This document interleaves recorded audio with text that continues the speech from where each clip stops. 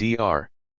Mark Abrams' Survey of Political Attitudes, Why Labor Has Lost Elections, published in 4 consecutive issues of Socialist Commentary, and shortly to achieve wider distribution as a Penguin special, does not tell us anything new about the reasons for Labor's defeat, nor does a close reading support its claim to offer a reliable understanding of contemporary British political loyalties. Its importance lies rather in the underlying approach to man and politics which it reveals and which, in turn, it supports. This might be summed up as a species of status determinism, supported by a behaviorist psychology of opinions and informed by the assumptions of motivational and market research. Dr. Abrams, in a general statement of his views published in the May issue of Encounter, advances what he calls a functional view of the nature of human opinion. A man, so he believes, holds a certain opinion not because he thinks it to be true, or considers it to be important, or because he holds that its consequences would be just, but rather because holding it serves certain functions in life, the principal one being that it helps him to establish his identity partly to the outside world, but primarily in his own eyes. Sometimes this identity is reached by indicating affinity with a social type, sometimes by indicating dissociation. Starting from this functional definition of political behavior, Dr. Abrams would have us revolutionize the traditional picture of the reasons why people support labor. Working class people who vote labor, in his description, do not do so because of material conditions, since many people in the same situation vote conservative, nor yet because they think labor policy better for the country, or for their class, or even for themselves, but rather because of their concern to see themselves as people moved by social generosity.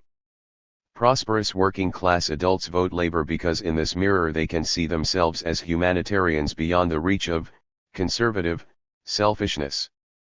Nor are their conservative neighbors accorded much more respect. They do not, in Dr. Abrams' model of political behavior, vote conservative because they actively prefer that party's policies, thinking them more national or more efficient, crediting them with responsibility for the new prosperity, or, deferentially, holding that they're born to rule, they've got the money, but rather that the act of voting conservative establishes them, in their own eyes, as patriotic and intelligent. Prosperous working class adults vote conservative because, buying this label, they are able to recognize themselves as intelligent, i.e. clever, educated, sensible, and altruistic, patriotic and non-labor. Dr. Abrams does not explore all the consequences of his functional view of the human mind, but he does propose it as a general theory of opinion, and indeed sets it forth as a self-evident truth which requires no justification. The labor voter, to translate his analysis into everyday terms, does not support labor because he is moved by a desire to help the old, or give aid to the poor, or because he would like to see the country more socialist or more just, or because he wants to improve life for the people of the country. His real purpose, since no generous impulse or objective convictions are allowed to exist, is merely a concern to be seen to be a person moved by social generosity, both in the eyes of others and in his own status mirror. He is buying a label to support his self-image. He is not so much committed to supporting the Labour Party as enmeshed in a pattern of compulsive role-playing, in which a desperate concern to validate his own self-image is matched only by his desire to win the esteem of his neighbors. Which neighbors, Dr. Abrams does not say. It is a curious departure from his theory that Dr. Abrams' labor voters do not seem troubled by the image they present to their conservative neighbors, whose pursuit of ego identification has led them down such very different paths. 2. By Ralph Samuel. Politics.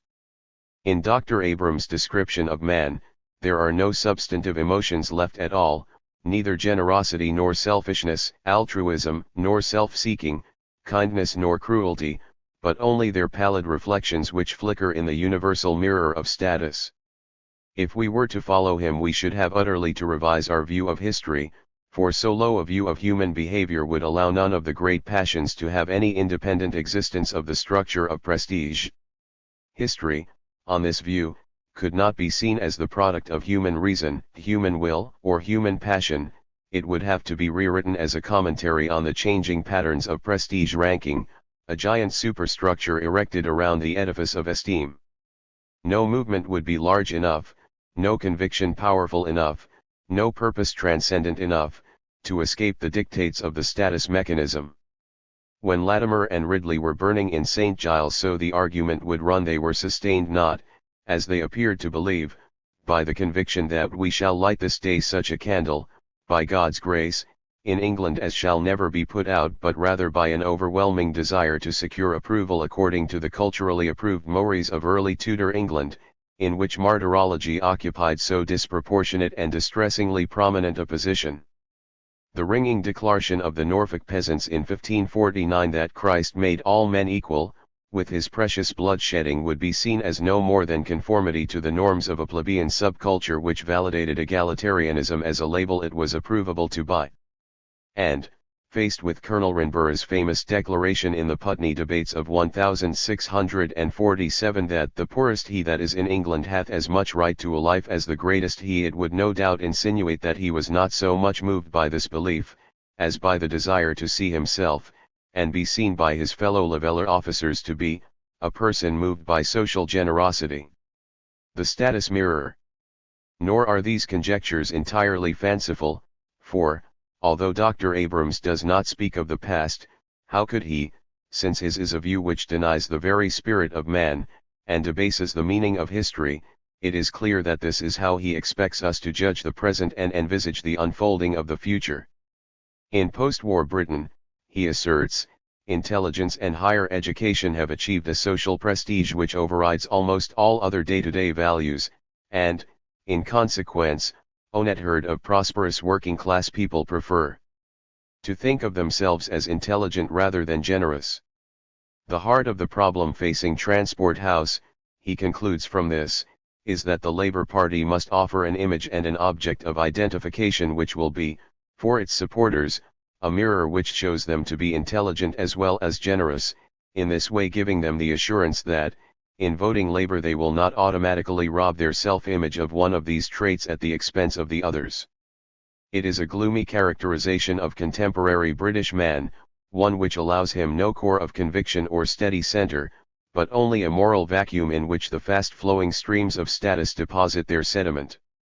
He sees people as consumers of politics, behaving in politics much as they would in the motivational research imagination when confronted with mass-marketed commodities.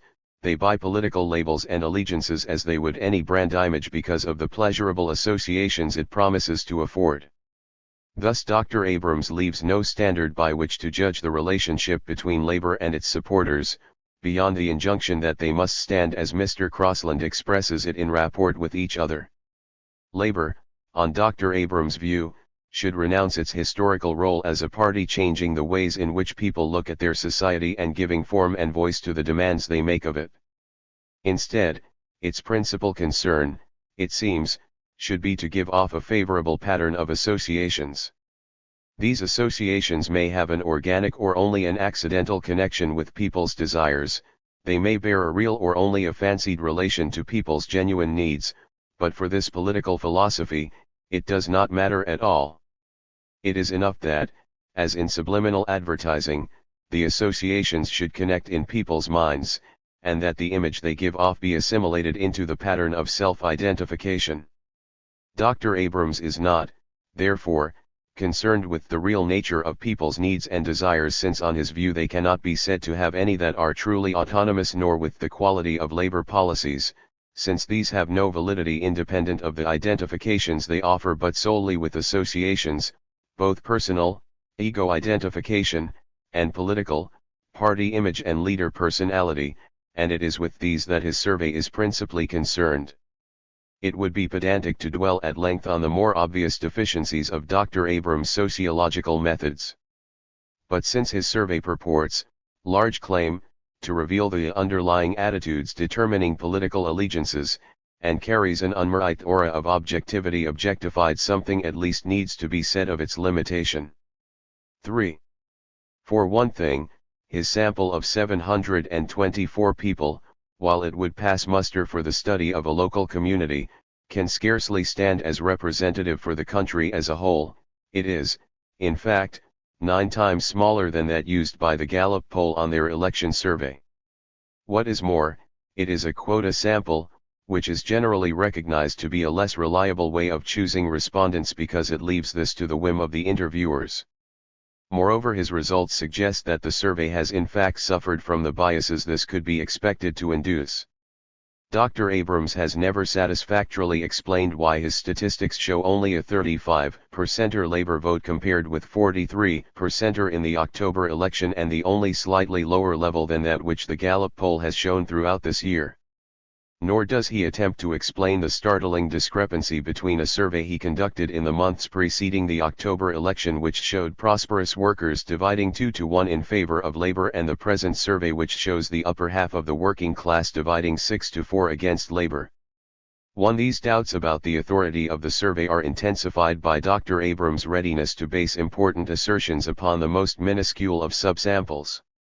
When, for example, you read that a half of Labor's middle-class supporters favored more nationalization, compared with a fifth among the working class, it is necessary to remind yourself for Dr. Abrams, beyond a preliminary word, says nothing of the magnitudes behind his tables that he is talking about a subsample, and that his percentage represents no more than 10 actual people, just as it is sobering to remember that the 2% of young people, who solemnly appear at the foot of the table of self-identifications as identifying with people who fiddle can refer to no more than 3 actual boys. The smallness of the survey scale would be somewhat less alarming, were it not for the large and confident claims owing more to the idiom of salesmanship than of serious sociology which Dr. Abrams advances for his findings.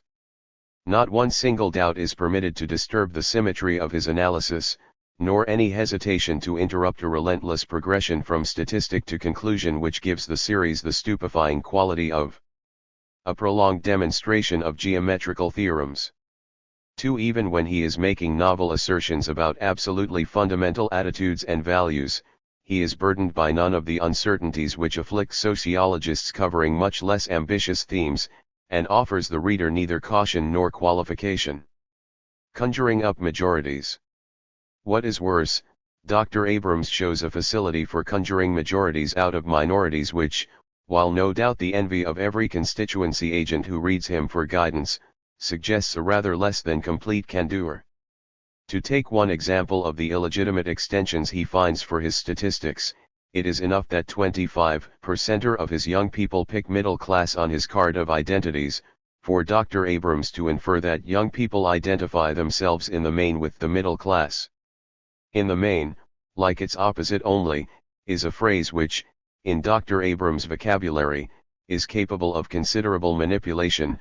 On page 9 of the first installment, we learn that only 30% of labor supporters used one of their 3 votes to identify with old age pensioners. 2 paragraphs later, Dr. Abrams uses the 35% of conservative supporters who identified with fair play and justice to support the assertion that conservative voters concentrated on fair play and justice. And, still more surprising, to prompt the somewhat extraneous reflection that they saw themselves as average people and not as ideologists. On the same page, the 28% who thought young people more likely to vote conservative, compared with 13% who thought them more likely to vote Labor, and 49% who thought they would vote for either party, are deemed sufficient to warrant the claim, one of the most widely publicized of Dr. Abrams' findings, that the electorate sees the conservatives as the party of young people. Dr. Abrams' treatment of young people themselves is even more cavalier. Teds and mods, beatniks and ravers, aldermaston marchers and nuclear campaigners, they all disappear amidst the whirrings of his Hall-Aerith machines, to re-emerge, on his punch cards, an almost undifferentiated mass whose principal identification is with middle-class progressive optimists. Dr. Abrams says nothing about the characteristic attitudes and values of the different groups of young people he is claiming to describe, and, dismissing at the outset the 10% of his sample, whose political views were so unformed that they could not be described even as leaning towards any party, how one would like to know what they actually said to his interviewers, he then proceeds to the startlingly insensitive conclusion that, the young people of today have, in political matters, very much the same attitudes. assessments and values as their elders.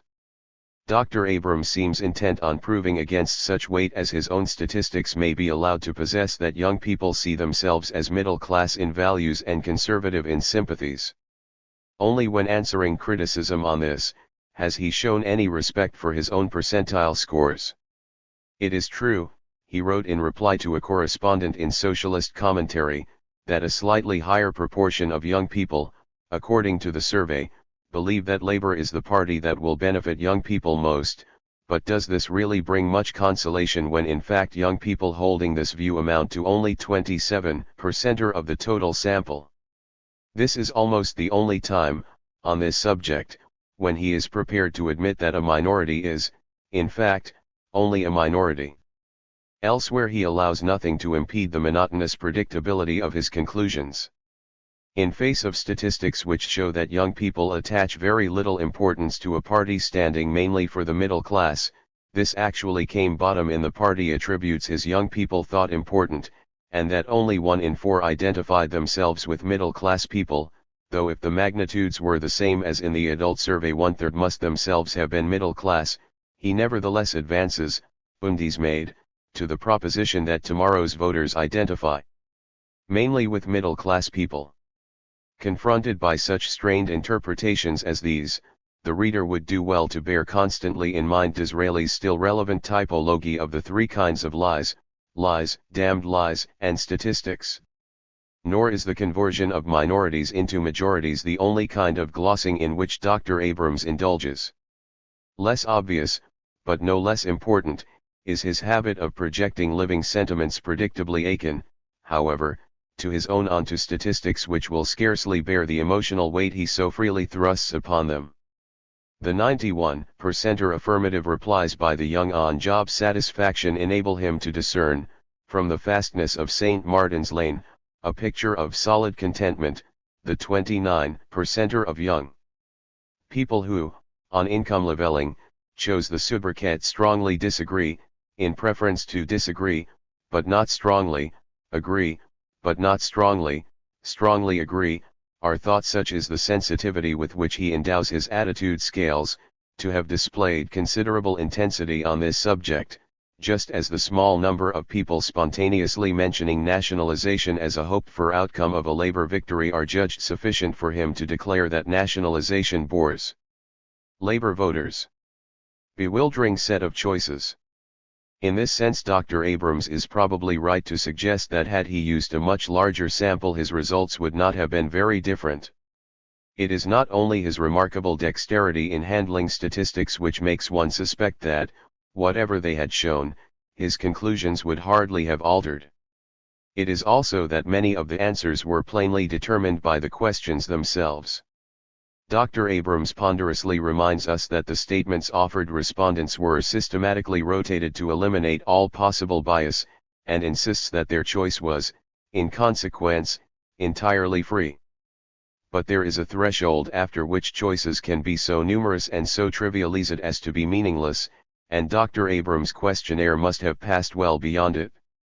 Faced with so bewildering a variety of choice, 15 possible attributes of the party leaders, 16 characteristics of the party image, 20 different types of personal identification confronted by the bottomless character of Dr. Abrams' categories, and the relentless profusion in which they were offered, one suspects that the mind must have wandered and the spirit wearied in face of it all. How else is one to account for the 30% of Drive Abrams Labour respondents who picked has a sense of humour as one of Mr. Gaitskell's personality attributes, a claim which even his most ardent partisans have never advanced for him? And by what strange alchemy, to take another example, did 89% of Labour supporters believe the party stood mainly for the working class, while 37% of them held simultaneously the opposite view, that it stood mainly for the middle class? And how else to pursue this line of inquiry can we account for some of the more startling statistical differences, unexplained by Dr. Abrams, which so insistently confront us? Why do 20% of Drive Abrams young people rate Mr. Gaitskell more straightforward and frank than Mr. Macmillan, but only 9% are more honest and sincere? Or 20% of their 5, 6, Elders prefer Mr. Macmillan as the more friendly personality, but only 10% as the more kindly and humane? One is pleased, though puzzled, to learn that, among Conservative voters, 15% believed the Conservatives stood mainly for the working class and 7% believed they had most in common with underdogs, whoever they might be, but then disconcerted to find that, amongst the young, only 56% were prepared to identify themselves with young people, and not at all reassured, in looking for the missing 44%, to find that 8% identified themselves with old age pensioners.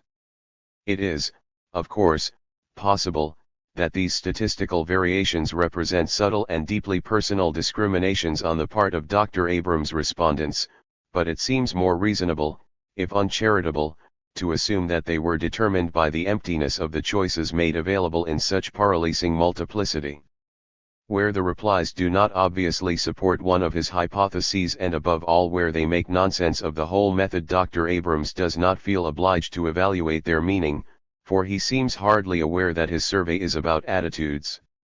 Instead of trying to search out the cluster of opinions that make up a genuine attitude, he is content to display them as percentage scores: united team of leaders near the top, help for the underdog near the bottom, rather in the manner of a football league table. He does not so much relate his findings to each other, as engage in elegant permutations to pick the probable winners. For example, he tests 15 possible attributes of political leaders, and then compares them against the party leaders to announce that Mr. Gaitskell's 3 highest outright scores were on in touch with ordinary people, practical, down-to-earth and friendly personality. And as if this were not enough, he then proceeds solemnly to remind us that the first of these had been judged by the whole sample as the 4th most important characteristics of a good party leader. Now this first attribute, in touch with ordinary people, is a traditional labor and working class attitude, which has rather more significance than the other choices offered, and so it is interesting to learn that this was the one single point on which 21% of Drive Abrams Conservative voters gave Mr. Gaitskell a preference over Mr. Macmillan.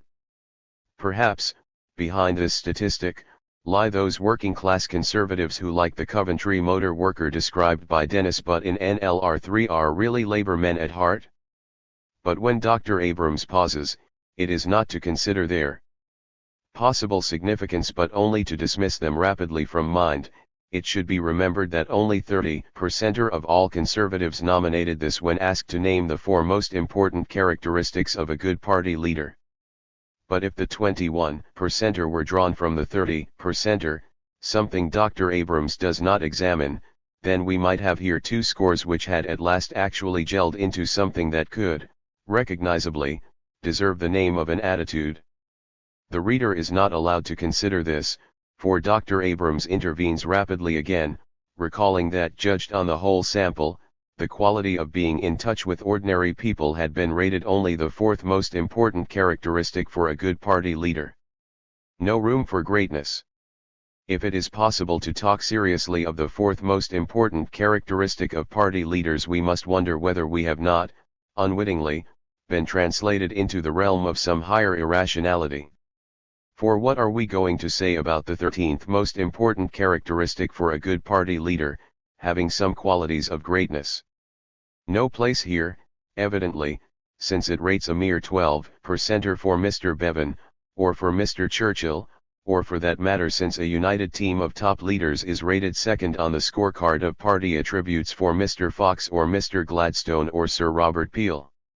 And what about the 14th, humane and kindly? Clearly these are qualities which any putative party leader can dismiss from his mind as statistically so negligible as to be safely ignored. Even so, it is difficult to see how Mr. Gaitskell can find in Dr. Abrams' table the prescription for successful political leadership it is obviously, in part at least, intended to provide. It is clear enough that he must be a strong leader, since this comes top with 58%. But what is he to make of strong enough to make unwelcome decisions, which runs it a close second at 48%? What it is that he must be strong enough to make unwelcome decisions about? Should he fly in the face of all received opinion? Demand the division of England into heptarchical kingdoms. Proclaim himself King of Wessex? Disinter the bones of Edward the Confessor? Or will the electorate deem it sufficient if he horsewhip Mr. Cousins on the steps of Transport House? Alas, Dr. Abrams leaves him only with the recipe to mix 37% of honesty with 17% of cleverness and 12% of greatness, and nowhere says how unpopular he would need to be in order to become popular once again. 7. It is when he comes to discuss social class that Dr. Abrams' way of discussing things becomes most misleading. Some of the more obvious deficiencies of his approach come into play: his unwillingness to allow for the extreme limitations of this type of survey, his capacity for committing himself to improbable conclusions based on inadequate data, a refusal to evaluate the meaning of his statistics or to consider what, in the minds of the respondents themselves, their different replies actually meant. In his treatment of prosperity and politics there is again the suspicion that the reader is being treated with rather less than complete candor. His statistics show that between labor and conservative working class voters, there is no difference at all in their ownership of washing machines, refrigerators, television sets, and cars. Since this appears to contradict the general drift and tenor of his survey, and since it places in question some of the more crucial assumptions both of Dr. Abrams' own previous work, notably his much discussed home-centered society, as well as Mr. Crossland's Can Labor Win?, which leans heavily on Dr. Abrams' earlier findings, it might be expected that Dr. Abrams would have a good deal to say about this. But apart from a brief gesture in the direction of a halting self-criticism, political loyalties, he allows may, on this showing, be based on considerations other than the ownership or non-ownership of durable consumer goods. Dr. Abrams pursues the one index house ownership that has not entirely failed him, endowing it with vote-producing propensities previously ascribed to the whole range of durable consumer goods. His statistics cannot really support the burden so suddenly borne upon them.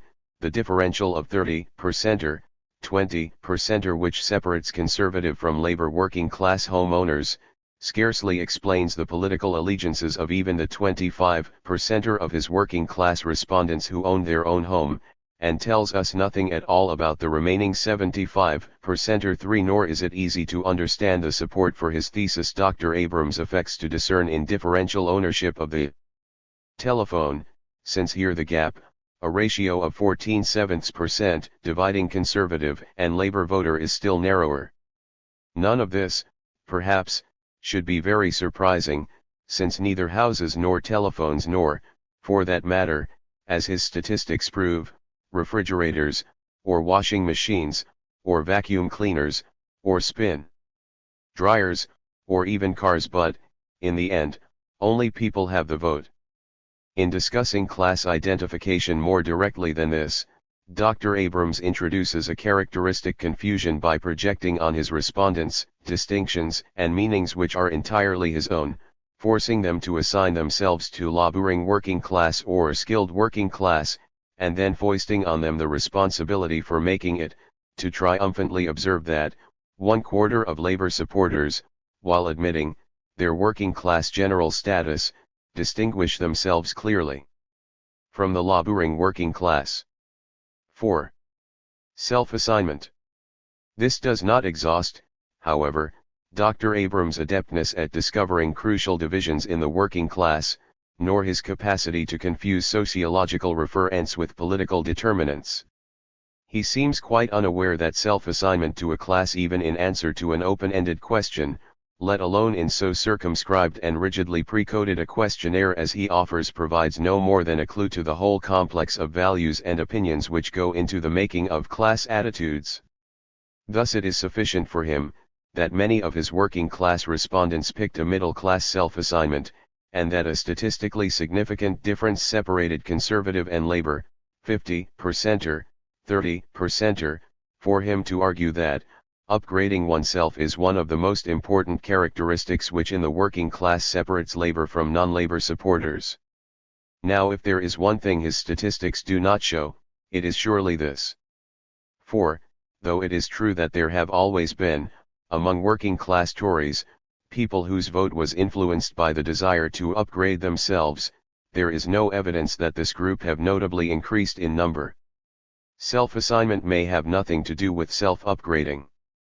In the NLR Stevenage survey, for example, there was an actual majority of labor voters among objectively working-class people who, when asked about class, described themselves as middle class, some to distinguish themselves from the poor, the down and outs, and many whose attitudes and identifications were generally working class, and who, describing labor as the party of the working man, gave as their main reason for supporting labor that it stands for working class people. In any event, the difference between 1/3 and 1/2 cannot stand as a crucial dividing line, nor can self-upgrading be equated with middle-class self-assignment where 1/3 of labor voters are perfectly able to reconcile this with supporting the party for working-class reasons. Dr. Abrams' treatment of working-class consciousness is, indeed, capricious and, at times, almost frivolous. Although, as he himself says, the overwhelming majority of labor supporters identify labor with the working class, and give this as the main reason for their vote, the 1/3 who assign themselves to a middle-class category enable him to pronounce this a fragile bond, and from there ignoring the decades of struggle and achievement that has made labor stands for us a phrase so pregnant with meaning to infer that, present support for labor stems largely from an unconsidered identification with the working class. To dismiss as unconsidered the matured experience of generations of working people is to show a peculiar insensitivity to perhaps the most important underlying attitude which shapes British politics, even today, the conviction, in the words of a Stevenage man, that Labour stands for me, and the bloke next door, and the people down the street. This attitude is weaker than it was in the 40s and early 50s, but it would take more than Dr. Abrams' luxuriant display of identification, self-designation and image tables to deny its continuing relevance.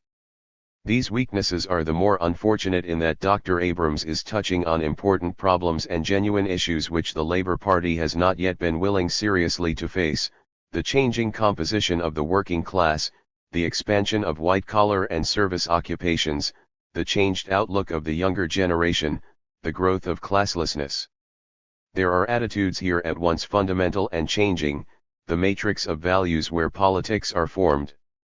Their discussion, a difficult, exploratory, and always strenuous task, cannot be short-circuited by relying uniquely on so inadequate an index as the score of self-assignments, nor should it be frozen at the points where it must surely begin, by endowing possible, but wholly inadequate hypotheses with a spurious appearance of scientific validation. In the end, it is because of the way he sees people that Dr. Abrams is unable to conduct that serious examination of underlying attitudes the Labour Party so urgently needs. His voters do not decide how they will vote, they do not choose between the alternatives available, nor do they genuinely prefer the policy of one party to that of another. They drift by the ineluctable pressures of the status machine into their political allegiances. They are driven, by the anxious promptings of ego identification, to sustain a self-image which, through voting, they validate for themselves and legitimate in the eyes of their neighbors. Just as for Mr. Crossland, whose analysis is otherwise more subtle, it is the cross-pressured, the socially ambivalent, the shifters and the crystal leazers who dominate the political map, so for Dr. Abrams it is the unthinking, the inert, and the pathetically dogmatic. A great many people manage to hold opinions quite dogmatically without being either clever or well-informed, and usually it is the opinion of these people which dominate political life. A responsible sociology. Dr. Abrams' survey, in fact, does violence to the best tradition of sociology. He respects few of the limitations which any sociological inquiry, above all one so restricted as this, must accept. He shows neither caution nor candor in presenting his results, and not only transcends the limits of his statistics, but is even prepared, at times, to contradict their plain meaning. He is ready to father respondents with his opinions, forcing them to accept distinctions that are his own, and enmeshing them in the banal rigidities of his categories. Nor is this all. There is a condescension in Dr. Abrams' contemptuous dismissal of matured allegiances and convictions as dogmatic and unconsidered, which departs from that profound respect for the human individual which is the distinguishing feature of any serious sociology and which it must retain if it is not to default from its responsibilities. His is also an approach which stands in polar opposition to everything that socialism has meant. For it is indeed a sad picture of people with which we are presented. Floater and shifters, socially ambivalent and cross-pressured, anxiously examining themselves in their status mirror, seeking duly to validate their self-images, admitting their working-class general status and making their unconsidered identification, they are miserable creatures indeed. But of course behind the image scores, and the identity tables which here encapsulate them, there are real living, breathing, thinking, feeling people, Tredegar steel workers and Cannock miners, Blackheath teachers and Suffolk farmers, Kentish town mothers and Wythenshawe clerks, the common people, not all of them with labour, and not as many as in the past, but still, radical England, us and not them. A Labour Party that forgot this, that abandoned as in some directions it already has the active, serving, learning relationship which ties it to the people from whom it came, would not deserve to retain their support, nor to win back those it has lost, nor to represent the aspirations of the new generation that has arrived. For more than a century, the labor movement has been sustained by a generous belief in the capacity of people to triumph over the adversity of circumstance and the cramp of necessity. It is a belief embodied in all the institutions of working-class self-help, the friendly societies and the savings clubs, the cooperatives and the trade unions and, above all, in the Labour Party itself, shaped as a great engine of working-class emancipation, designed to impose on a willful and heartless industrial machine, and secure in an elite-bound society, the common decencies with which people conducted their everyday lives, respecting each other and helping each other. Socialism has always been a way of measuring the actual against the potential, the immediate as against the possible condition of man. In the past it was always the cry that the fallen should rise. Love, you cannot understand now, one Chartist grandfather said to a little girl who was to become a leader of the Bradford textile workers, but when you get to be a big girl, I want you always to think for the people, and live for the people, for it will be a long time before they can do it for themselves. But now that the fallen have risen to more power, more wealth, more dignity, more choice in their lives than at any time since the coming of the industrial way of life, socialists cannot discard their fundamental belief in the ability of ordinary people thinking, choosing, and organizing to embody their highest values in the life of society. This is not, as Mr. Crossland seems to imply, messianic or chiliast, nor is it, in the favored phrase of the Spectator and the Guardian, an apocalyptic vision, nor is it the special property of any particular wing of the movement, or uniquely tied to any particular program of change. I wish to treat all the poor as I would my own father, mother, sister, brother, educate every child as if it were your own. The convictions of the early socialists were formed under the impress of conditions vastly different from our own, but they express an ethic of human brotherhood and propose an identification of the highest moral order which has lost neither its relevance nor its validity. For socialism, before all else, has been a way of thinking about people, of how to serve them, of how to speak for them, of how to learn from them. In the words of Tom Maguire, a founder of the Yorkshire ILP, it is of the people, such will be the secret of its success. If that success now seems less assured than it did to the founders of the movement, it is in part, at least, because we too often ignore this lesson which they taught. If the labor movement were finally to abandon its traditional way of thinking about people, and that alone is truly fundamental, to lose its faith in the power of the word to move people, and of the idea to change them, if it were to let go its conviction in the capacity of human beings rationally to choose between the alternatives which face them, and purposefully to reshape the society in which they live, then it would be finished, and would find itself trapped in that limbo of the political imagination whose features Dr. Abrams has so meticulously outlined.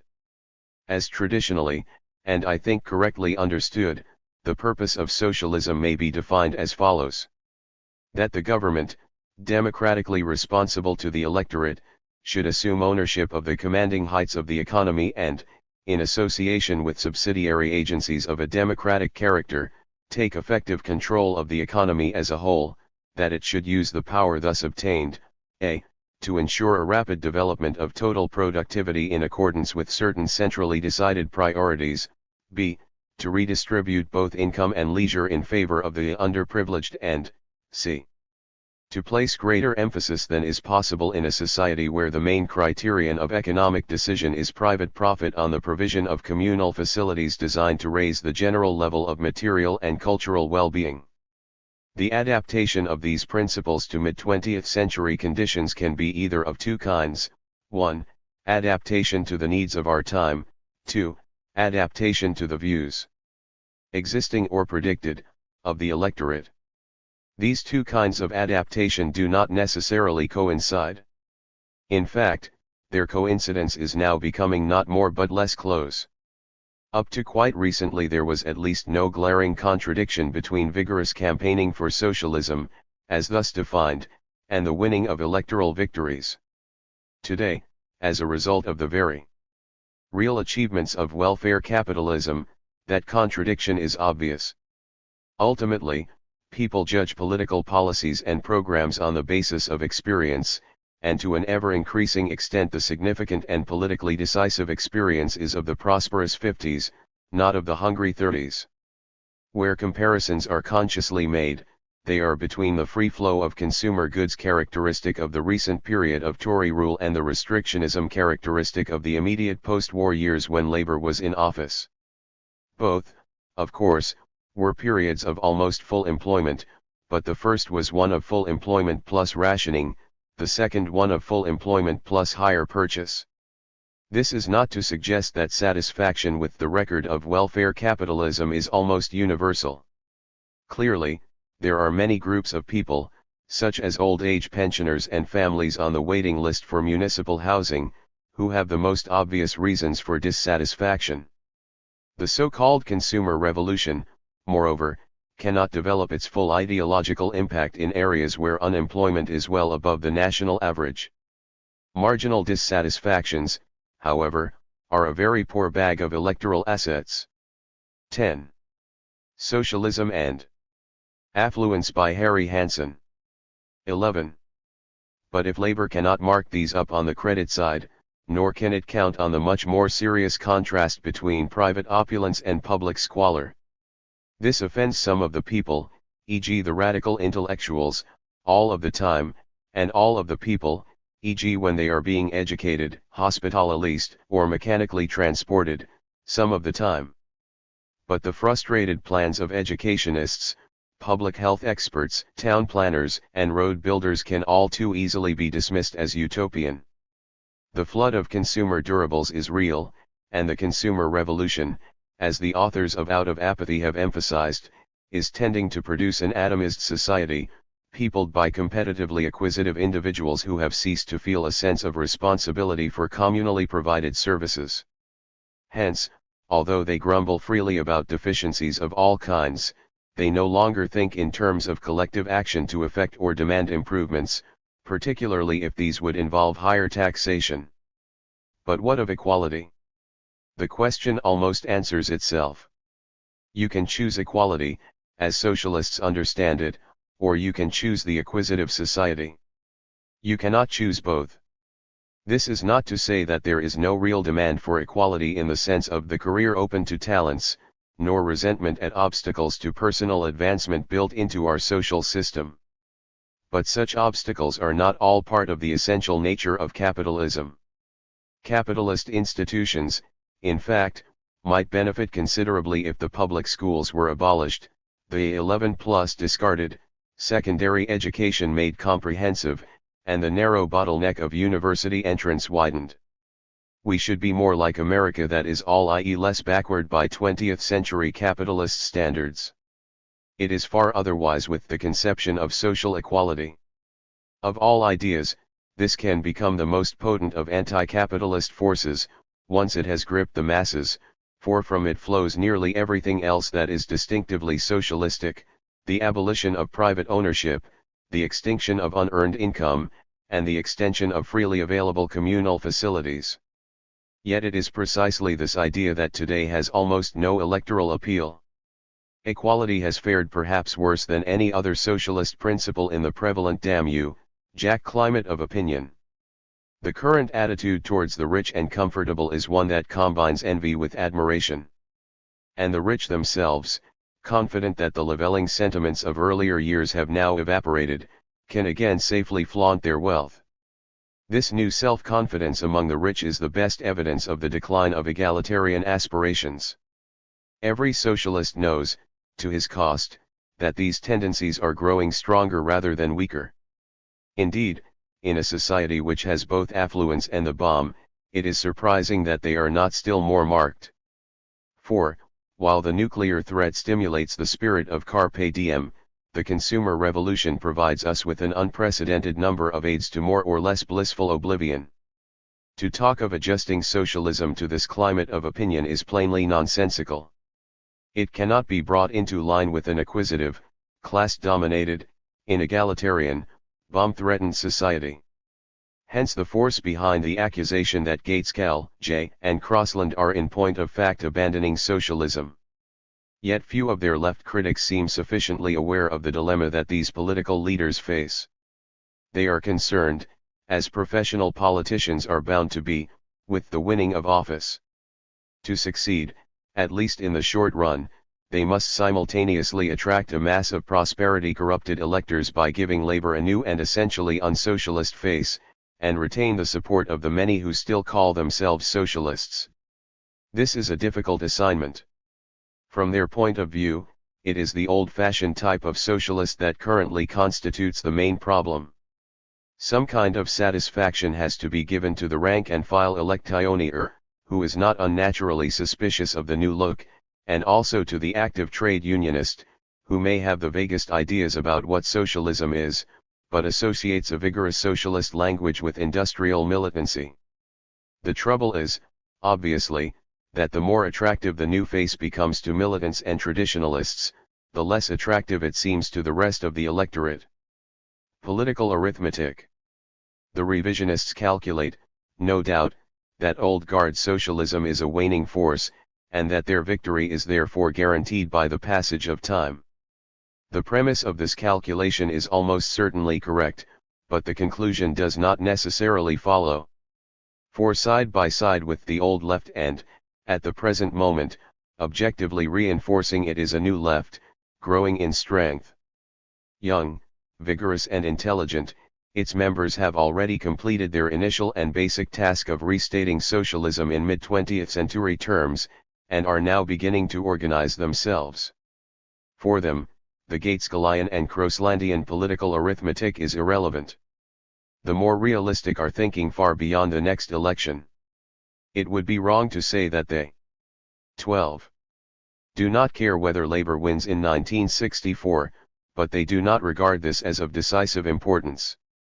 The less realistic are emotionally incapable of accepting the well-authenticated conclusions of the psephologists, and continue to persuade themselves that a vigorously promoted left policy could not fail to elicit an equally vigorous electoral support. Even if this basic contradiction were solved, there remains the difficulty of persuading a skeptical, television-attuned electorate, that a party led by a combination of selfish and irresponsible trade unionists and theorizing intellectuals, mutually suspicious, could run the opportunity state and welfare capitalism more effectively than those already at the wheel.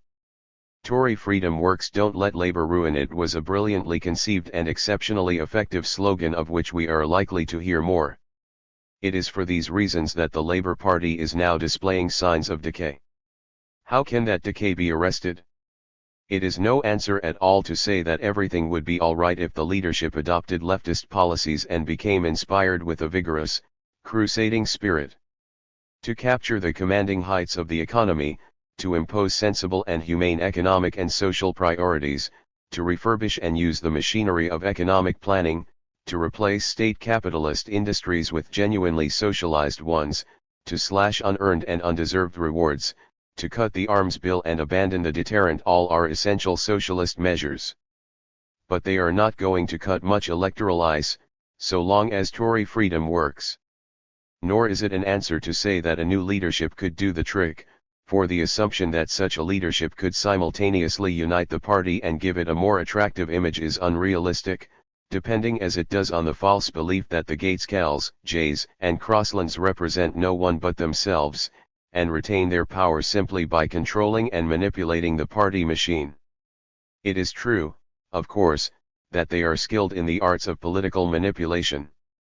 But fundamentally, they derive their strength from the fact that they represent a body of opinion.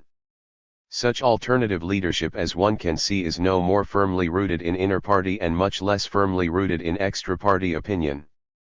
That certain leftist leaders are popular with the constituency parties means little, for the constituencies are well out on the left of the main body. Nor is it very significant that Frank Cousins has won the THIRD for his policies. The power and prestige of the General Secretary of the Union ensure that, in the long run, his views prevail. The fact is that the proposed new leadership would divide the Labour Party as thoroughly as the old one does. Perhaps this would not matter if the new image were electorally more attractive than the old. But there is no reason to suppose that it would be. If leftism were a current electoral asset, even the sedate Mr. Gateskell would be carefully studying the oratorical techniques of Harry Pollitt and Gary Healy. By using such techniques, the revisionists might be able to win over, at least temporarily, an assortment of nuclear disarmers, ex-communists, trade union militants, and the like, but electorally it would be a non-starter. The dilemma of the left, therefore, is in some ways more serious than that of the right. The rightist, balked of the prospect of political power, can easily take refuge in cynicism or retire to private life. After all, he has no very fundamental quarrel with society as it is. The leftist, on the other hand, is more likely to be emotionally involved in the causes that he has espoused. For him, it is essential to communicate to others something of his vision of a new social order. It is for this reason that the left is even more tempted than the right to part company with reality, to overestimate the power of the word, to mistake the marginal discontents of a minority for the first stirrings of the great mass, to see revolution, if not just around the corner, at least a measurable distance ahead on the road. As far as the new left is concerned, this dangerous tendency has been, so far, held in check. The authors of Out of Apathy are certainly no facile optimists. But all too often their aspirations get in the way of their analysis. Fairy wish fulfillment is never very far away, and lurking somewhere around is the Janus-faced daemon of historical necessity. Day of Judgment. Rational hope has become so difficult to sustain that we are strongly tempted to substitute the irrational variety. In some cases, the result is a complete break with reality, as in current Trotskyism. In others, the disease is not so advanced, but nevertheless its symptoms are ominously present. Already, among the members of the New Left, there is a tendency to accept, albeit in a very much modified form, one of the essential elements of Trotskyist, and also orthodox communist, thought, the conception of a day of judgment. This idea is attractive because it offers a semi-automatic, if long-term, solution to political frustration. It guarantees the defeat of the right, ensures that the popular support necessary for making the transition to socialism will eventually be forthcoming, and has the great 13. advantage of making the question of whether Labour will win the election of 1964 or 1969 or 1974 an almost irrelevant one. At this point in my argument, caution is needed. It is easy to dismiss what seems an apocalyptic view, and thus absolve oneself from the inconvenience of inquiring whether the day of judgment is really at hand. Although I take it for granted that the proletarian revolution, as conceived by the Trotskyists, is a work of the imagination, that does not rule out a day of judgment of another kind. British capitalism appears to have escaped from the classical Marxist contradictions, but may it not have acquired another set? Most members of the New Left appear to think so, but so far they have been pretty vague about the nature of these contradictions. Neither in Out of Apathy nor in New Left Review can we find anything to compare with that precision which gave classical Marxism its strength. The tendency has been to argue that people cannot possibly continue to remain satisfied with a society as bad as ours once they have been convinced that they can create a better one. Socialism will then reappear on the historical agenda. The latest recruit to leftism, R.H.S. Crossman, in his recent Fabian pamphlet, has attempted to popularize these new contradictions. He argues, in New Left manner, supported by references to Galbraith, that in a capitalist society the maintenance of public services must always take second place to the satisfaction of consumer needs, and that the price which the modern, managed capitalism pays for avoiding the old-fashioned crisis of mass unemployment is the continuous sacrifice of public service, community welfare, and national security to private profit. In what sense is this a contradiction? Certainly not in the Marxian sense, for one can hardly conceive that a capitalism which deliberately stimulates mass consumption to keep itself alive will be brought to its doom by the revolt of the poor and oppressed. The crisis, in Mr. Crossman's view, will be the product of factors external to capitalism as well as those internal to it. For the essential nature of the system ensures its defeat in peaceful competition with the communist countries. Only democratic socialism, involving the dominance of the public sector in our economy, can stand up to the challenge of totalitarian socialism. What is wrong with the revisionists is that they misjudge altogether the times in which we are living and, in particular, the stability and strength of the affluent societies in which we have lived for under a decade. The day, therefore, is not very far ahead. There will be a creeping crisis in the 1960s and 1970s. For this, the revisionist policy of coming to terms with the affluent society is no preparation, even if it does succeed in the winning of an election. On the contrary, the leadership of the Labour Party should hold itself in reserve. Warning the electorate of the troubles that lie ahead and explaining why they can only be tackled by ensuring that public enterprise dominates the whole economy and creates the climate in which private enterprise works. If the analysis on which these harsh predictions are based is well founded, it is difficult to see how even Gaitskell and Crossland can resist the cogency of Crossman's argument. But is the argument a valid one? Judgment Day horses ought always to be examined critically. When the revolution against mid-19th century capitalism failed to materialize, as Marx and Engels predicted, the explanation offered was that a phase of temporary industrial monopoly enabled the capitalists to bribe and bourgeoisify the working class. When this ended, there would be socialism again in England. It did, and there was but only of a decidedly reformist kind. The successors to Marx and Engels then argued that the revolution had been postponed by another kind of monopoly based on profits from colonial exploitation. The crisis would now come when the colonies revolted or the imperialist powers reduced the world to a shambles through their competitive feuds. The slaves did revolt, and the world was reduced to shambles twice. But the socialism which emerged took place where the countries were least ripe for it. Even the Great Depression led no further than the New Deal. In England it temporarily crushed the Labour Party, and in Germany it was succeeded by National Socialism. Since the war, British capitalism, shorn of most of its colonial tribute and deprived of all its more important overseas possessions, has succeeded in employing, feeding, housing, doctoring, educating and entertaining its workers better than ever before, even if not nearly well enough by the standards that we now set. Mr. Crossman's predictions. What evidence is there that Crossman is any better at predicting Judgment Day than the distinguished but unreliable prophets of old? None whatever that he himself has provided. Of course, the fact that several prophecies of judgment have turned out to be false alarms does not mean that this one cannot possibly be genuine. 14. After all, civilizations have decayed, revolutions have occurred, never more so than during the 20th century.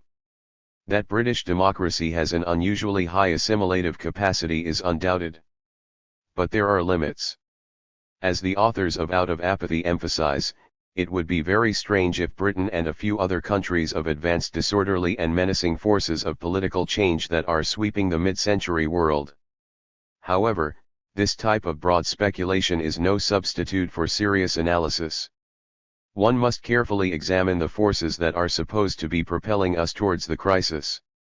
Is British capitalism permanently stuck in the familiar inflationary-deflationary, upturn-downturn impasse? Possibly it is, but a few years are hardly enough to provide the basis for confident judgment. It has looked that way before, but then proceeded to confound those who came to cheer at its funeral. There is certainly much to suggest that the economy may be incapable of recovering its dynamism without undergoing basic structural changes. But this would seem to be more true of the specifically British form of capitalism than of capitalism in general. Are we not always pointing to the contrast between the high investment dynamism of Western German, and even French and Italian, capitalism and the low investment stagnation of our own? Is it true that British capitalism, being based upon the pursuit of profit, is inherently incapable of creating or radically improving our transport system, educational and medical services, housing, and the state of our cities? No one can reasonably doubt that these things could be done very much faster and better in a planned, socialist economy. But capitalist European countries have at least vigorously tackled some of these problems. Is it totally impossible for British capitalism successfully to imitate them? The stock reply is that there are narrow limits to fiscal socialism, owing to the resistance of big business and the effect of high taxation on capitalist incentives. But where are the limits? To pay for wars and war preparations, taxation has already been pushed up to levels that would have caused a sit-down strike among the capitalists of former days. Could not the proceeds even of existing taxes, diverted to constructive purposes, effect a marked improvement in Britain's basic equipment? And what evidence is there that any further increase would be the last straw? The reason why rapid improvements are not being made may be that capitalism is involved in certain inescapable contradictions, but we should at least inquire whether some less fundamental explanation may not be found, e.g. that British capitalism, a. has neglected, through sheer inertia and short-sightedness, to develop productivity fast enough, and, b. has not been pressured with sufficient vigor by the working class movement. It is at this point that our doubts about a quasi-revolutionary socialist perspective are stilled by the entry of the monstrous crow. All this may be true, it is said, but however fast British capitalism expands, it will be outpaced by the Soviet Union and the other totalitarian countries with planned, socialist economies. Unless we ourselves go socialist, we shall be beaten in peaceful competition. For Crossman, this is evidently the conclusive argument. But is it so conclusive? What is the nature of the beating we are going to take? Does Mr. Crossman mean that the Soviet Union, by entering the competitive struggle for foreign markets, is going to deprive us of our outlets and supplies? Or is his emphasis on the demonstration effect, whereby the Russians, through well-publicized successes of socialist construction, will convince the people of this country that a planned economy with a large public sector is the only way of keeping up with the Ivanovs? Or is it that communism will win the battle for the underdeveloped and developing countries, thereby isolating the comparatively small area of the world remaining to capitalism, preparatory to destroying it? Or is there to be some combination of all three? Socialism by competition? On the issue of straight economic competition it would be unwise to be dogmatic, for no one knows precisely what the intentions of the Soviet Union, still less those of China, are in this field. But even if our worst fears materialized, it is possible that our position as a trading nation would remain basically unchanged. Is market competition from a socialist country any different than from a capitalist one? Perhaps, if that country is intent on forming a closed trading bloc. If, however, we are faced with ordinary competition for the economic favors of a group of uncommitted countries, the situation may be much less dangerous. Of course, a socialist country has the advantage that it can disregard, if need be, normal commercial considerations. But capitalist governments are not incapable of subsidizing exports and of granting credits on easy terms, if they see advantage in doing so. When the full blast of Russian competition is turned on, it will certainly seriously reduce our share in the world market. But that in itself does not matter. Our share has been declining ever since the beginning of the century. If the world economy continues to expand, then the absolute 15. Magnitude of our foreign trade can continue to increase.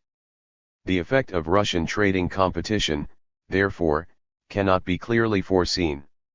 As for the demonstration effect, this indeed may become serious by the 1970s. But even then, what will be demonstrated is a whole way of life, not necessarily acceptable simply because capitalism could insulate themselves from the embodies a higher standard of living. At present the Americans have standards which, on the average, are twice as high as ours, but resistances to the adoption of the American way of life which is less alien to us than the Soviet way are still considerable. It is curious and typical that those who emphasize the demonstration effect tend to assume that capitalism will be quite unable to respond to the challenge of the Soviet Union in any constructive way. This is a product of the belief that it is enmeshed in its own internal contradictions. Whatever the bourgeoisie does, it is bound to be wrong, it cannot escape its inevitable fate. Strange how this dogmatic belief survives. Capitalists are presented as, on the one hand, infernally clever and cunning, on the other, as virtually helpless. Is it not possible that they will find new ways of responding to the Soviet challenge, that they will be stimulated by it to put their untidy house in order? Must they become mere asphalt under the Soviet steamroller? And are there not indications that, by a process of parallel if uneven development, capitalist and communist societies, in the long run, will begin to look very much alike? It is the third form of competition that looks most serious. Russia and her allies, assisted by Western foreign policies, have already gone far towards isolating the countries of advanced capitalism. But how much further they will go is difficult to predict. Russia's leaders, no longer believing that only the capitalist world would perish in a nuclear holocaust, have become cautious. They are also influenced, no doubt, by the growing maturity of Soviet society, and by the slackening of its internal tensions as easy living becomes more widespread. China, of course, is still in her heroic phase, and the Americans appear determined to ensure that she shall remain there. One can only hope that the Chinese reach calmer waters before they have done irreparable damage. If this comes to pass, there is some chance of a modus vivendi between the capitalist sector of the world and the communist. Possibly most of the underdeveloped countries, having ceased to hope that Western aid will ever be given, on an adequate scale, to other than corrupt and reactionary governments, will choose the communist path. It certainly looks the safer bet. This will increase the difficulties of the remaining capitalist powers. But the door to mutually beneficial economic relations between the two sectors has not yet been closed, and the Russians at least seem still anxious to keep it open. What only a few people on this side of the fence seem as yet to realize is that the menacing behavior of the communists is very largely a product of Western policy. I am not attempting to disprove the Judgment Day perspectives, but simply indicating that it is not only the possible one. Nor am I trying to spread complacency. Believing that the odds are pretty heavy that we shall all be killed, either swiftly and mercifully by thermonuclear blast or slowly and excruciatingly by atomic radiation, I feel anything but complacent. Nor, except by way of contrast with this apocalyptic vision, do I feel any marked enthusiasm for a lengthy epoch of capitalist affluence. What I am suggesting is that, if the Labour Party adopted the policies of which Mr. Crossman, the New Left and I approve, there is no guarantee that by the 1970s or 1980s a sadder but wiser electorate will be saying you were right after all. It is therefore not surprising that, despite the menacing appearance of the shape of things to come, Mr. Gaitskell and Mr. Crossland should continue to do their political arithmetic, calculating that if they can get the old men off their backs and stop the new leftist dogs from yapping round their legs, victory and the fruits of office will be theirs by 1964 or 1969. Cassandra in the wilderness. The calculation is probably false, but at least it seems to them a better bet than waiting, Cassandra-like, for the contradictions of capitalism to reach their bursting point. A major political party, working within the framework of parliamentary democracy, cannot in these days prosper by predicting and preparing for disaster. It must present itself as an alternative government, with reasonably short-term expectations of coming into office. Only if it is reasonably certain that some distance ahead looms a crisis from which it alone can extricate the country will it consent to go out, temporarily, into the wilderness. Such a crisis may indeed be looming now, but neither its causes nor its lineaments are sufficiently sharp to compel the leaders of the party to concentrate their attention on it. To be realistic politicians, we must make allowance for several different sets of possibilities. We must be prepared, for instance, for the failure of the expected crisis to materialize, and consider the implications of this for socialism. In such 16 circumstances, we can expect a further strengthening of the relationship between government and big business, and further advances towards a managed and managerial economy. We shall simultaneously become more socialized, in Lenin's sense of the word, and more affluent, but no less class-divided. We may, indeed, become considerably more class-divided, as successive injections of the merit vaccine will give class a new and more rational justification. Society will be objectively ripe for socialism but will lack the subjective prerequisites for the transition. The trade union movement will concentrate more and more upon ensuring that a fair share of an increasing national income shall accrue to its members. The Labour Party will then either make way for or transform itself into a new type of party, providing a periodical change from but no real alternative to conservatism. What of socialism in this context? I do not believe that a distinctively socialist movement will disappear, but I do think that it will be reduced, at least for the time being, to a comparatively small group of determined left-wingers. I also believe that this group, although without any immediate hope of achieving political power, will have an immensely important role to play. Intent on keeping the socialist idea alive, it will unceasingly expose the negative features of the new society, use every advantage to popularize its aims, and perhaps secure, by some process of encroaching control, the partial realization of some of them. It will watch, in a positively Fabian manner, for the objective possibilities of making new advances, constantly bring all forms of pressure to bear on the two main parties, and if possible maintain a small but vigorous and disciplined group of members in the House. Its nucleus, obviously, will be the present left in the Labour Party, which would probably be well advised, if it feels that the above perspective is the likely one, to seize the first suitable opportunity to make a clean break and start a separate and distinct political organization. What I should not relish, in these circumstances, would be the virtual elimination of a normal parliamentary opposition, which is what would happen if the exacerbation of factional struggle within the Labour Party caused its complete disintegration. An effectively operating two-party system is one of the most valuable features of an advanced capitalist, or socialist, society. The difference may be that between Tweedledum and Tweedledee, but the government is nevertheless compelled to defend and justify its policies, ever conscious that its tenure of office is a conditional one. I would rather, of course, have a socialist opposition, but if this is impossible, any sort of progressive opposition which is capable of taking over the government will do.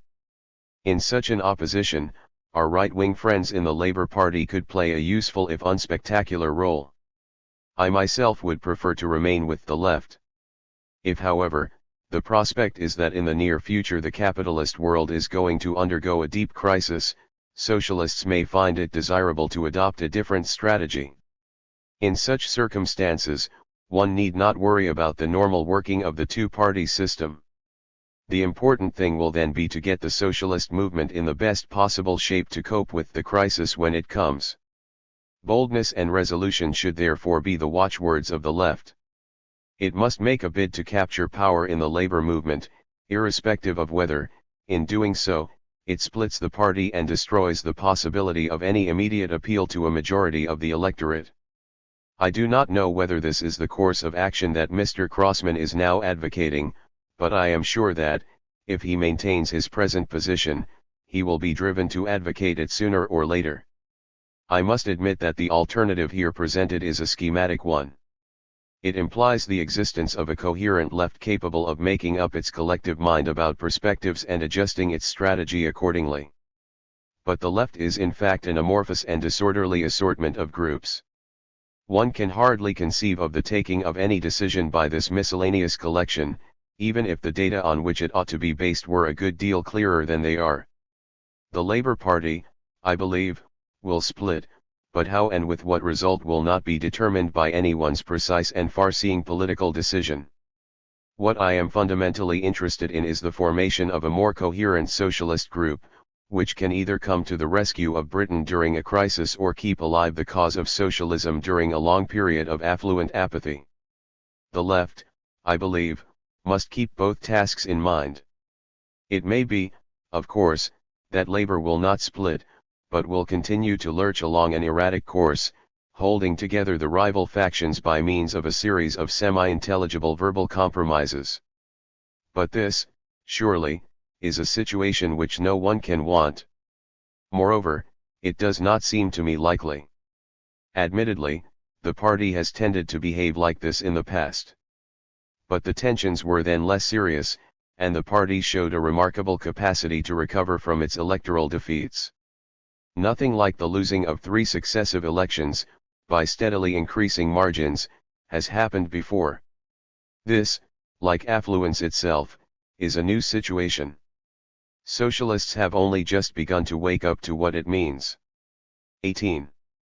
Its common denominator is not liberalism as a political philosophy, but the liberal rhetoric, become formal and sophisticated and used as an uncriticized weapon with which to attack Marxism. In the approved style, various of the elements of this rhetoric appear simply as snobbish assumptions. Its sophistication is one of tone rather than of ideas. In it, the New Yorker style of reportage has become politically triumphant. The disclosure of facts set forth in a bright-faced or in a deadpan manner is the rule. The facts are duly weighed, carefully balanced, always hedged. Their power to outrage, their power truly to enlighten in a political way, their power to aid decision, even their power to clarify some situation, all that is blunted or destroyed. So reasoning collapses into reasonableness. By the more naive and snobbish celebrants of complacency, arguments and facts of a displeasing kind are simply ignored. By the more knowing, they are duly recognized, but they are neither connected with one another nor related to any general view. Acknowledged in a scattered way, they are never put together. To do so is to risk being called, curiously enough, one-sided. This refusal to relate isolated facts and fragmentary comment with the changing institutions of society makes it impossible to understand the structural realities which these facts might reveal, the longer-run trends of which they might be tokens.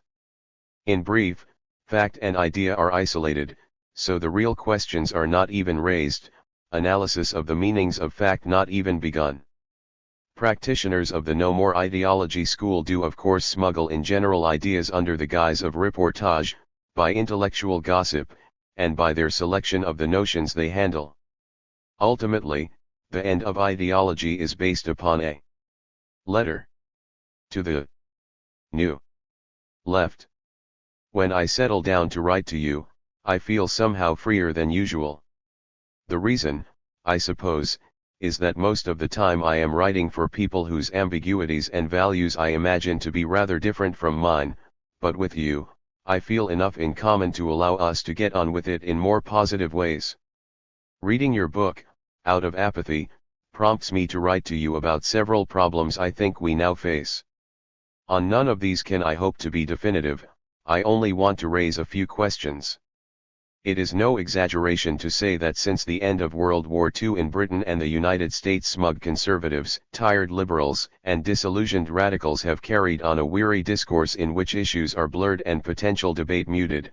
The sickness of complacency has prevailed, the bipartisan banality flourished. There is no need after your book to explain again why all this has come about among people in general in the NATO countries, but it may be worthwhile to examine one style of cultural work that is in effect an intellectual celebration of apathy. Many intellectual fashions, of course, do just that, they stand in the way of a release of the imagination about the Cold War, the Soviet bloc, the politics of peace, about any new beginnings at home and abroad. But the fashion I have in mind is the weariness of many NATO intellectuals with what they call ideology, and their proclamation of the end of ideology. So far as I know, this began in the mid-50s, mainly in intellectual circles more or less associated with the Congress for Cultural Freedom and the magazine Encounter. Reports on the Milan Conference of 1955 heralded it. Since then, many cultural gossips have taken it up as a posture and an unexamined slogan. Does it amount to anything? * World copyright reserved. 19. Disillusionment with any real commitment to socialism in any recognizable form. That is the only ideology that has really ended for these writers. But with its ending, all ideology, they think, has ended. That ideology they talk about, their own ideological assumptions, they do not.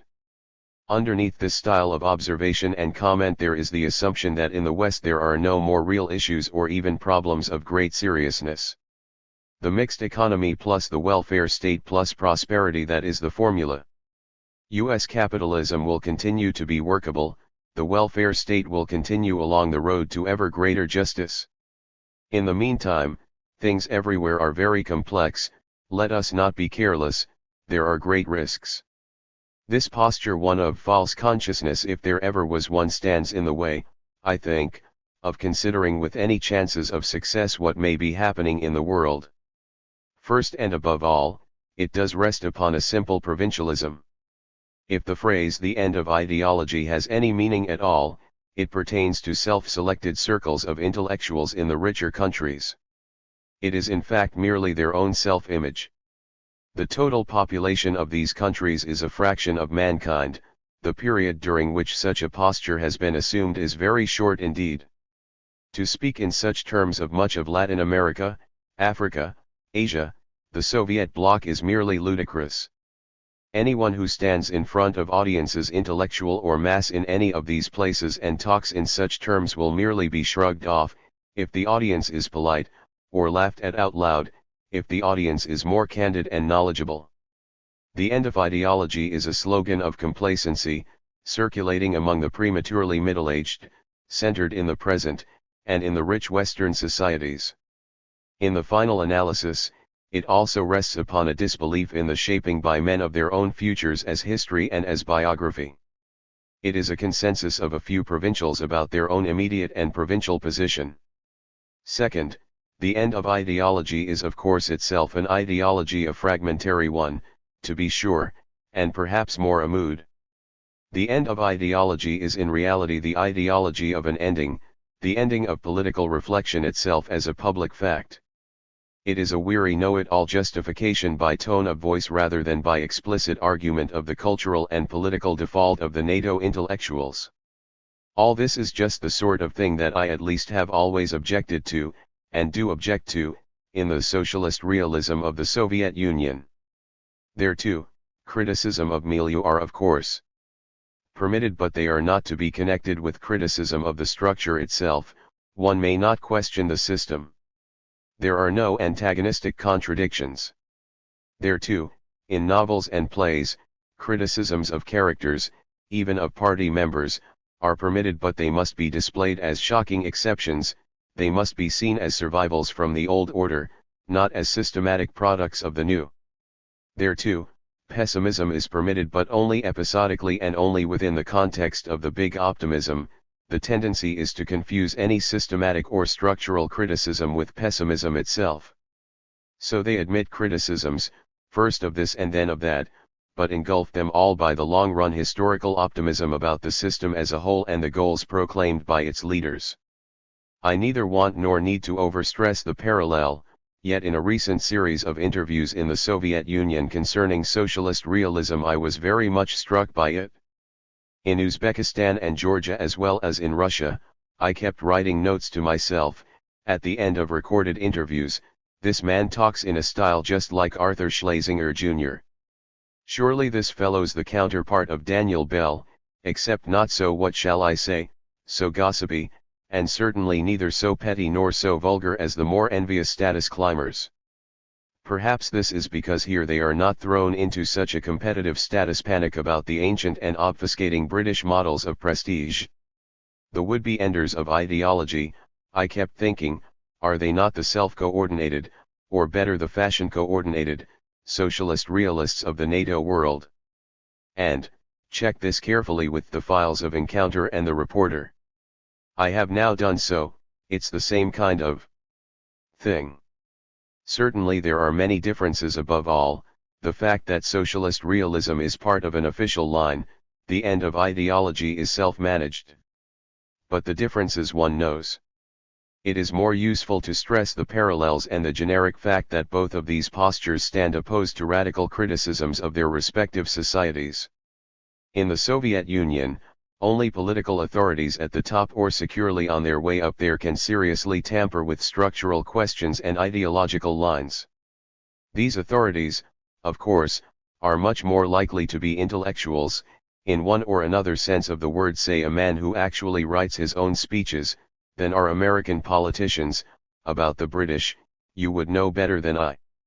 Moreover, such Soviet authorities, since the death of Stalin, have begun to tamper quite seriously with structural questions and basic ideology, although for reasons peculiar to the tight and official joining 20 of culture and politics in their setup, they must try to disguise this fact. The end of ideology is very largely a mechanical reaction, not a creative response to the ideology of Stalinism. As such, it takes from its opponent something of its inner quality. What does it all mean? That these people have become aware of the uselessness of vulgar Marxism, but not yet aware of the uselessness of the liberal rhetoric.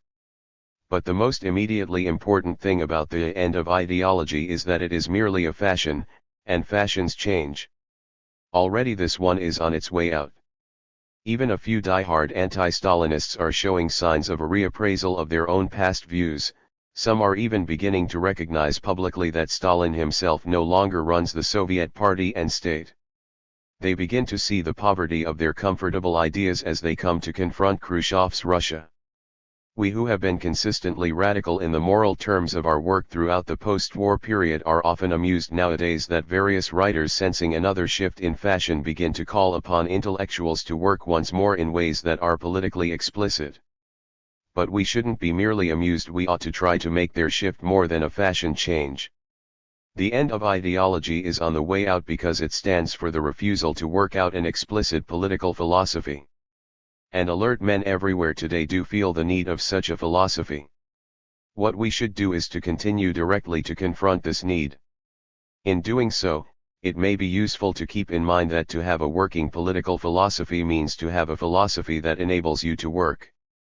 And for that, at least 4 kinds of work are needed, each of them at once intellectual and political. In these terms, think for a moment longer of the end of ideology. 1. It is a kindergarten fact that any political reflection that is of possible public significance is ideological. In its terms, policies, institutions, men of power are criticized or approved. In this respect, the end of ideology stands, negatively, for the attempt to withdraw oneself and one's work from political relevance. Positively, it is an ideology of political complacency which seems the only way now open for many writers to acquiesce in or to justify the status quo. 2. So far as orienting theories of society and of history are concerned, the end of ideology stands for, and presumably stands upon, a fetishism of empiricism, more academically, upon a pretentious methodology used to state trivialities about unimportant social areas, more essayistically, upon a naive journalistic empiricism which I have already characterized above, and upon a cultural gossip in which answers to the vital and pivotal issues are merely assumed. Thus political bias masquerades as epistemological excellence, and there are no orienting theories. 3.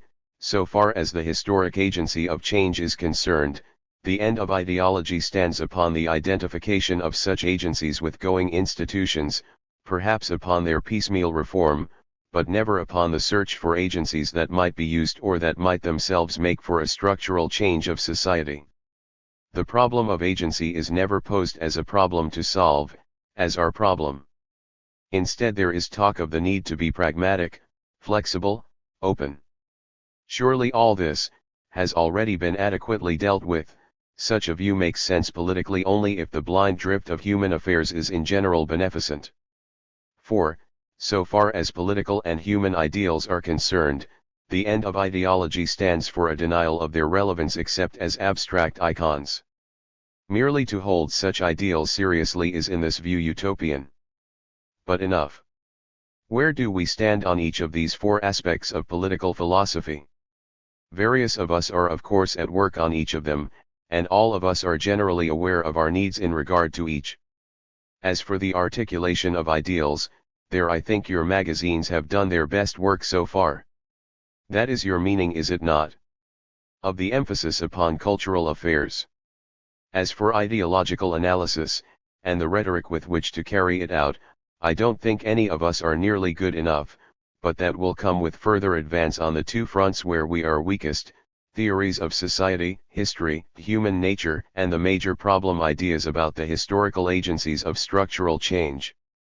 We have frequently been told by an assorted variety of dead-end people that the meanings of left and of right are now liquidated, by history and by reason. I think we should answer them in some such way as this: the right, among other things, means what you are doing, celebrating society as it is, a going concern. Left means, or ought to mean, just the opposite. It means, structural criticism and reportage and theories of society, which at some point or another are focused politically as demands and programs. These criticisms. 21. Demands, theories, programs are guided morally by the humanist and secular ideals of Western civilization, above all, reason and freedom and justice. To be left means to connect up cultural with political criticism, and both with demands and programs. And it means all this inside every country of the world. Only one more point of definition: absence of public issues there may well be, but this is not due to any absence of problems or of contradictions, antagonistic and otherwise. Impersonal and structural changes have not eliminated problems or issues. Their absence from many discussions that is an ideological condition, regulated in the first place by whether or not intellectuals detect and state problems as potential issues for probable publics, and as troubles for a variety of individuals. One indispensable means of such work on these central tasks is what can only be described as ideological analysis. To be actively left, among other things, is to carry on just such analysis. To take seriously the problem of the need for a political orientation is not of course to seek for a fanatical and apocalyptic vision, for an infallible and monolithic lever of change, for dogmatic ideology, for a startling new rhetoric, for treacherous abstractions and all the other bogeymen of the dead-enders. These are of course the extremes, the straw men, the red herrings, used by our political enemies as the polar opposite of where they think they stand. They tell us, for example, that ordinary men can't always be political heroes. Who said they could? But keep looking around you, and why not search out the conditions of such heroism as men do and might display? They tell us we are too impatient, that our pretentious theories are not well enough grounded. That is true, but neither are they trivial. Why don't they get to work, refuting or grounding them? They tell us we don't really understand Russia and China today. That is true, we don't, neither do they, we are studying it. They tell us we are ominous in our formulations. That is true, we do have enough imagination to be frightened and we don't have to hide it, we are not afraid we'll panic. They tell us we are grinding axes. Of course we are, we do have, among other points of view, morally grounded ones, and we are aware of them. They tell us, in their wisdom, we don't understand that the struggle is without end. True, we want to change its form, its focus, its object. We are frequently accused of being utopian in our criticisms and in our proposals, and along with this, of basing our hopes for a new left politics merely on reason, or more concretely, upon the intelligentsia in its broadest sense. There is truth in these charges. But must we not ask, what now is really meant by utopian? And, is not our utopianism a major source of our strength? Utopian nowadays I think refers to any criticism or proposal that transcends the up-close milieu of a scatter of individuals, the milieu which men and women can understand directly and which they can reasonably hope directly to change. In this exact sense, our theoretical work is indeed utopian in my own case, at least, deliberately so. What needs to be understood, and what needs to be changed, is not merely first this and then that detail of some institution or policy. If there is to be a politics of a new left, what needs to be analyzed is the structure of institutions, the foundation of policies. In this sense, both in its criticisms and in its proposals, our work is necessarily structural and so, for us, just now utopian. Which brings us face to face with the most important issue of political reflection and of political action in our time, the problem of the historical agency of change, of the social and institutional means of structural change. There are several points about this problem I would like to put to you. First, the historic agencies of change for liberals of the capitalist societies have been an array of voluntary associations, coming to a political climax in a parliamentary or congressional system. For socialists of almost all varieties, the historic agency has been the working class and later the peasantry, also parties and unions variously composed of members of the working class or, to blur, for now, a great problem, of political parties acting in its name representing its interests. I cannot avoid the view that in both cases, the historic agency, in the advanced capitalist countries, has either collapsed or become most ambiguous. So far as structural change is concerned, these don't seem to be at once available and effective as our agency anymore. I know this is a debatable point among us, and among many others as well. I am by no means certain about it. But surely the fact of it, if it be that, ought not to be taken as an excuse for moaning and withdrawal, as it is by some of those who have become involved with the end of ideology. It ought not to be bypassed, as it is by many Soviet scholars and publicists, who in their reflections upon the course of advanced capitalist societies 22. Simply refuse to admit the political condition and attitudes of the working class. Is anything more certain than that in 1970, indeed this time next year, our situation will be quite different, and the chances are high decisively so? But of course, that isn't saying much. The seeming collapse of our historic agencies of change ought to be taken as a problem, an issue, a trouble in fact, as the political problem which we must turn into issue and trouble. Second, is it not obvious that when we talk about the collapse of agencies of change, we cannot seriously mean that such agencies do not exist? On the contrary, the means of history-making of decision and of the enforcement of decision have never in world history been so enlarged and so available to such small circles of men on both sides of the curtains as they now are. My own conception of the shape of power, the theory of the power elite, I feel no need to argue here. This theory has been fortunate in its critics, from the most diverse points of political view, and I have learned from several of these critics. But I have not seen, as of this date, any analysis of the idea that causes me to modify any of its essential features. The point that is immediately relevant does seem obvious. What is utopian for us is not at all utopian for the Presidium of the Central Committee in Moscow, or the higher circles of the presidency in Washington, or recent events make evident for the men of SAC and CIA. The historic agencies of change that have collapsed are those which were at least thought to be open to the left inside the advanced Western nations, those who have wished for structural changes of these societies. Many things follow from this obvious fact. Of many of them, I am sure, we are not yet adequately aware. Third, what I do not quite understand about some new left writers is why they cling so mightily to the working class of the advanced capitalist societies as the historic agency, or even as the most important agency, in the face of the really impressive historical evidence that now stands against this expectation. Such a labor metaphysic, I think, is a legacy from Victorian Marxism that is now quite unrealistic. It is an historically specific idea that has been turned into an ahistorical and unspecific hope. The social and historical conditions under which industrial workers tend to become a class for themselves, and a decisive political force, must be fully and precisely elaborated. There have been, there are, there will be such conditions. Of course these conditions vary according to national social structure and the exact phase of their economic and political development. Of course we can't write off the working class. But we must study all that, and freshly. Where labor exists as an agency, of course we must work with it, but we must not treat it as the necessary lever as nice old labor gentlemen in your country and elsewhere tend to do. Although I have not yet completed my own comparative studies of working classes, generally it would seem that only at certain, earlier, stages of industrialization, and in a political context of autocracy, etc., do wage workers tend to become a class for themselves, etc. The X mean that I can here merely raise the question.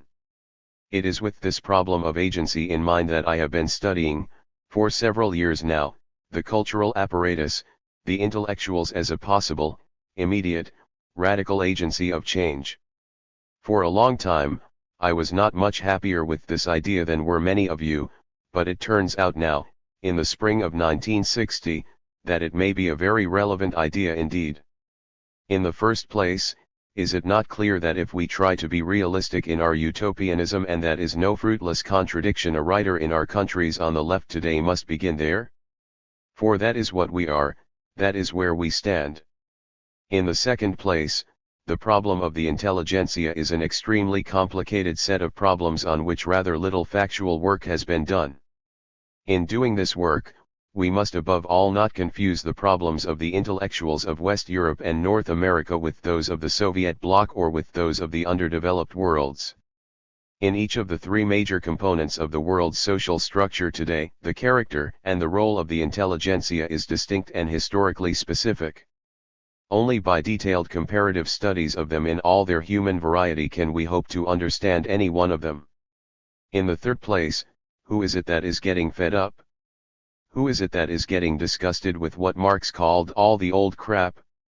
Who is it that is thinking and acting in radical ways? All over the world, in the bloc, outside the bloc, and in between, the answer's the same: it is the young intelligentsia.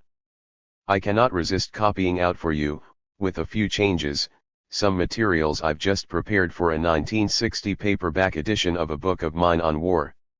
In the spring and early summer of 1960, more 23 of the returns from the American decision and default are coming in. In Turkey, after student riots, a military junta takes over the state, of late run by communist container menders. In South Korea too, students and others knock over the corrupt American puppet regime of Syngman Rhee. In Cuba, a genuinely left-wing revolution begins full-scale economic reorganization without the domination of U.S. corporations. Average age of its leaders, about 30, and certainly a revolution without any labor as agency. On Taiwan, the 8 million Taiwanese under the American-imposed dictatorship of Chiang Kai-shek, with his 2 million Chinese, grow increasingly restive. On Okinawa, a U.S. military base, the people get their first chance since World War II ended to demonstrate against U.S. seizure of their island, and some students take that chance, snake dancing and chanting angrily to the visiting president, go home, take away your missiles." Don't worry, 12,000 U.S. troops easily handled the generally grateful crowds. Also, the president was spirited out the rear end of the United States compound and so by helicopter to the airport. In Great Britain, from Aldermaston to London, young but you were there. In Japan, weeks of student rioting succeed in rejecting the president's visit, jeopardize a new treaty with the USA, displace the big business, pro-American Prime Minister, Kishi. And even in our own pleasant Southland, Negro and white students are, but let us keep that quiet, it really is disgraceful. That is by no means the complete list. That was yesterday, see today's newspaper. Tomorrow, in varying degree, the returns will be more evident. Will they be evident enough? They will have to be very obvious to attract real American attention. Sweet complaints and the voice of reason, these are not enough. In the slum countries of the world today, What are they saying? The rich Americans, they pay attention only to violence and to money. You don't care what they say, American. Good for you. Still, they may insist, things are no longer under the old control, you're not getting it straight, American, your country it would seem may well become the target of a world hatred the like of which the easygoing Americans have never dreamed. Neutralists and pacifists and unilateralists and that confusing variety of leftists around the world, all those tens of millions of people, of course they are misguided, absolutely controlled by small conspiratorial groups of troublemakers, under direct orders straight from Moscow and Peking. Diabolically omnipotent, it is they who create all this messy unrest. It is they who have given the tens of millions the absurd idea that they shouldn't want to remain, or to become, the seat of American nuclear bases, those gay little outposts of American civilization. So now they don't want U.S. on their territory, so now they want to contract out of the American military machine, they want to be neutral among the crazy big antagonists. And they don't want their own societies to be militarist. But take heart, American, you won't have time to get really bored with your friends abroad, they won't be your friends much longer. You don't need them, it will all go away, don't let them confuse you. Add to that, in the Soviet bloc, who is it that has been breaking out of apathy? It has been students and young professors and writers, it has been the young intelligentsia of Poland and Hungary, and of Russia too.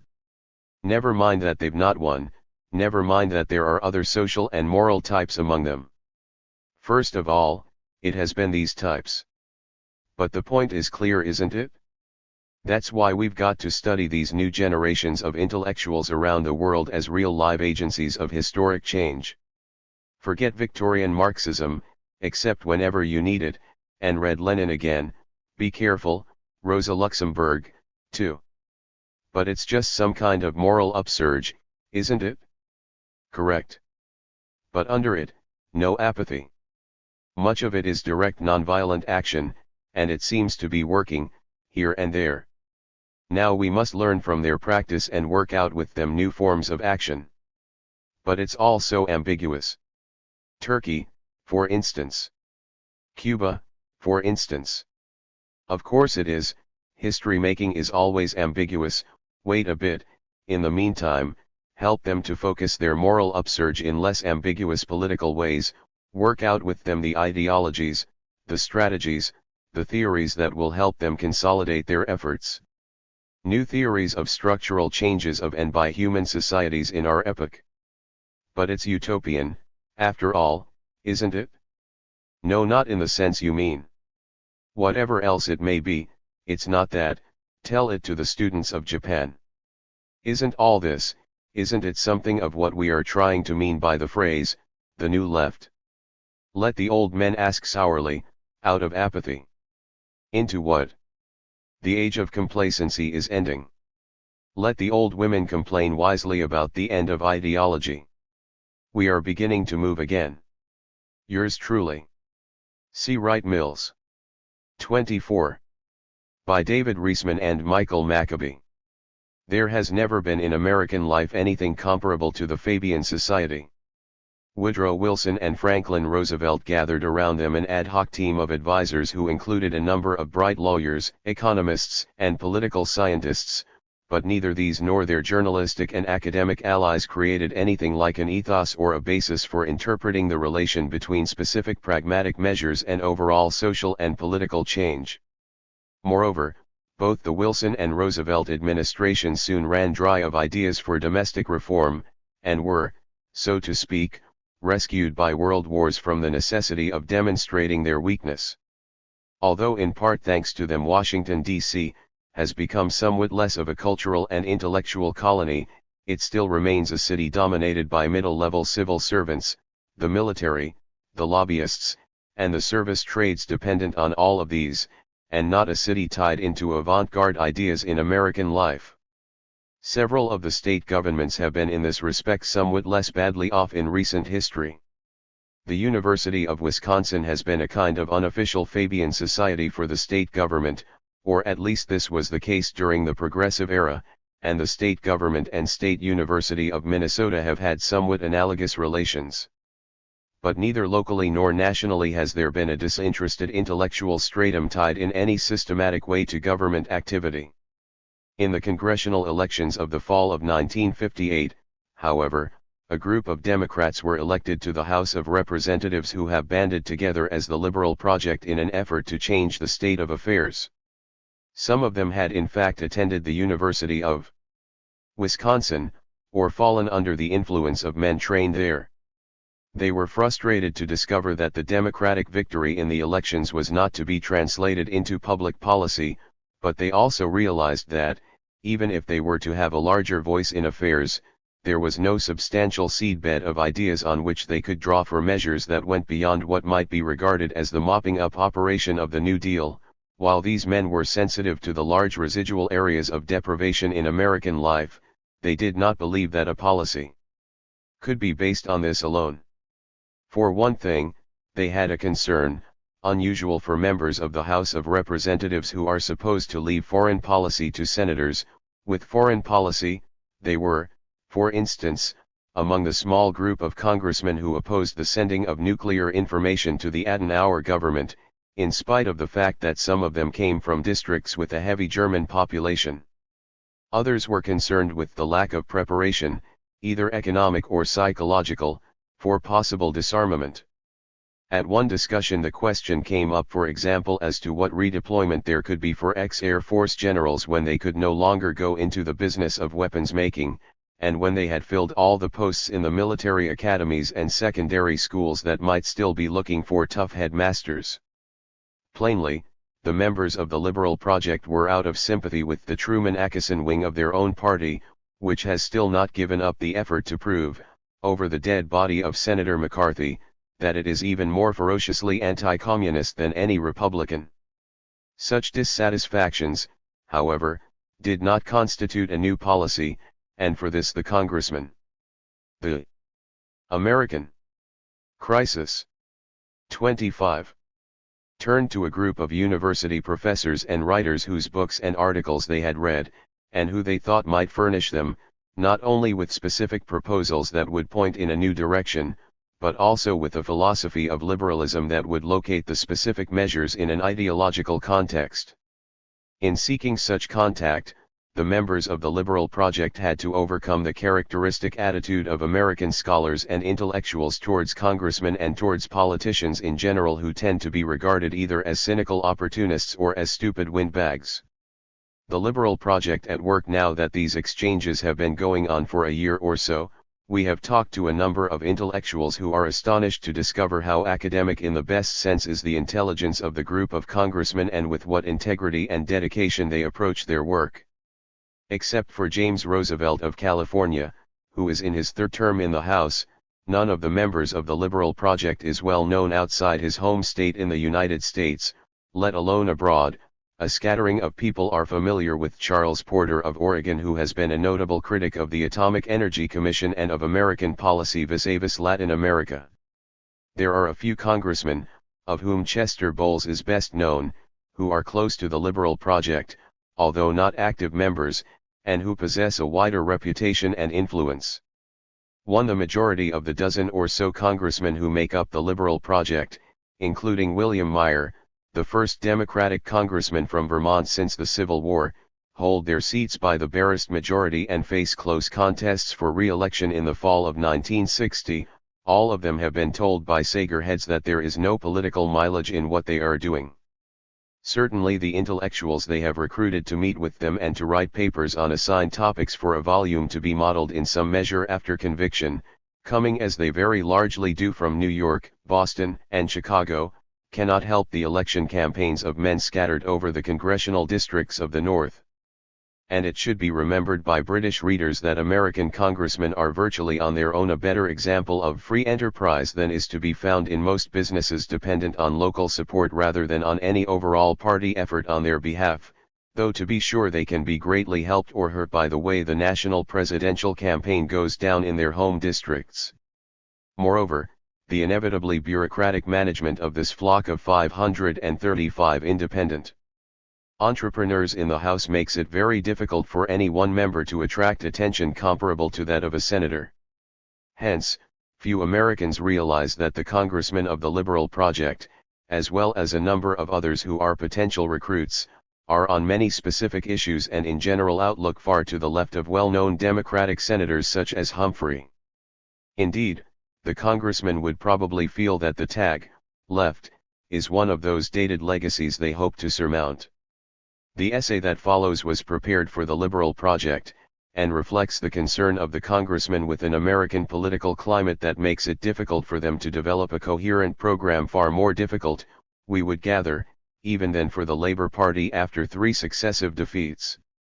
It was discussed in June with the congressmen, their staff assistants, one of whom, Marcus Raskin, has taken a leading role in the development of the project, and a few newspapermen.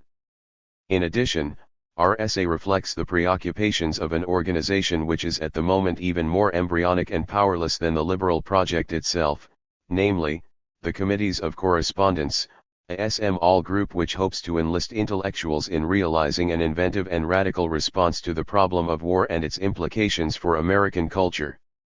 The name, Committees of Correspondence, is taken from the American Revolution, and reflects the desire for a very loose affiliation of groups in different university communities. The original leadership, in which we ourselves have taken an active hand, includes some leading pacifists who are members of the American Friends Service Committee or the Fellowship of Reconciliation, 1 or 2 labor intellectuals, Mark Raskin of the Liberal Project, several socialists including Eric Fromm, our colleague, Stuart Hughes of the Harvard History Department, and a growing group of academicians.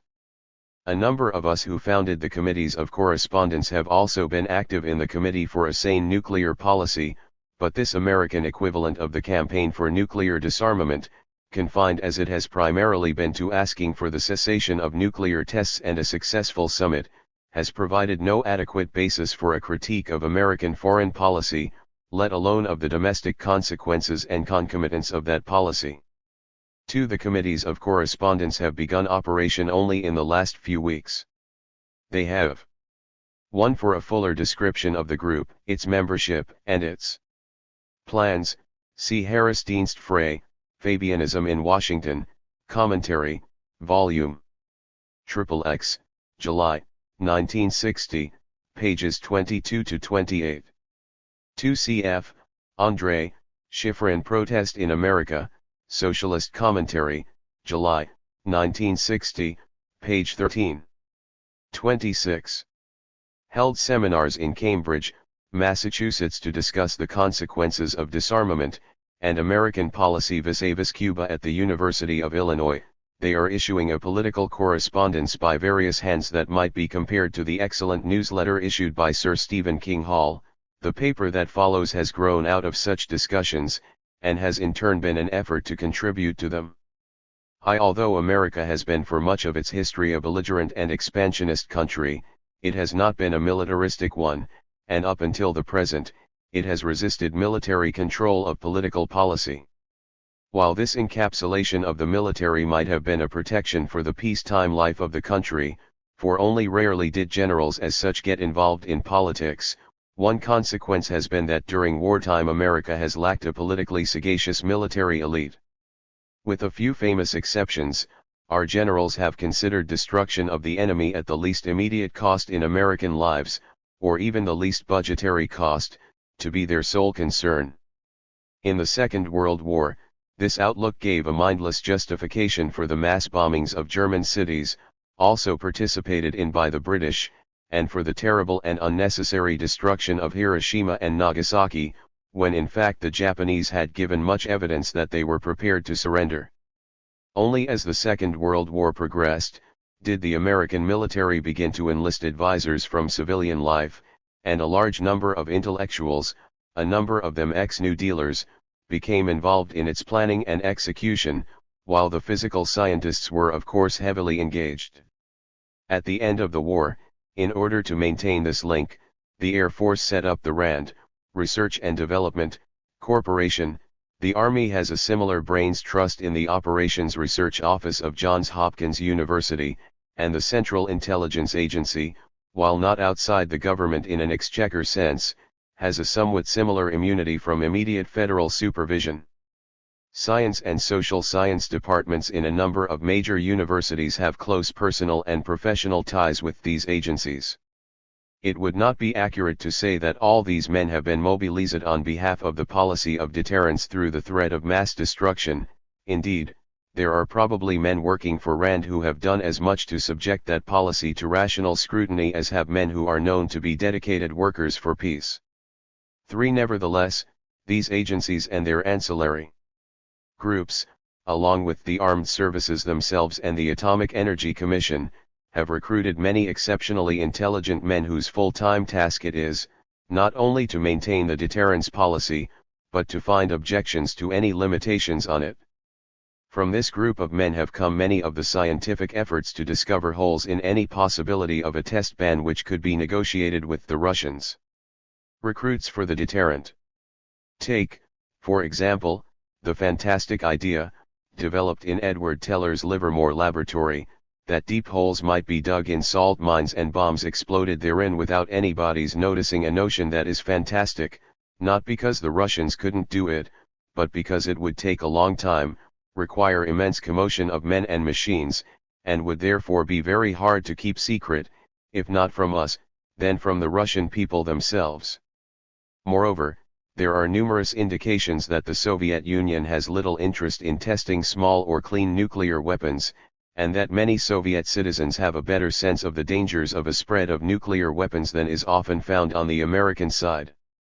Once upon a time, the Navy in its own interest opposed reliance on massive retaliation, and its experts were therefore free to explore the dangers of this doctrine.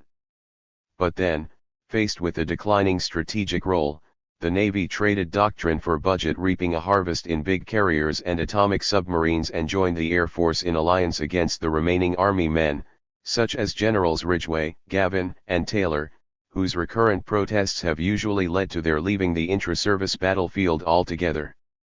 For reasons we hope to explore in this paper, there is no organization comparable to the Rand Corporation, dedicated to disarmament. In fact, only a few journalists, among whom Walter Lippmann is outstanding, some university professors, and in the government the members of the Liberal Project and a few others, are free to explore the risks of current military policy and the foreign and domestic policies to which it is tied. The authors of this essay are neither experts on defense nor on foreign policy.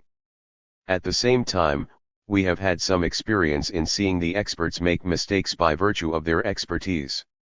This does not mean that amateurs are necessarily better than professionals, but until a serious effort is mobilized for peace, amateurs will probably have to be relied upon for new ideas in the field of defense and foreign policy.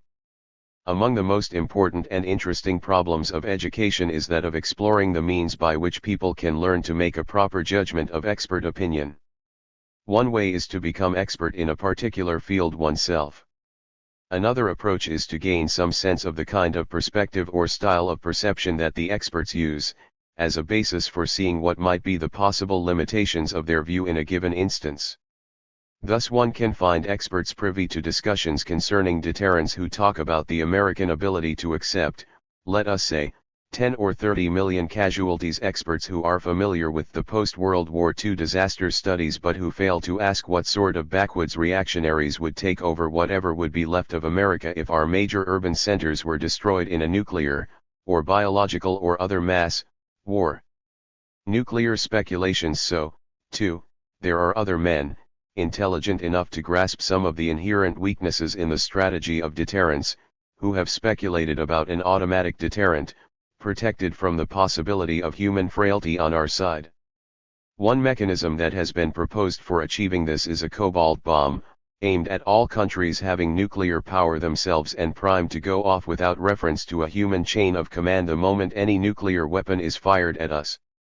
The argument for such a scheme is that if a potential enemy thinks that we, as human beings, might decide for some reason or other not to hit back, despite the fact that we are equipped to do so, then our deterrent, though still terrifying, loses its absolute value.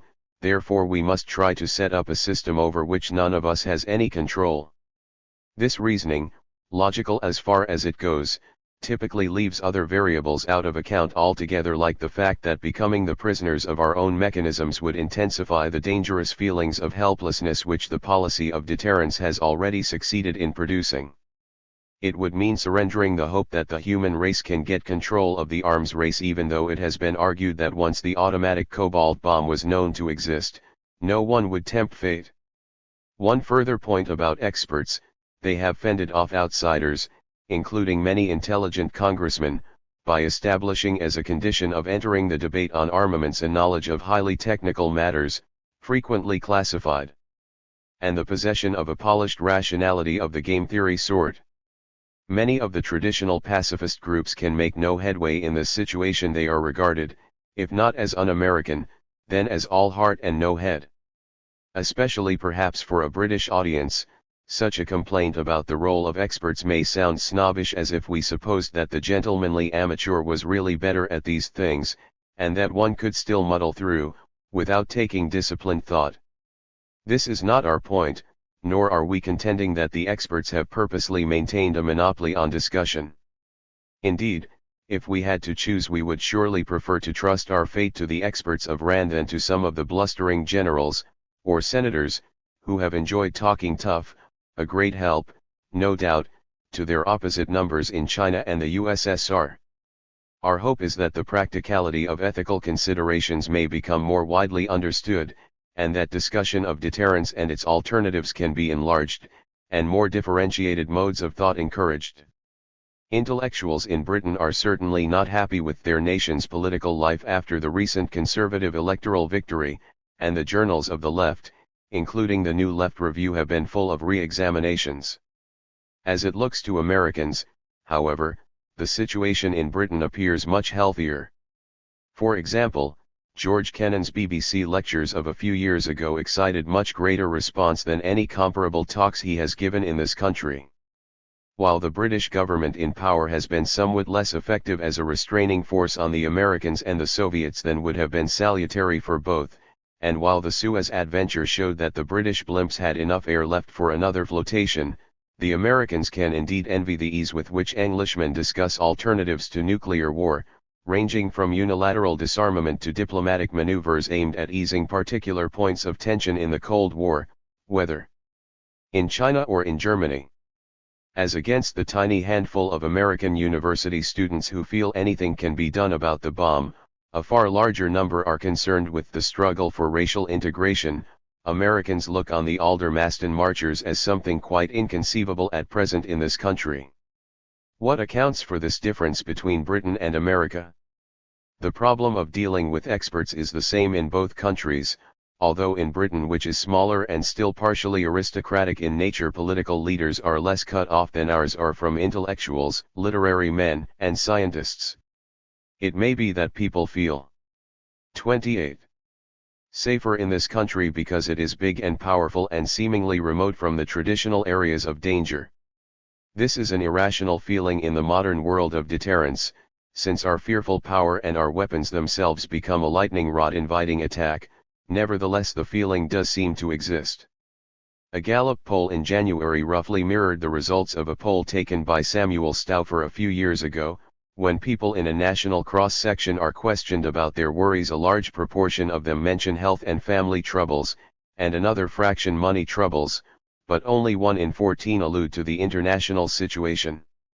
5 Yet half the Gallup sample also thought that there would be another war before too long, a war that, as the general texture of their answers indicates, has very little reality for them.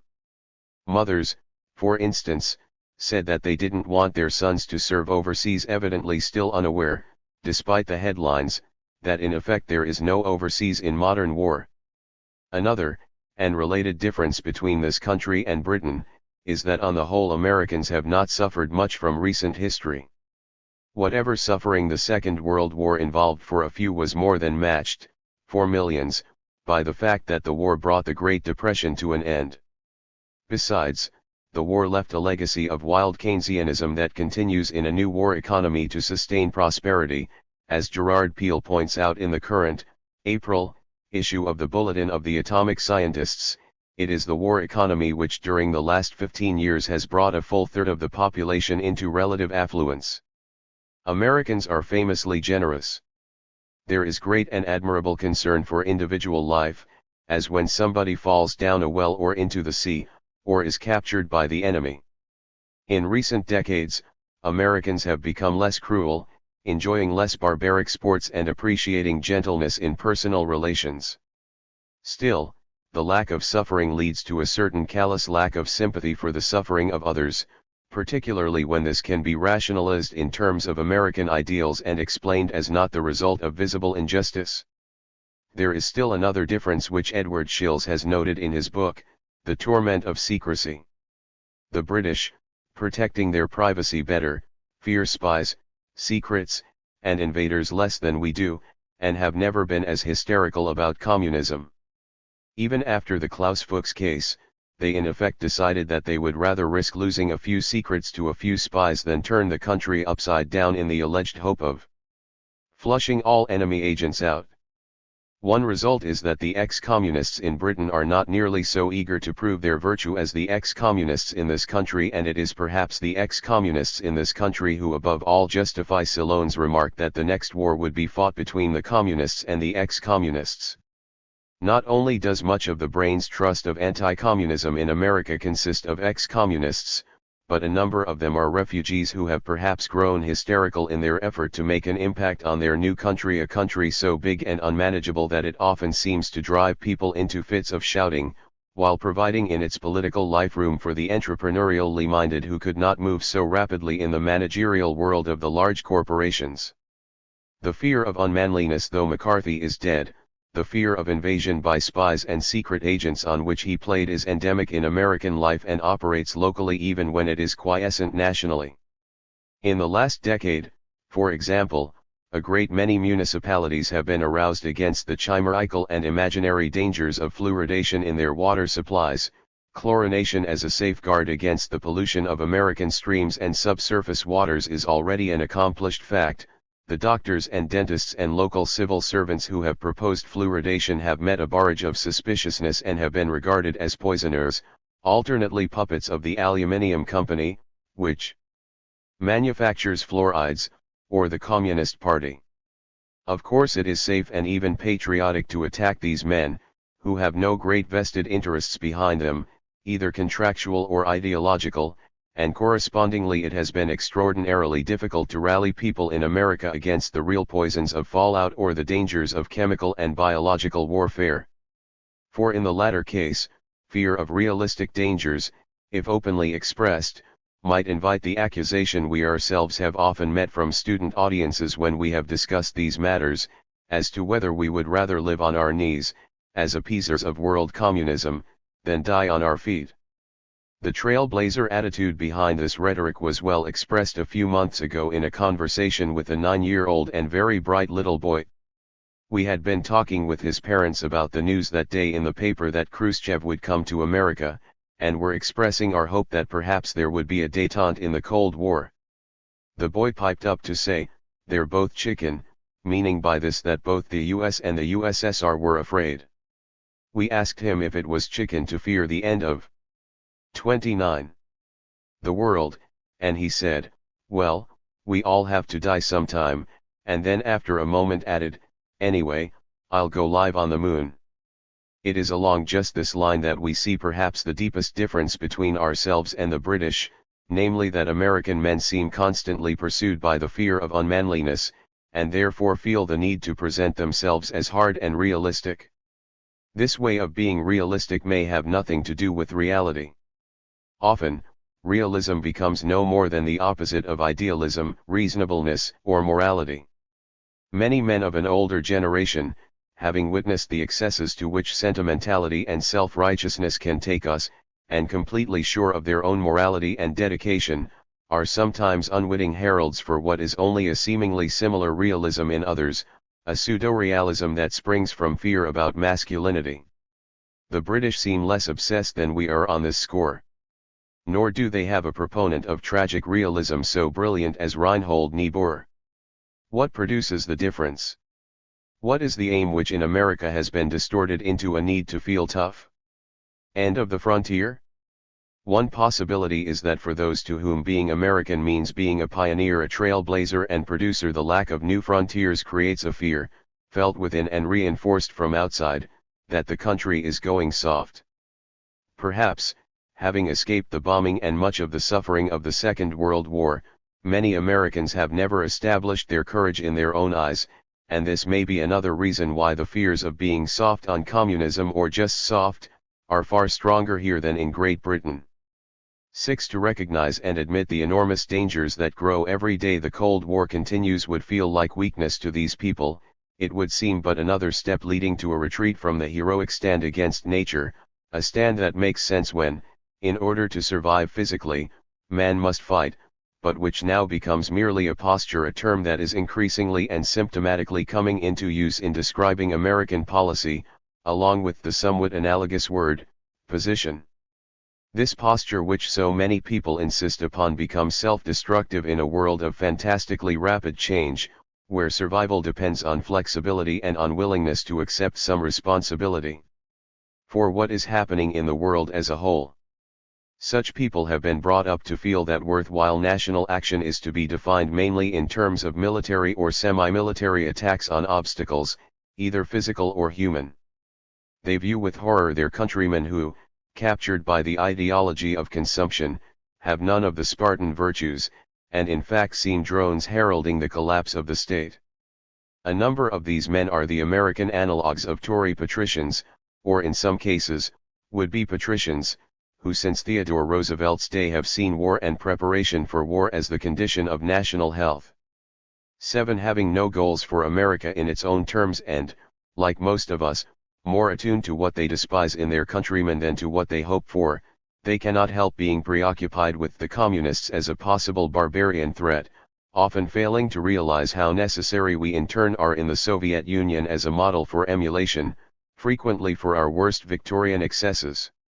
So much, in fact, do these Americans depend on frightening their own countrymen with the not entirely fanciful bogeymen of a Soviet takeover, and so much do they rely on generating and maintaining a mood of crisis, that we ourselves are troubled lest the title and themes of this paper, too hurriedly read, add to the image of menace, when our own spirit, though no less critical, looks further and more hopefully ahead. It is one of the many ironies of the current situation that people who fear the missile gap, a presently unrealistic fear, as the U-2 flights have helped to show, and those like ourselves who fear the arms race as the gravest danger, have virtually cancelled each other out, thus creating a climate of middle complacency and fringe hysteria. These contradictory images of our hardness and of our softness cannot help but cloud the vision of those military men and political leaders who are charged with the national defense. Because they fear softness, they seek to maintain a climate in which only hardness can thrive, so much so that perhaps a general is best able to move toward peace, since a general is less vulnerable to accusations of softness. Correspondingly, many people who have different goals in mind seek to hitch them to the defense star, with the result that something so magnanimous in conception as the Marshall Plan becomes from the very start a cold war weapon, and find a good deal of its legacy in propping up or even creating military regimes in places like Pakistan, whose officials can persuade us that they are real made-to-order anti-communists. Too obviously, it is not so hard to be anti-communist if that is the way to build up one's military faction in a still emerging nation. But as the Cold War continues, it becomes increasingly difficult for decent Americans, humane enough to prefer peace to an egocentric national honor, to be outspokenly and genuinely anti-communist. For example, we had very mixed feelings about the idealistic and dedicated Americans, some of them our colleagues, who last summer went to Vienna and set up shop to oppose the propaganda of the Communist Youth Festival.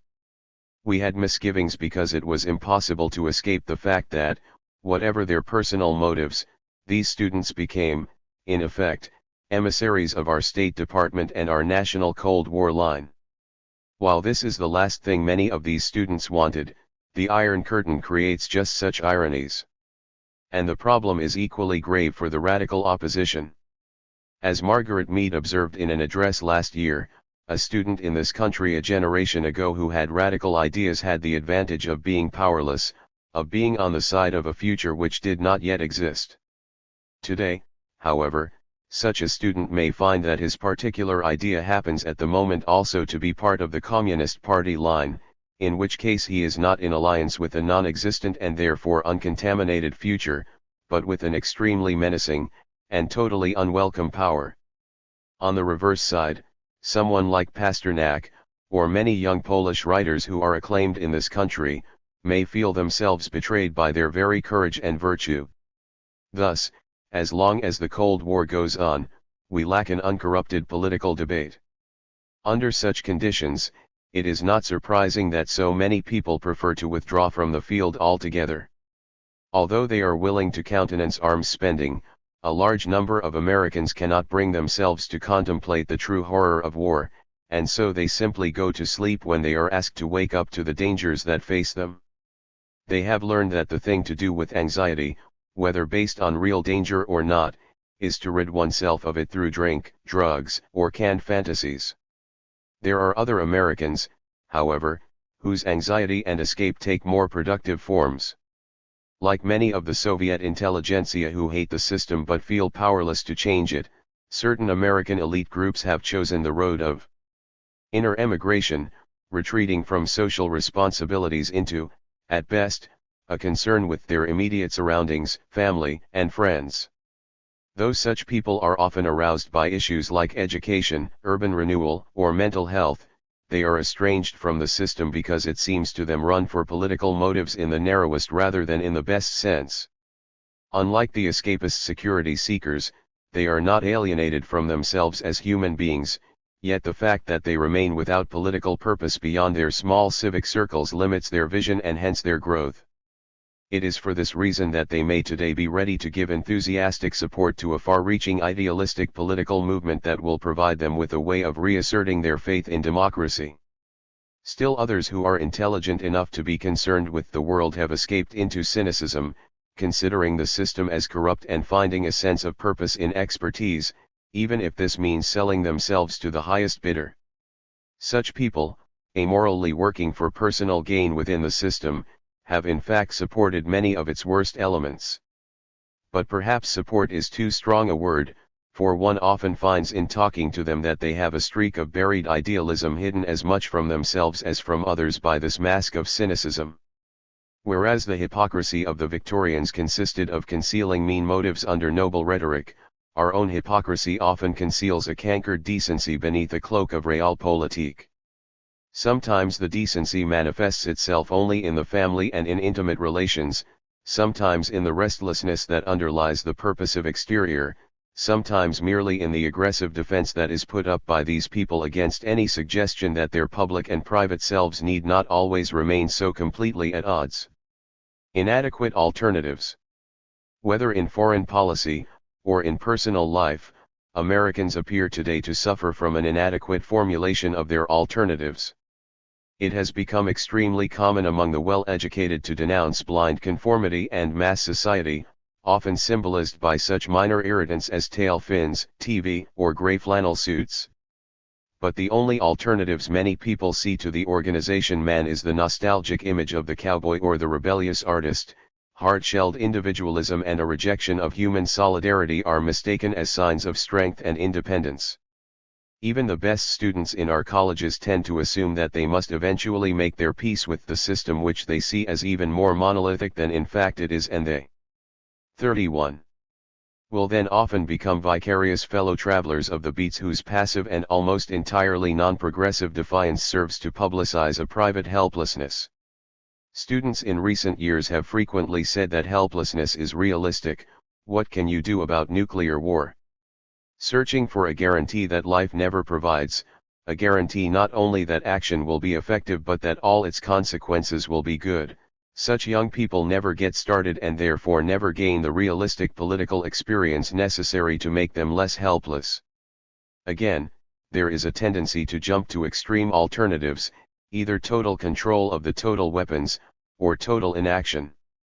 The sit-in strikes in the South and their support in the North may be the first sign of a change in these attitudes, for they have shown how much can be done even by relatively powerless and unorganized students. We ourselves have a very vivid sense of the rapidity of this change, for a few years ago we visited briefly several of the southern Negro colleges that have been in the forefront of activity, and at that time they appeared to be quite somnolent institutions, run by despotic Negro patriarchs who were used to wheedling support from white leaders, at the same time dominating their own faculty and student bodies, while the students themselves appeared to hope for a safe passage into the world of the black bourgeoisie behind the wall of segregation. No doubt, recent visitors to West Africa are equally struck with the speed with which things can change. At the very moment when the system appears impregnable to the realist, it often turns out to be vulnerable to the quixotic. Of course, we are not saying that where there's a will, there is always a way, but we are saying that many of the most gifted and sensitive American students have been oversold on cultural and historical determinism, in which, incidentally, there may be self-serving elements, since determinism allows us publicly to accept the existing political structure while we privately deplore conformity, perhaps even showing by minor and irrelevant rebellions like sexual promiscuity or wearing a beard, that we are rebels at heart. 3. If we see only two choices in our personal behavior, such as conformity as against individualism, or adjustment as against neurotic loneliness, then it is likely that a similar dichotomizing tendency will capture our political life. Thus, the American is asked to choose between democracy and communism, when in fact neither system is monolithic, and both have many things, literally things, in common, in contrast with the less industrialist and bureaucratized parts of the world. As already implied, our relationship with Russia is similar to that of a big brother who is obsessed with the fear that his little brother will overtake him, and this overconcern keeps us, the older brother, from realizing our unique potentialities.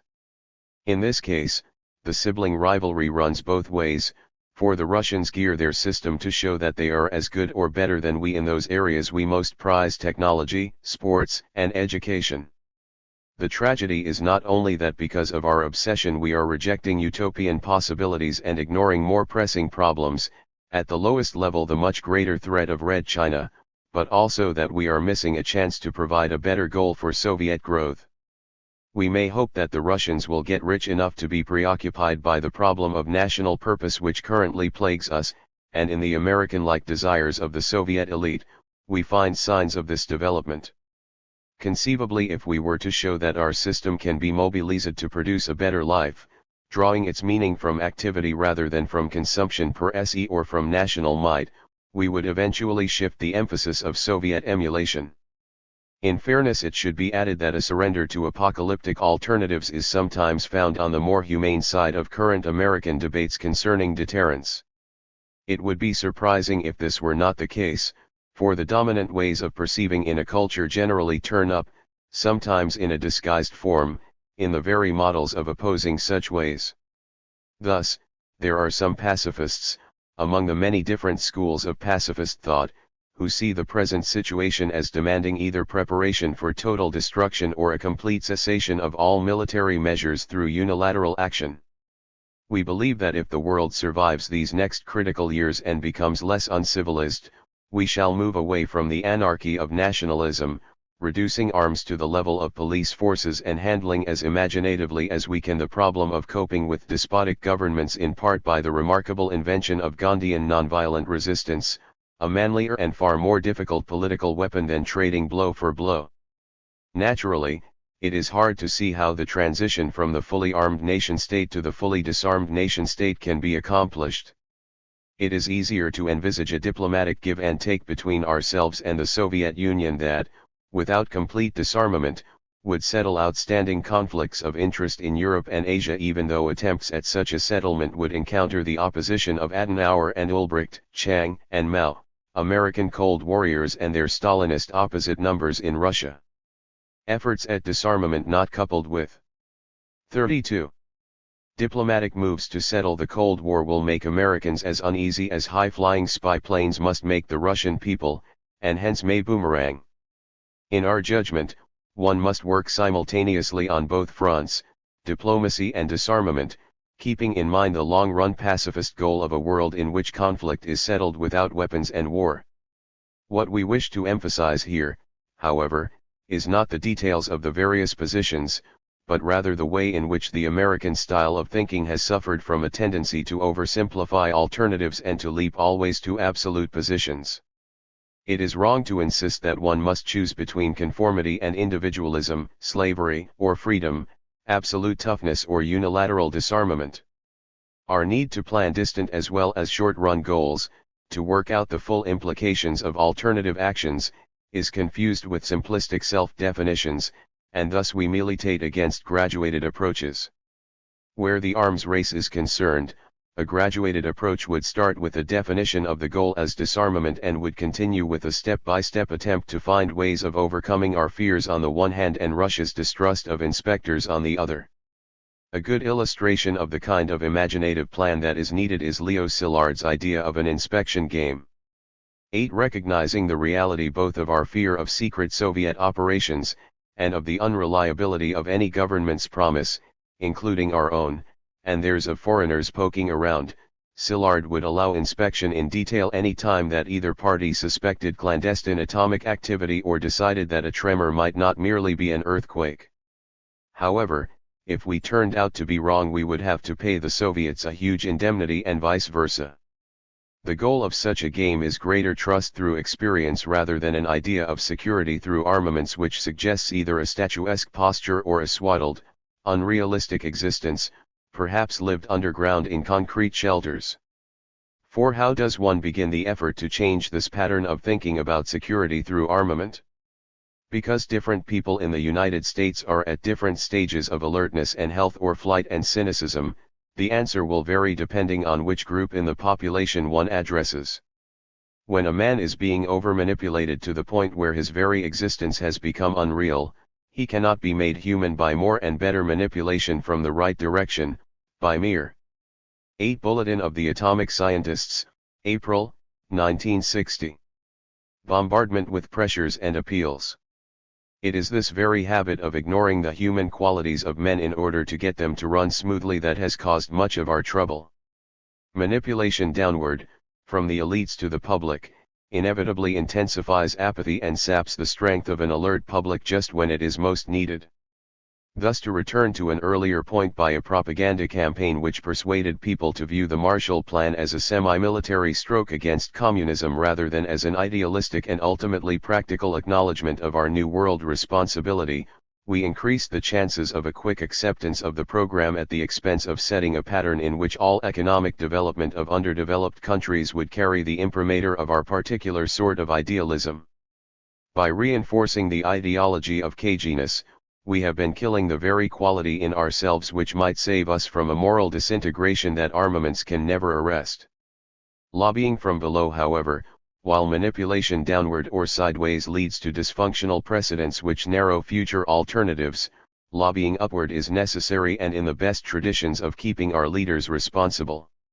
Today, as free citizens, we need energetically to influence the military, industrial, political, and educational elites into letting go of their investments in the Cold War and into working not only for a safer but for a better world. This might involve setting up programs for the economics of disarmament, as Seymour Melman says in a study in progress. For example, part of Raytheon might be deployed into a government-supported project for the renewal of downtown Boston, thereby ensuring the managers that the cessation of arms stockpiling will not leave them and their industries holding the radioactive potato. Or, to take another example, programs might be developed for the retraining of officers of SAC and other agencies whose existence depends on the Cold War. Some of these men can certainly be deployed into inspection for disarmament, but in a less bellicose climate, they will not find jobs with defense contractors, nor even perhaps as headmasters of military schools. Still, their organizational ability and their dedication should be useful. Many people do not take even the small opportunities to lobby for human interests, encouraging elements of idealism in even the most cynical, and thereby supporting the faction of peacemakers in Washington and perhaps indirectly in the Kremlin, too. The paradox is that in an age when many feel so powerless, a single irate letter can often have a totally unanticipated impact. With an elite like ours that 33 is both divided and confused, a grassroots complaint about a TV show or a congressional measure can, as often for worse as for better, show the fallacy of those who believe that there are no channels left for effective political action. Yet, if we get out of the immediate crisis, we shall still be faced with the underlying disorder in a society in which, partly as the result of its great past achievements, people feel there is plenty for all, but little joy in using the things we have made.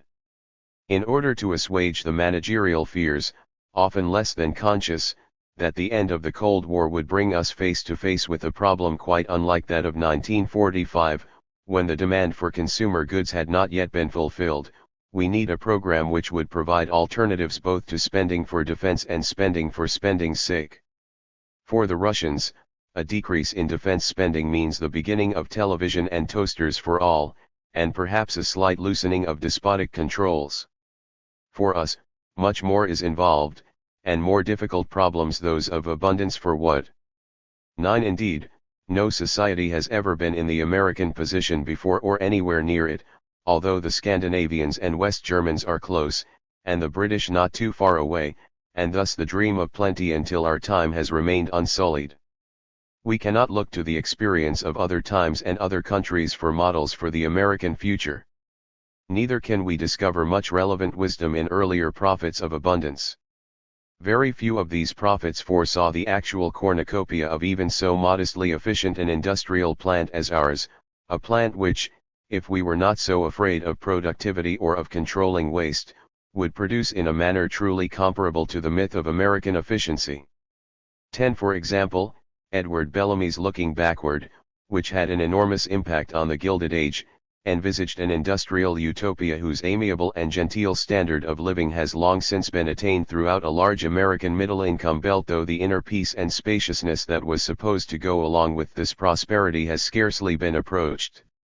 Even the most devoted apostles of capitalism in previous generations seldom foresaw that it would outrun their grandest hopes, though Schumpeter did grasp this, while enemies of capitalism like Karl Marx, who acknowledged its power to surpass all earlier levels of production and consumption, never predicted its chastened managerial form nor indeed its bounteous exploitability.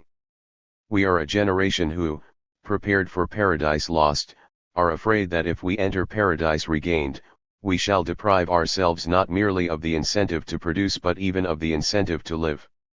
We therefore resist such a predicament as a temptation of the devil, and in the process fail even to take the necessary steps, first toward peace, and then toward improved social conditions, and better education and medical care.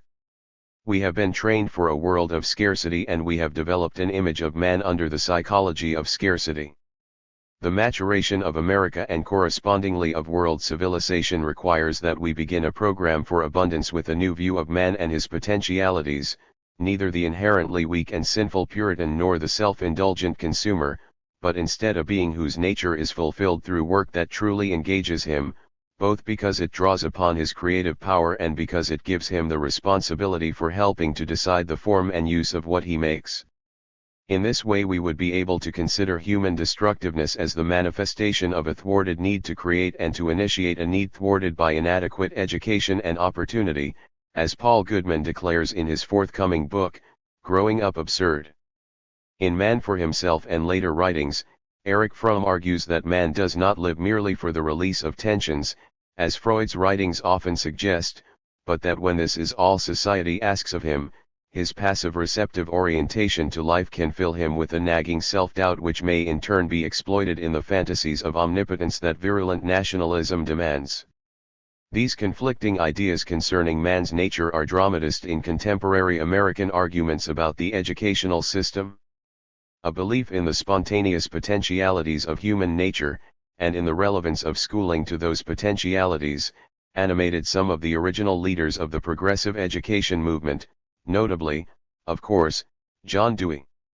In practice, however, many followers of this movement simply came to terms, as new social strata swamped the schools, with the latter's diluted demands for a laying on of educational hands.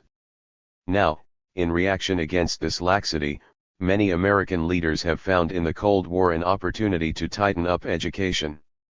Men like Admiral Rickover espouse a climate of rigor, based not on the intractable tasks set both by knowledge and by life, but by a need to keep up with the Russians. One of the most profound lessons a child learns in school is how he is to feel about his later life. 34. Work, and if he is taught to approach the idea of work only with a sense of duty, competitiveness, and fear of failure, he will never develop the capacity to impose meaning on whatever tasks he comes to undertake. 11. The problems, political and technical, of reorganizing work along lines we can now only dimly envisage, are so enormous as to be almost inhibiting. If one ponders on these matters, one finds oneself facing into a new frontier that is neither physically nor politically simple, but that requires as much resourcefulness and tenacity as the older frontiers did. For example, one might consider the changes involved if every job in America were reanalyzed, not with an eye only to its efficiency in terms of traditional output, but in terms of its long-run effect on the worker, his family, his friends, and his political life. We now assume that production will go on as usual, and that humane progress demands only ancillary adjustments, fringe benefits, which repair some of the ravages of work, on the one hand by making the workplace less physically exhausting and despotic, and on the other by trying to shore up the leisure life of the worker with a variety of welfare measures. It is difficult to change this pattern, even if management is willing to initiate the attempt. Edwin Land has found that workers in his Polaroid factory are not eager to leave the assembly line, to whose routines they have become accustomed, for an unspecified job in a laboratory. They doubt their ability to cope with a larger untried situation, just as some students prefer rigid routines, which give them the assurance they are learning something, to less predictable programs of self-directed study. In Dr. Land's experience, workers, like students, need support and encouragement to attempt new tasks. Another example of inertia is provided by Professor Chris Argyris of the Yale Department of Industrial Administration. The president of a small corporation, Argyris reports, decided that all foremen should determine their own rates of reimbursement. One day he announced that there was a payroll of so many dollars to which he would add an annual increment, and that the workers should divide it among themselves as seemed equitable to them. At first, they jumped at the chance, but not long after they asked to be relieved of the responsibility. The president, however, did not give up. It took him 7 years to create a work milieu in which the foremen could develop respect for themselves and one another. In the course of making his innovations, the president discovered how deep were the feelings of alienation, of separateness, and how low was the sense of self-esteem among the foremen. He found also that these feelings could not be changed by propaganda, that such persuasion merely increased self-hate and alienation.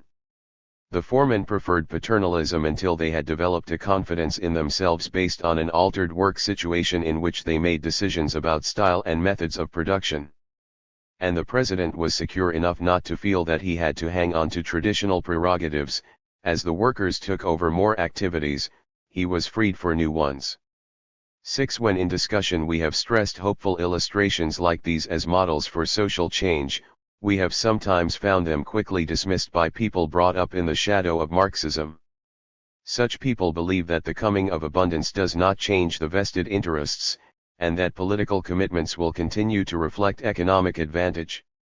12. They look to what is left of the American disinherited as the potential cotter to displace the power elite, and they see hostility rather than hope as the principal lever of political change.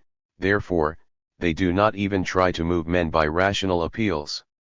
One might ask whether they are in fact good Marxists. However, one need not be entirely theoretical. Recent student rallies for Negro rights at leading universities, and the response of a few students to the committees of correspondence, suggest what seems to us to have been generally the case in historical development, that it is not the most underprivileged who are most concerned about justice and about the future.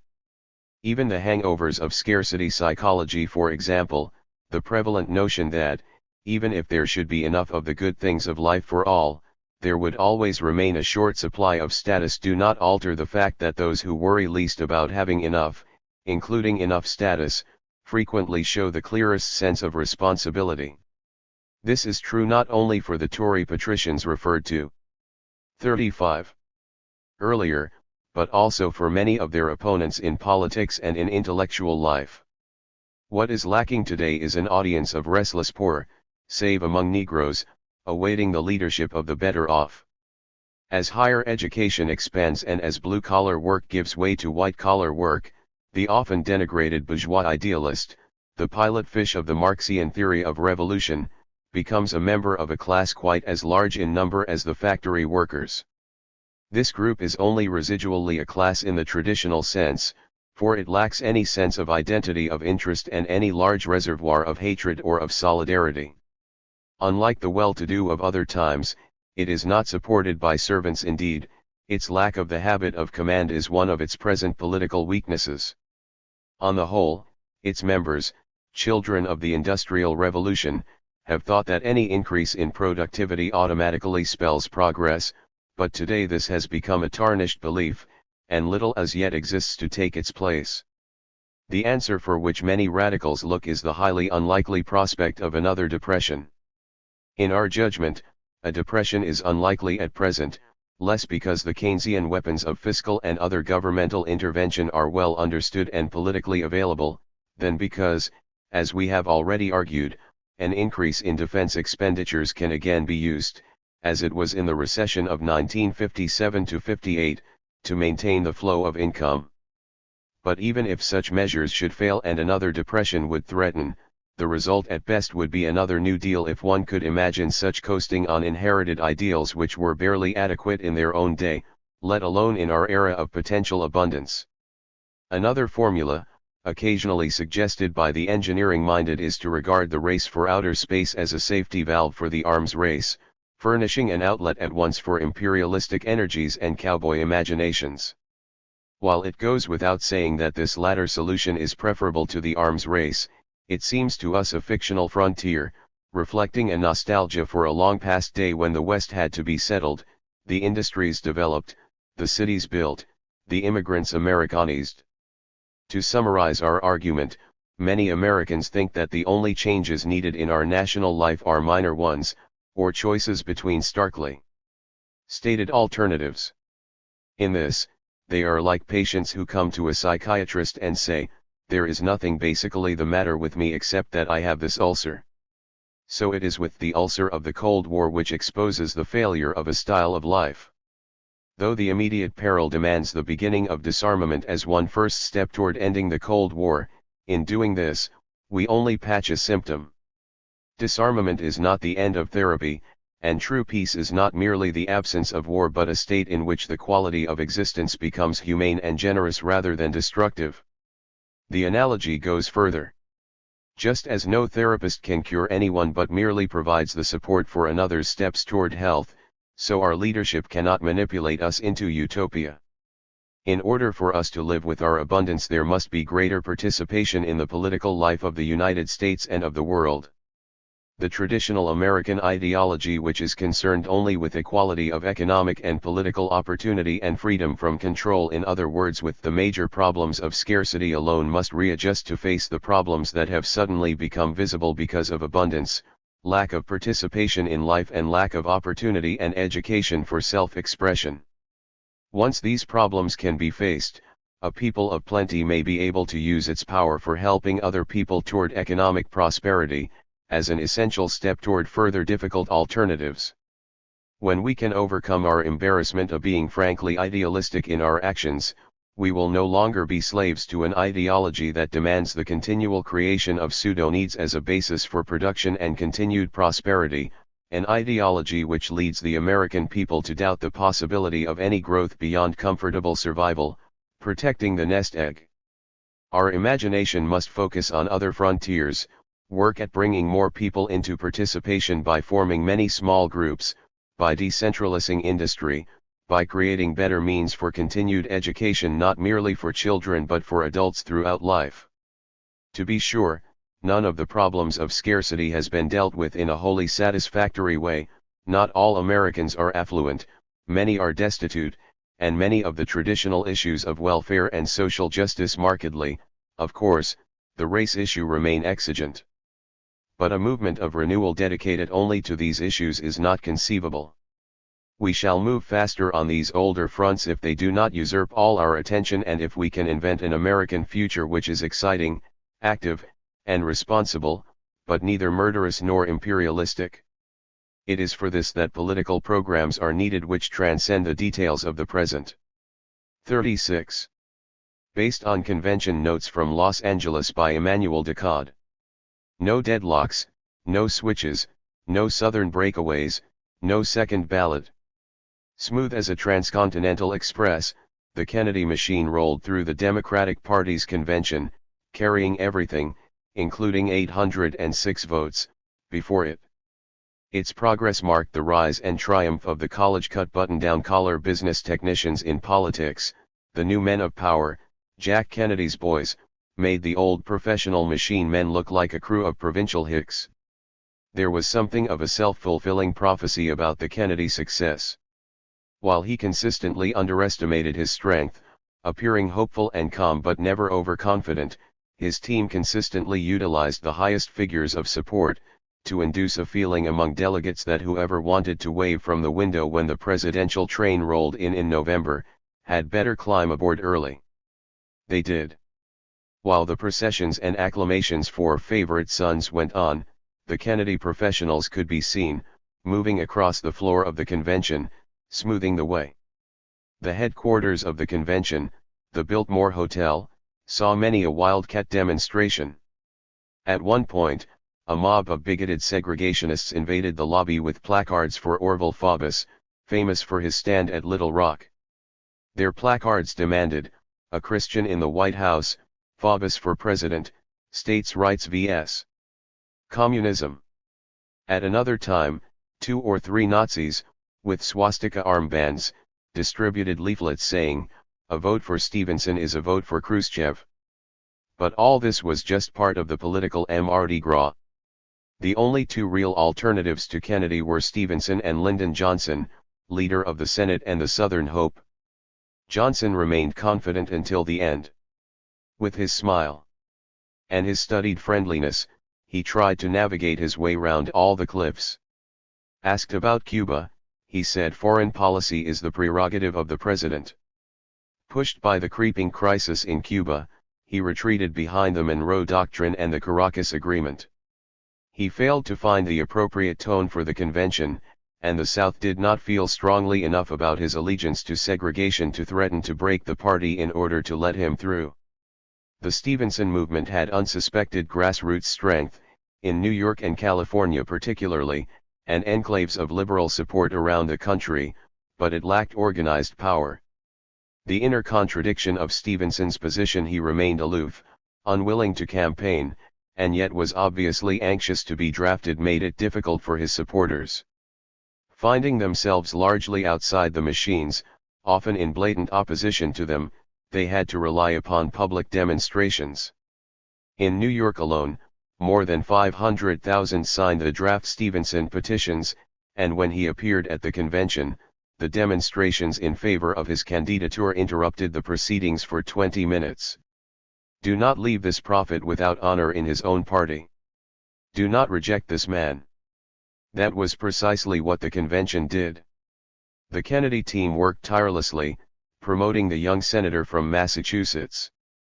At one stage, the candidate was so tired that he said, "The Democratic Convention. 37. I wonder whether I'm exuding the basic confidence." He was. The Kennedy magic had 3 component elements. First, he found exactly the tone appropriate to the democratic mood.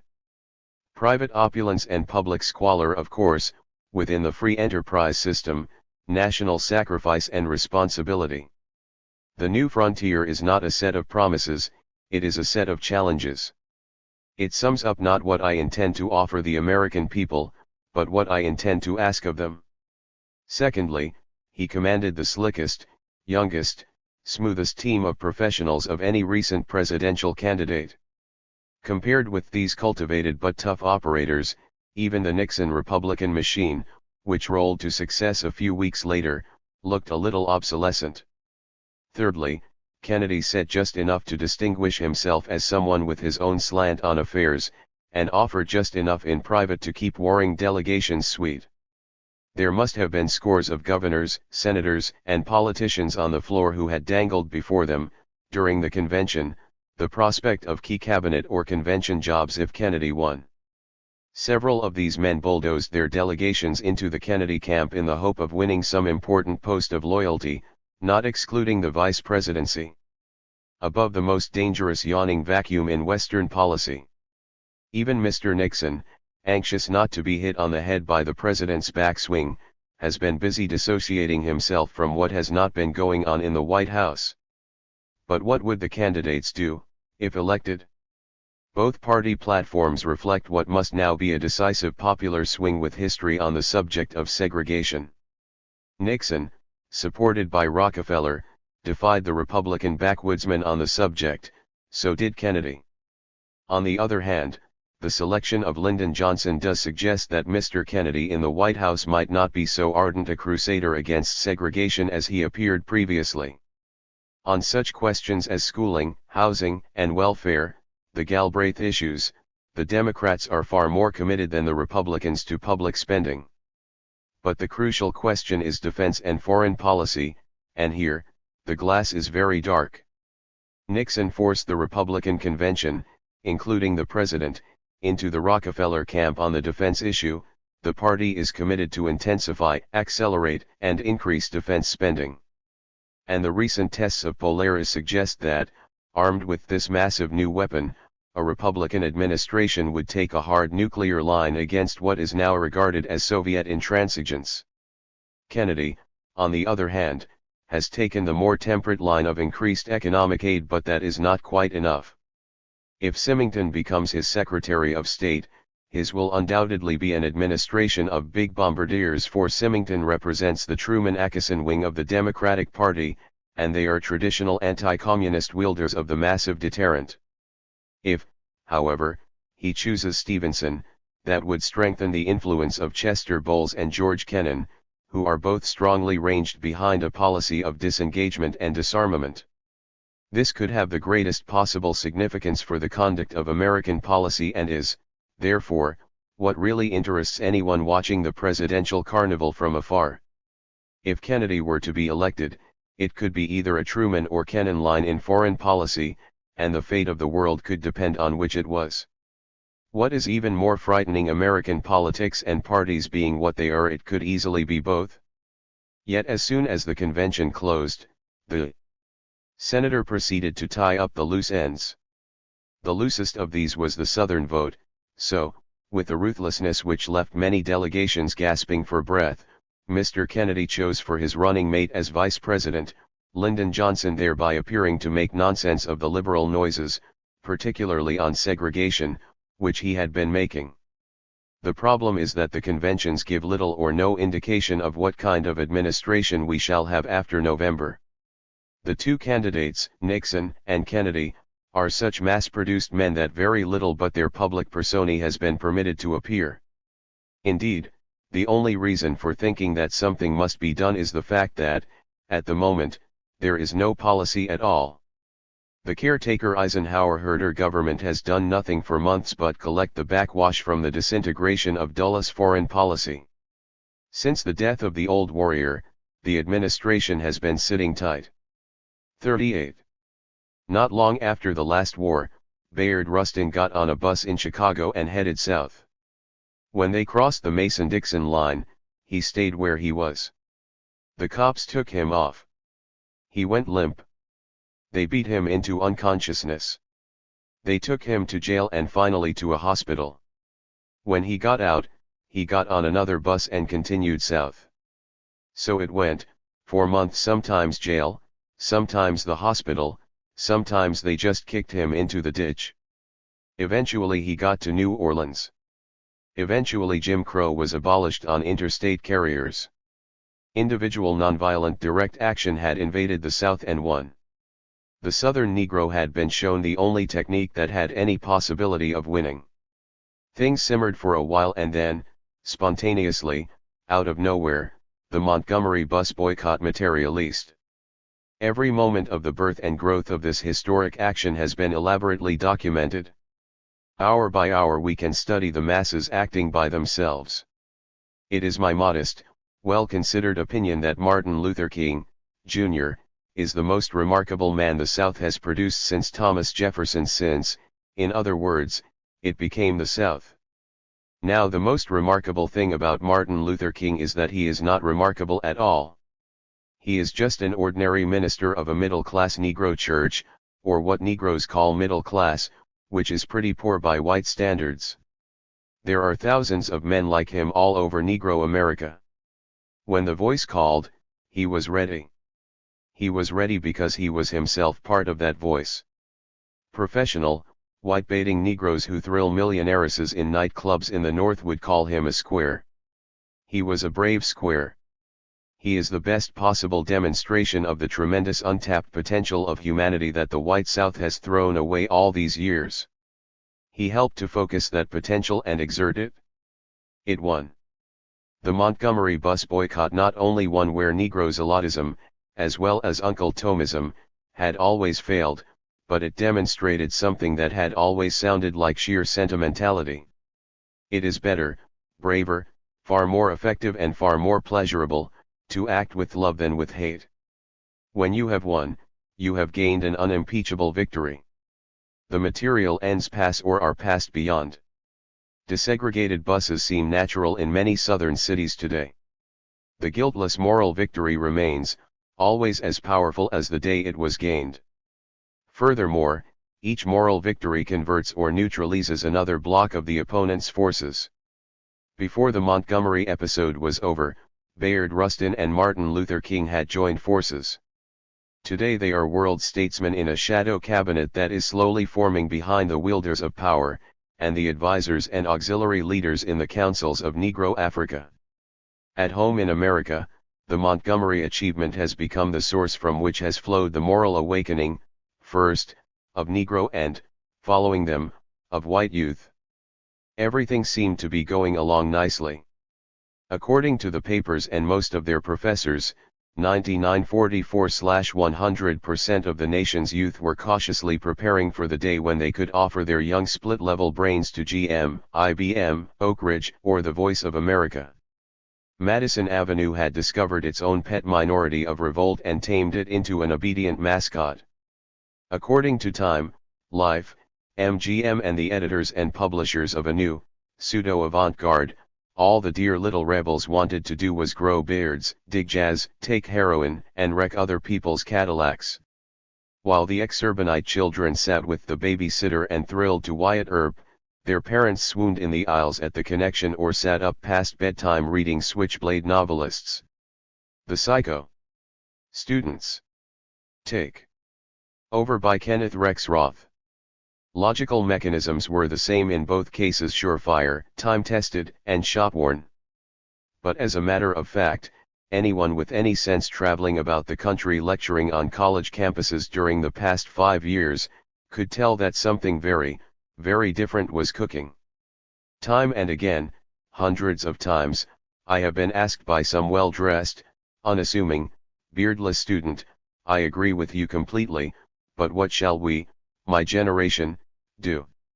To this question, I have never been able to give but one answer: I am 50. You are 20. It is for you to tell me what to do. The only thing I can say is, don't do the things my generation did. They didn't work.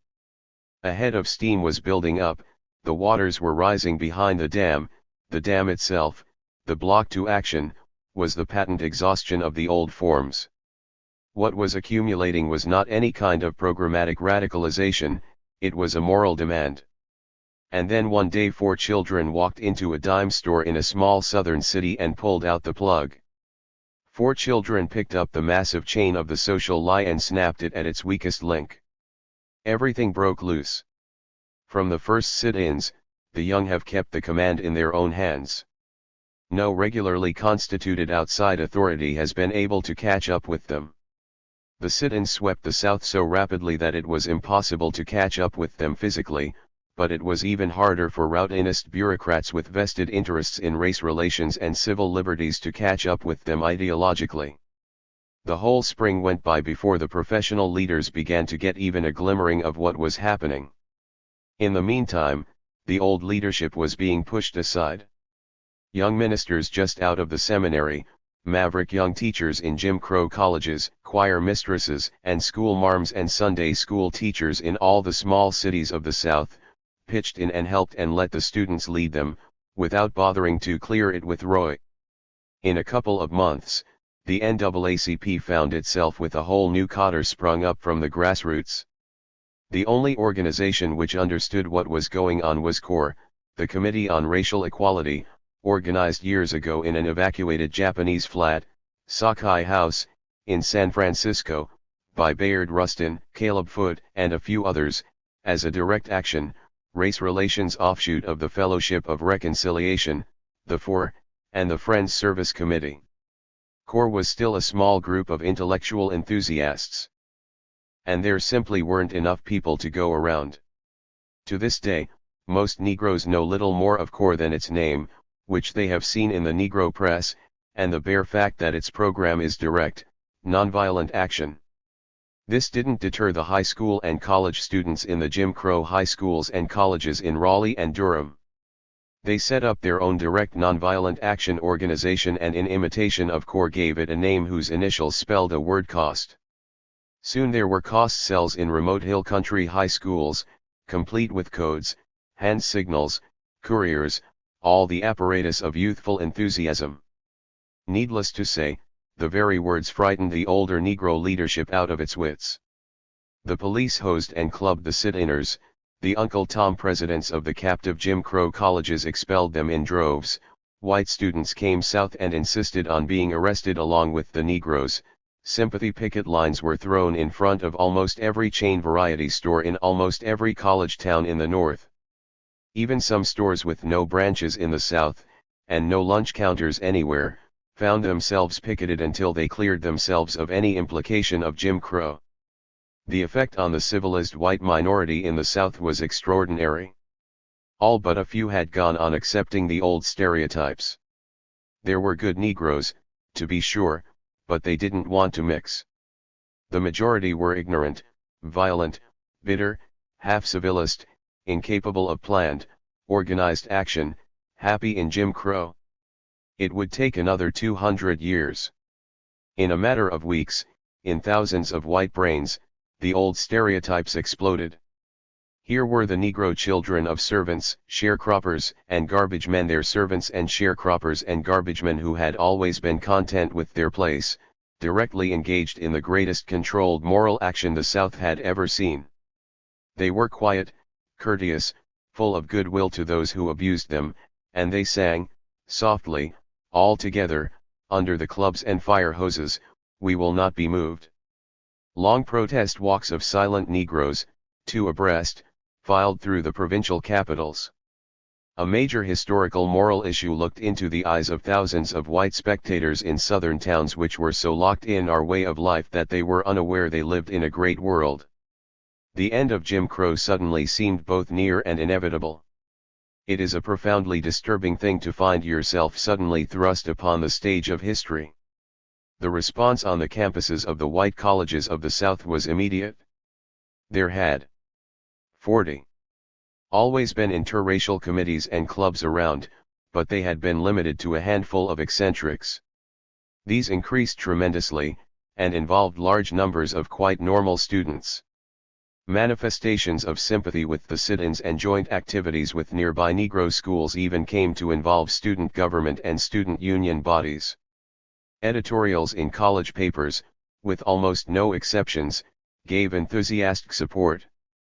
Believe me, it is quite an experience to eat dinner with a fraternity at a fashionable Southern school and see a can to collect money for CORE at the end of the table.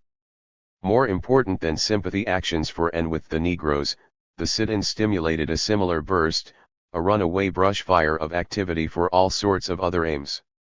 They not only stimulated the activity, they provided the form and in a sense the ideology. Nonviolent direct action popped up everywhere so fast that even the press wire services could no longer keep track of it, although they certainly played it up as the hottest domestic news of the day. The actions dealt with a few things: compulsory ROTC, peace, race relations, civil liberties, capital punishment, all, in the final analysis, moral issues. In no case were they concerned with politics in the ordinary sense of the word. Here the ROTC marched out to troop the colors and found a line of students sitting down across the parade ground. In another school, a protest march paraded around and through and between the ranks of the marching ROTC, apparently to everybody's amusement. In other schools, the faculty and even the administration and, in one place, the governor joined in protest rallies against ROTC. There were so many peace and disarmament meetings and marches it is impossible to form a clear picture. They seem to have taken place everywhere and, for the first time, to have brought out large numbers. Off campus, as it were, the lonely pacifists who had been sitting out the civil defense propaganda stunt in New York, called their annual sit-out and were dumbfounded at the turnout. For the first time, too, the court and even the police weakened. Few were arrested. The chessman execution provoked demonstrations, meetings, telegrams, on campuses all over the country. In Northern California, the mass base of all forms of protest was among the students and the younger teachers. They provided the cotter, circulated petitions, sent wires, interviewed the governor, and kept up a continuous vigil at the gates of San Quentin. All this activity was unquestionably spontaneous. At no time did the ACLU or the regular anti-capital punishment organizations initiate, or even take part in, any mass action, whatever else they may have done. Chessman, of course, had a tremendous appeal to youth. He was young, he was an intellectual, even an artist of sorts. Before his arrest he had been the kind of person they could recognize, if not approve of, among themselves. He was not very different from the hero of On the Road, who happened to be locked up in San Quentin along with him. As his life drew to a close, he showed a beautiful magnanimity in all he did or said. On all the campuses of the country, of the world, for that matter, he seemed an almost typical example of the alienated and outraged youthful delinquent of the post-World War II era, the product of a delinquent society.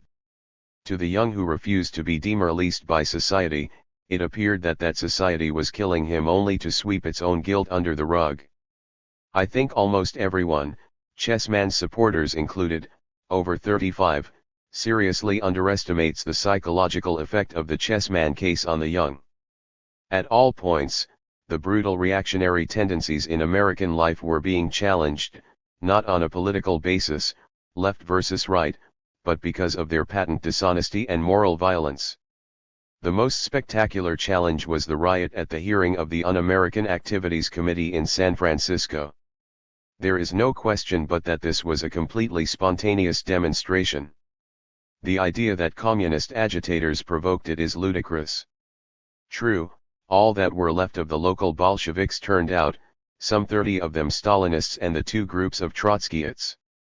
Even the youth leader who, 28 years before, at the age of 30, had been assigned to lead the YCL, showed up and roared and stomped incoherently, and provided comic relief.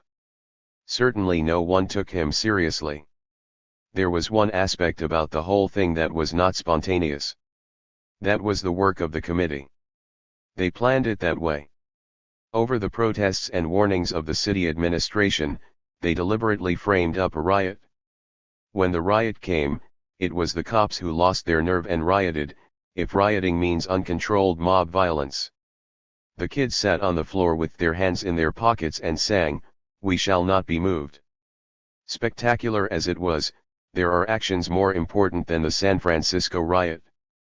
Here and there about the country, lonely, single individuals have popped up out of nowhere and struck their blows. It is almost impossible to get information about draft resistors, non-registrants, con-cn. 41. Shis objectors, but here and there one pops up in the local press or, more likely, in the student press. Even more important are the individual actions of high school students whom only a hopeless paranoiac could believe anybody had organized. A 16-year-old boy in Queens and then 3 in the Bronx, refused to sign loyalty oaths to get their diplomas. As kudos are distributed in a New York suburban high school, a boy gets up and rejects an award from the American Legion. Everybody is horrified at his bad manners. A couple of days later, two of his prizes are offered to the two runners-up, who reject them in turn. This is spontaneous direct action if ever there was. And the important thing about it is that in all these cases, these high school kids have made it clear that they do not object to either loyalty oaths or the American Legion because they are reactionary, but because they are morally contemptible. The Negro faculties and presidents of the Jim Crow colleges who not only opposed the sit-ins, but expelled dozens of the sit-inners, now found themselves faced with deserted campuses. They were overtaken by a tremendous groundswell of approval of their youngsters' actions from Negro parents, and were dumbfounded by the sympathy shown by a broad strata of the white South. One by one they swung around, until Uncle Toms, who had expelled students taking part in sit-ins during their Easter vacations in other states, went on public record as saying, "If your son or daughter telephones you and says he or she has been arrested in a sit-in, get down on your knees and thank God."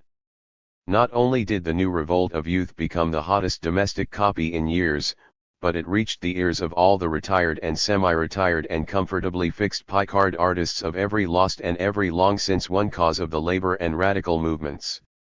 Everybody shouted, "Myself when young," and pitched in with application blanks. The AFL-CIO sent out a well-known leader of the Esperanto movement who reported that the kids were muddled and confused and little interested in the trade union movement, which they, mistakenly in his opinion, thought of as morally compromised. YPSL chapters of the Tomasite socialists rose from the graves of 20 years.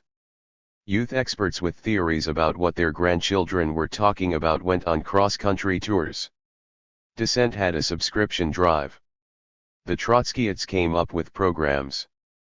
Everybody got in the act except, curiously, the communists. As a matter of fact, back in a dusty office in New York, they were grimly deadlocked in their last factional fight. Although the movement was a spontaneous outburst of direct nonviolent action, it didn't quite please the libertarians and pacifists. They went about straightening everybody out, and Liberation came out with an article defining the correct line and pointing out the errors of the ideologically immature. As the kids go back to school this fall, this is going to be the greatest danger they will face. All these eager helpers from the other side of the age barrier, all these cooks, each with a time-tested recipe for the broth. All over the world this kind of ferment is stewing on college campuses. In Korea and Japan and Turkey the students have marched and brought down governments and humbled the president of the greatest power in history. So far the movement is still formless, a worldwide upheaval of disgust. Is this in fact a political upsurge? It isn't now, it is a great moral rejection, a kind of mass vomit. Everybody in the world knows that we are on the verge of extinction and nobody does anything about it. The kids are fed up. The great problems of the world today are immediate worldwide peace, immediate race equality, and immediate massive assistance to the former colonial peoples. All of them could be started toward solution by a few decisive acts of moral courage amongst the boys at the top of the heap. Instead, the leaders of the two ruling nations abuse each other like little boys caught out behind the barn. Their apologists stage elaborate military and ideological defenses of Marxian socialism and laissez-faire capitalism, neither of which has ever existed on the earth or ever will exist. While the Zengakuren howls in the streets, Khrushchev delivers a speech on the anniversary of Lenin's leftism, an infantile disorder, and uses it to attack Mao. Meanwhile a boy gets up in a New York suburban school and contemptuously hands back his patriotic prize. He is fed up. Reprinted in part from The Nation, by kind permission of the editors. 42. As M.R. MacLeod makes arrangements for the granting of independence to each of Britain's African colonies, socialists and radicals are bound to try once more to take their bearings. In the past 15 years almost all of the 1,300 million people who lived in 1945 under colonial rule have won the right to govern themselves. What, then, is left of imperialism? In this article, it is proposed to review some of the connections between the history of capitalism and empire, then to examine the special connections between imperialism and the monopoly stage of capitalism, and finally to see how far something that may be called imperialism still exists today. This subject has recently received close examination by John Strachey in his new book, The End of Empire, the second of his projected studies in the Principles of Democratic Socialism, Gollanch, 1959. Points where his analysis differs from that presented here will be referred to in footnotes throughout. 1. What started Britain on the road to empire? Innate superiority, absent-mindedness, a semi-mystical will to rule, our island geography. 2. None of these stock answers can be satisfactory for a Marxist. We shall look for a technological basis for understanding the social relations of any human culture, but we shall not forget that social relations gain a life of their own. Nonetheless, over broad sweeps of history, one may follow Marx's divisions of human history into slave, feudal and capitalist societies, and Marx's subdivisions of capitalist society into the periods when merchant capital, industrial capital, and finance capital were uppermost. Each of these societies has been a class society, in the sense that a dominant group or class has been able to get others to work for them in various forms of servile labor. Empires historically have been an extension of the area of domination of the ruling group or class from its own people to other peoples. The fact that this group may have shared with its own people some part of the advantages accruing to them, the free bread and circuses of imperial Rome, for example, should not blind us to the central class, rather than national, character of the exercise.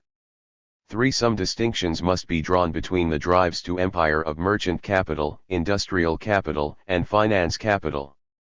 In the first stage, merchant capital looked mainly to buy cheap and to sell dear, if possible to plunder silks, spices, sugar, precious metals, and other rare luxuries from overseas lands for sale at home and in Europe. Trading posts and plantations were established to this end. However, different developments followed in North America, where the empty land was settled by European immigrants and a new capitalist society established, and in Africa, India, and South America, where no such settlement was possible. There can be no doubt that this first stage of conquest and plunder, though small, did much not only to set back economic development in the plundered lands, but to nourish the early years of Britain's industrial revolution. But the first stage of plunder had to be ended. If markets were to be opened up for British goods all over the world, the competition of Indian and Chinese textiles and handicrafts had to be destroyed. It is from this period that the division of the world into rich advanced industrial lands and poor underdeveloped lands may be dated. Michael Barrett Brown. Imperialism.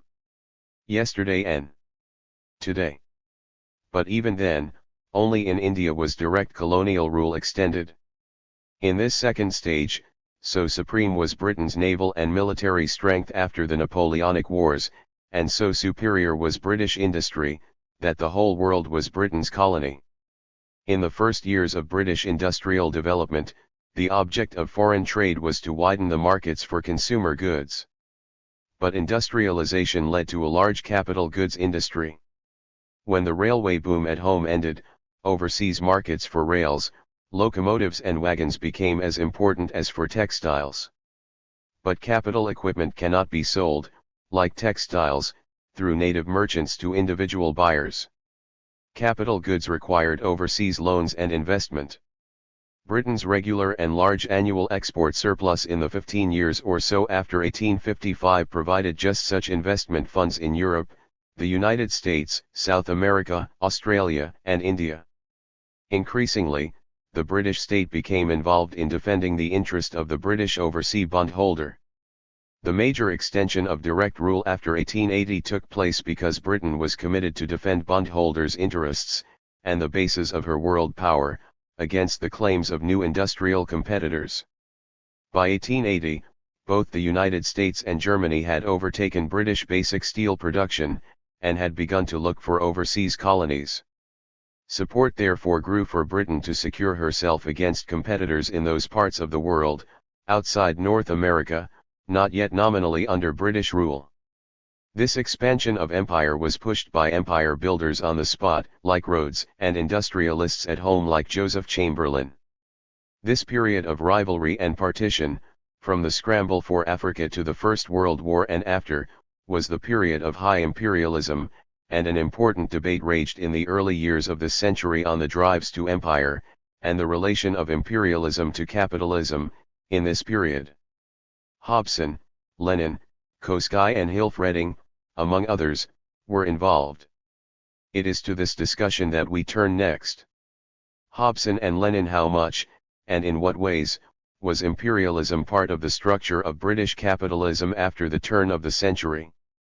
Hobson argued that the drive behind the new imperialism at the end of the 19th century was the pressure of capital frustrated of profitable investment opportunities at home and looking for employment overseas. The cause of the frustration of capital at home Hobson saw in the lack of consumption power among the masses of Britain's workers. This was the economic taproot of imperialism. Strachey accepts this analysis and builds upon it the whole thesis of his book. There are two weaknesses in the Hobson position, however. The first is the underconsumptionist argument, which does not explain why the workers' consuming power was low in the first place. This part of Hobson was largely rejected by Lenin, who emphasized the increasing pressure of monopolies to maximize profit. In the second place, there is no simple correlation between the outward pressure of capital and goods for overseas markets, and the expansion of empire. There was little or no increase, in fact, in the empire share either of British overseas investment or of British overseas trade after 1880, in the very period when the main expansion of direct rule took place. The huge flow of British investment overseas in the years up to 1913 went largely to North America and Australia, with some to Europe and South America. Overemphasis on the outward pressure of capital, however, may lead to two wrong impressions. First, that a great deal of capital flowed into the colonies. It didn't, and they would be much better off today if it had. Hobson himself was the first to point out that the new lands were quite unsuitable for emigration and too poor for markets. Secondly, imperialism, at least in Britain, has never been a purely economic affair. Posts as colonial governors, especially in India, had become, in the 19th century, like army commands, the preserve of the great aristocratic families. Though no longer providing the same wealth that Clive enjoyed in India, these positions nevertheless carried immense power and prestige. In many ways, the empire was the way to the top for the adventurer and self-made man. In the case of Africa, the pressure to extend direct rule came either from the man on the spot, an individual speculator playing for the lucky strike, like Cecil Rhodes, or as a direct reflection of the European power game. In fact, by the 1890s, the years of Kipling and Jingo, British imperialism was already established as part of the social system, though the outward pressure of capitalism had only just begun. Lenin, following 16 years after Hobson, seized primarily on what had happened in the development of German capitalism. In his view, imperialism began with the period in capitalism when the enormous growth of industry and the remarkably rapid process of concentration of production in ever larger enterprises had led to the growth of monopoly. He then drew a distinction between the earlier phase of old capitalism, under which free competition prevailed, the export of goods was typical, roughly, our second stage of imperialism, and the newest. 44. Capitalism, when monopolies prevail, the export of capital has become typical. Thus, he wrote, imperialism is capitalism in that stage of development in which the dominance of monopolies and finance capital has established itself, in which the export of capital has acquired pronounced importance, in which the division of the world among the international trusts has begun, in which the division of all the territories of the globe among the great capitalist powers has been completed. Imperialism, Little Lenin Library, p. 77. Lenin's vision certainly seemed true enough of the First World War. His vision of the future of capitalism after 1918 was that of a moribund system, parasitic on imperial tribute, stagnating at home while investment flowed overseas. Lenin believed that the workers, the gravediggers of capitalism, were held back only by the bribery of their leaders, and that this bribery was derived from the tribute exacted from exploited colonial workers. Was this really how it worked? Was capitalism moribund?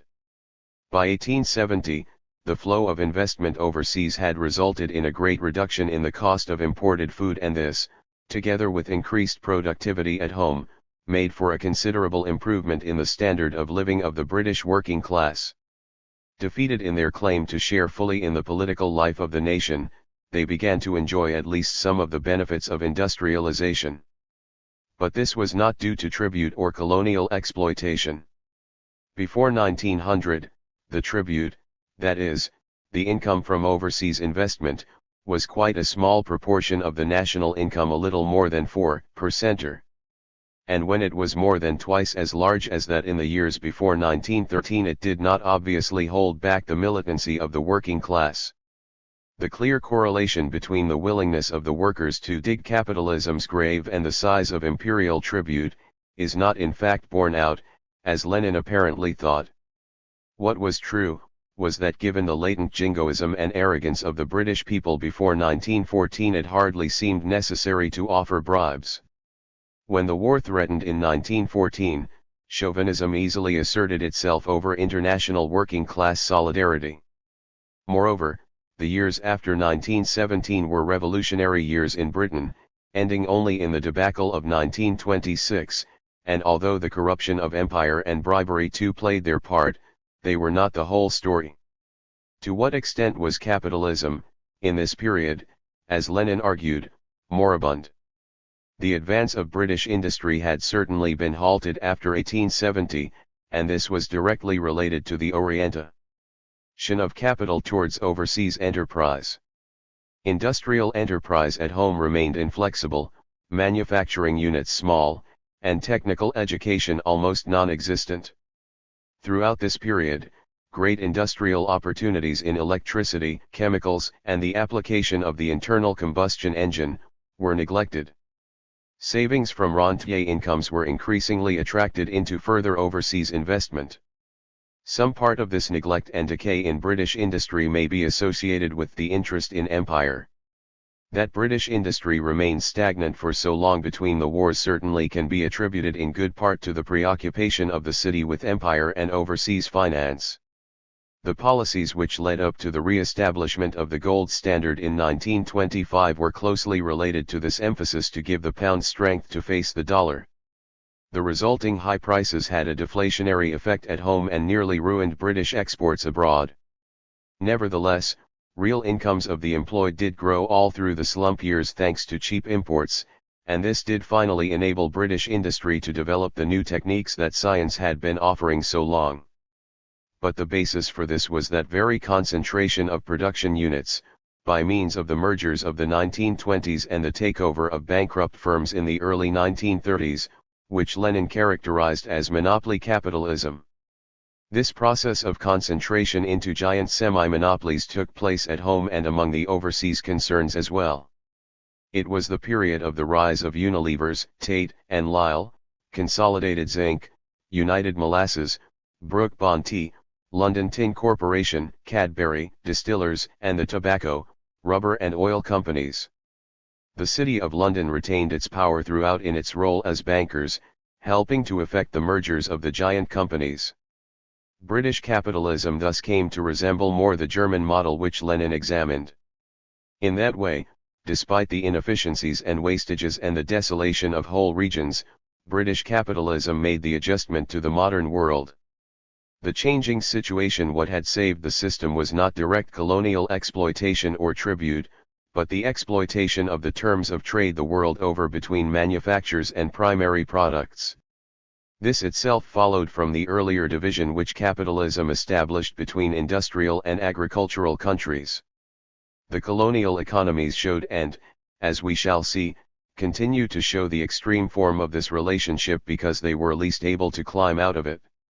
In summary, then, we can see that Hobson and the extension of empire pressures did 45.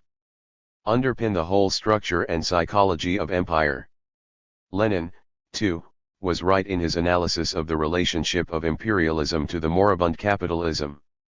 Where he was wrong was in his estimate that capitalism would continue to depend upon imperial tribute until it was destroyed. How much, then, has imperialism mattered since the period of rationalization? The search for capital outlets has gone on, but foreign investment has nonetheless played a subordinate role in post-war capitalism. To commentators, like Mr. Schoenfield, annual overseas investment has seemed too high, but it is now barely 2% of the national income. This figure must be compared with the nearly 10% of the national income being invested overseas in 1913. Income from overseas adds a bare 4% to Britain's national income annually.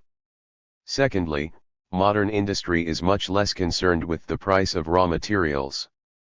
With the one exception of oil, imported raw materials are being gradually replaced by synthetics.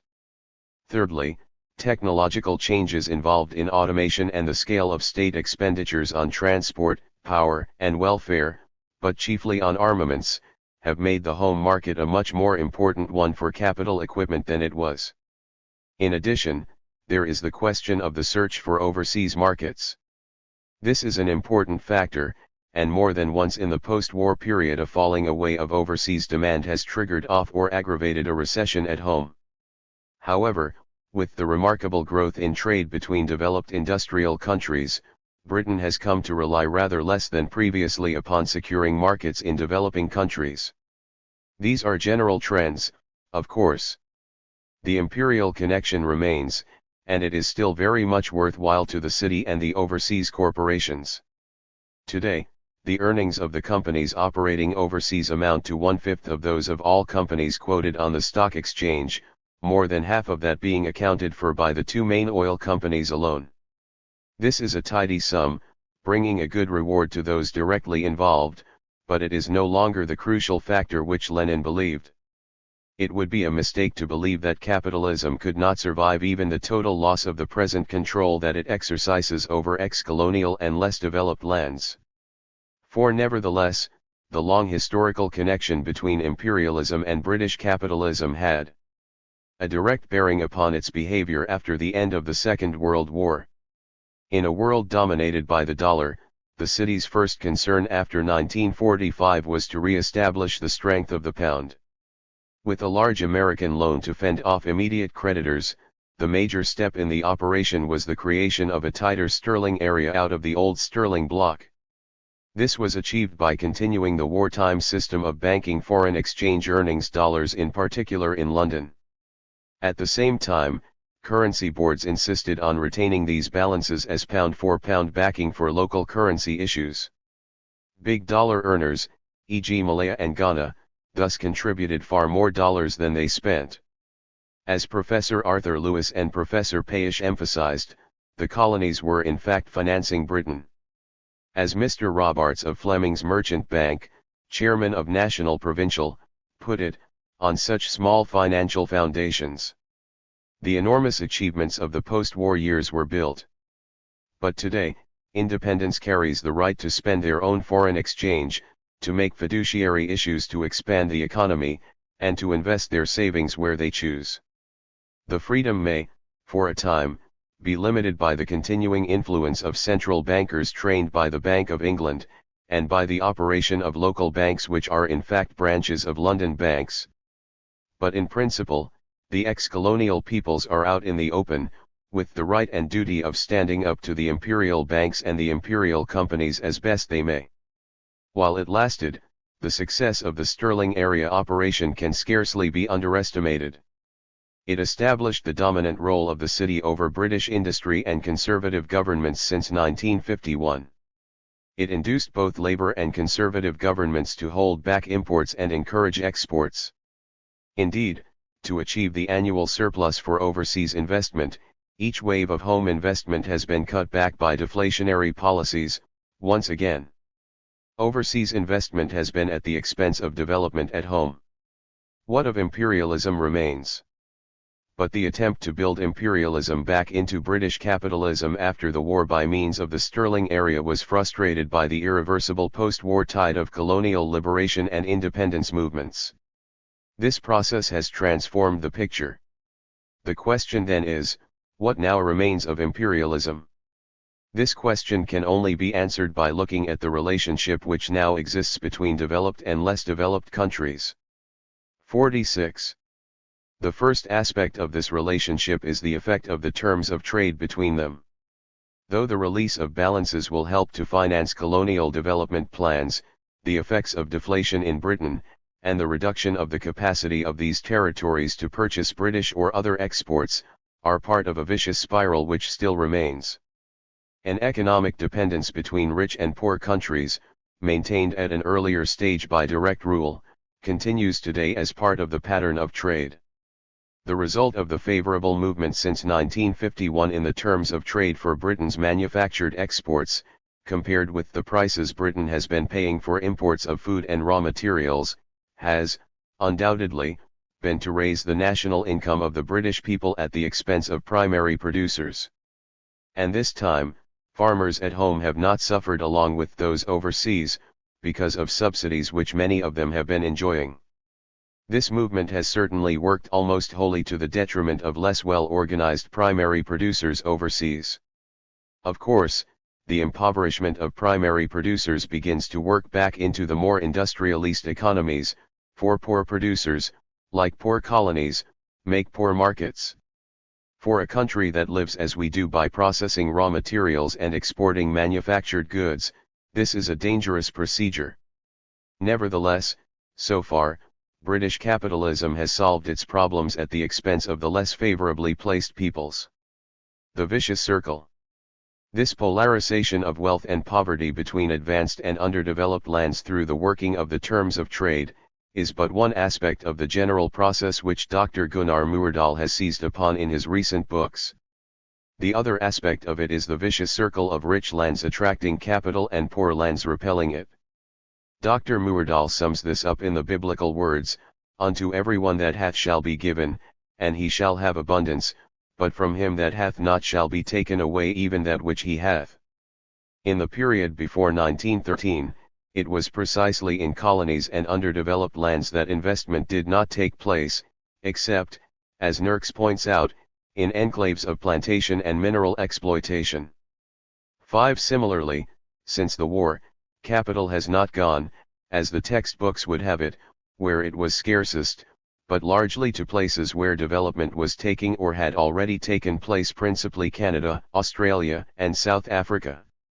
There has, of course, been some investment to provide the infrastructure for industrial development in the colonies, ports, railways, transport, etc., but the scale has been small, and directed almost entirely to the export of raw materials. Secondary and refining industries have continued to be situated mainly in the metropolitan countries. There is very little spread from the investment to the rest of the colonial economy, and what there has been has not gone further than encouraging small shopkeeping, trading and those comprador six activities, associated with the raw material export business. This has had a crucial effect on the development of a native middle class. 7. Successors to imperialism. The favoring of comprador development has a critical importance for underdeveloped countries. Imperial rule has everywhere been associated with the preservation of rule by local princes, landlords, chiefs, and sheiks. This is the key to the distinction between the development of empty lands settled by Europeans and the stagnation of older inhabited lands colonized by European influence or rule. For merchants and compradors do not develop industry. In this sense, as well as others, the relationship of a colony to the imperial power has been one of absolute distortion, so that the colonies do not start off on their economic advance now at the point reached by, say, Britain 150 years ago. They still have to break the grip of feudal lords and town merchants which have maintained their power because of the very nature of imperial rule. The second effect follows on closely from the first. Independence has taken place, since the war, in very special circumstances, against the background of comprador native classes already in existence, and with great care taken by imperialist powers to ensure sympathetic and appropriate successors to their rule in countries which were liberating themselves. What has happened since 1945 is that independence has been granted to just such feudal and comprador groups as we have been discussing, in most of the British colonies. Where rival claimants to the succession, from trade union movements, or communist or socialist intellectuals, have been too strong to allow this, colonial wars have been fought to guarantee protection of imperial interests, in Malaya and Indochina, for example. Furthermore, everything has been done: constitution-mongering, knighthoods, scholarships for the colonial elite, the paraphernalia of judges' wigs, gowns, and parliamentary ceremonial, and the services of British advisers and civil servants to ensure continuity from colonial to post-colonial rule. Much has also been made of religious or national divisions to weaken successor governments, India, Palestine, Malaya. The fact is that the granting of independence has rarely been an act of grace, and where communist-led parties appeared as successors, as in British Guyana, the act has not taken place. Has this careful selection of successor governments by imperial powers been, as the communists assert, to obtain reliable custodians of their investments? The answer to this question must lie in the Cold War context in which colonial liberation has taken place. The Cold War context. In one aspect, the Cold War is precisely concerned with the defense of capitalist positions against communist encroachments.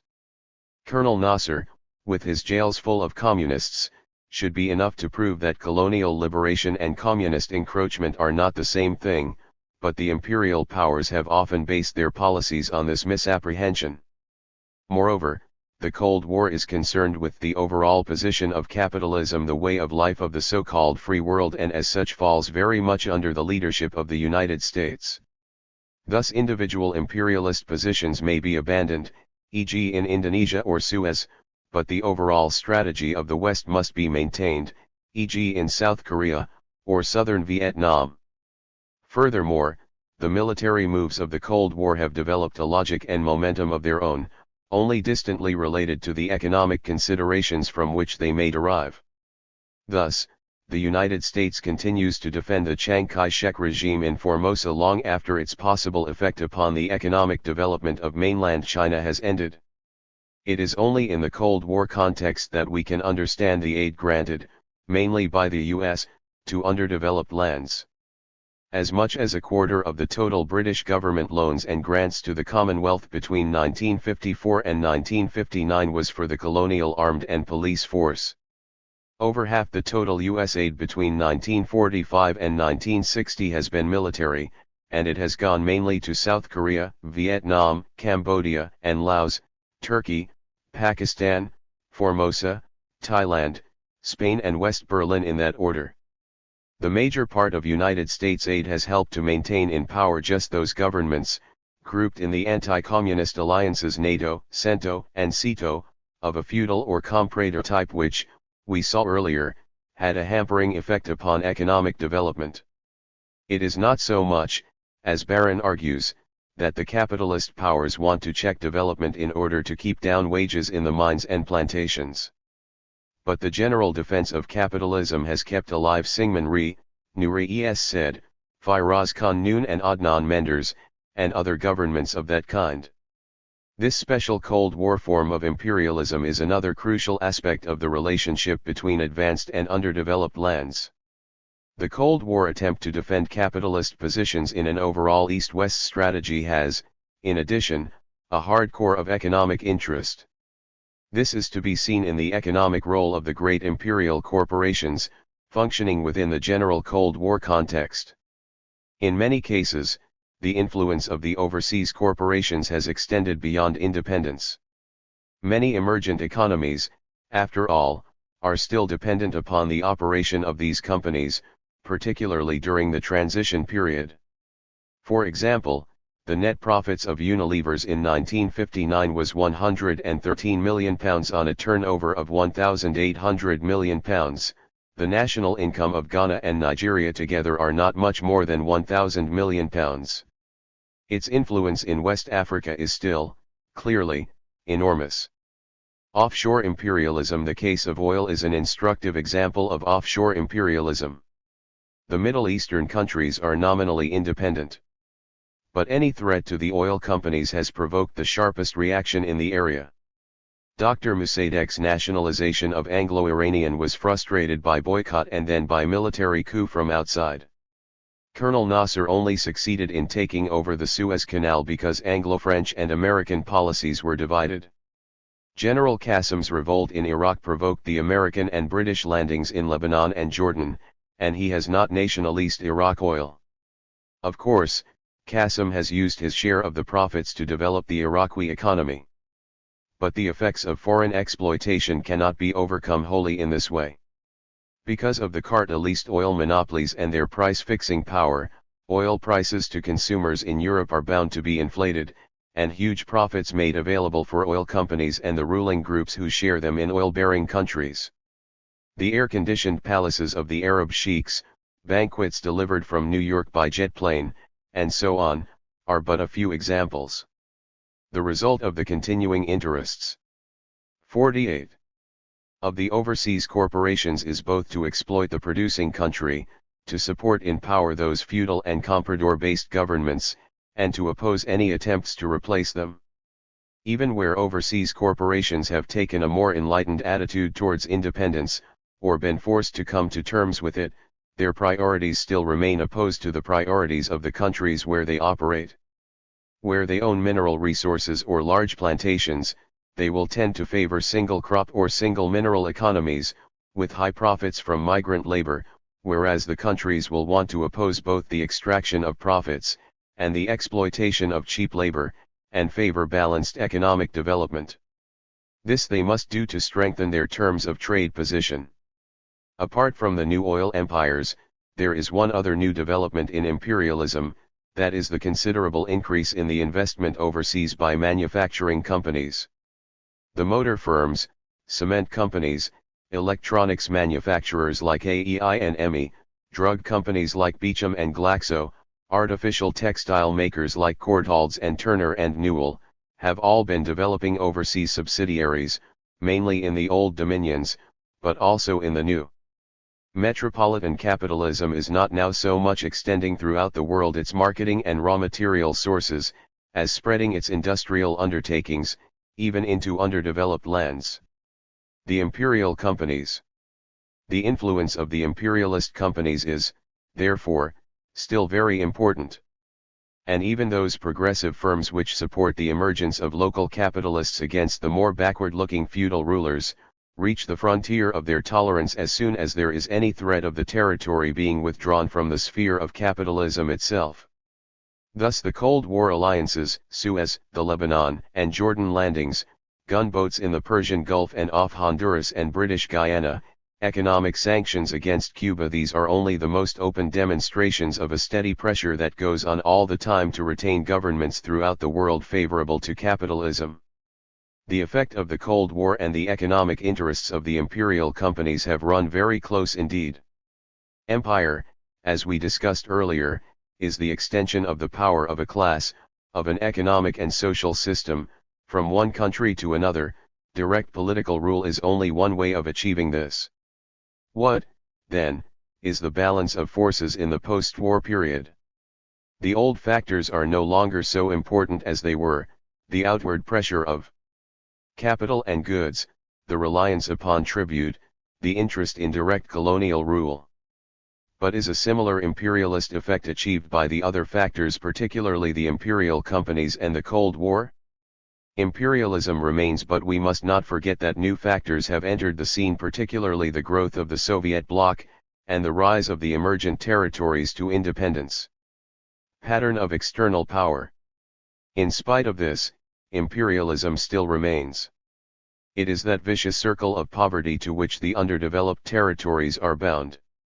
This pattern or relationship between the haves and have-nots is held in place by certain historical distortions which still obtain, the terms of trade, the distorted single crop or single mineral dependence of their economies, the entrenched position of feudal and comprador governments which hold back development. This pattern is further aggravated by two powerful factors: the Cold War, which has drawn the less developed territories within the Western strategy of a general defense of capitalist positions against communism, and the deeply embedded influence of the imperial companies, even in so-called independent countries. This is a system of external power, no longer resting except in the settler territories on direct rule, but an indirect system of power whose influence lies directly athwart the path to development. How can this structure of power and influence be broken?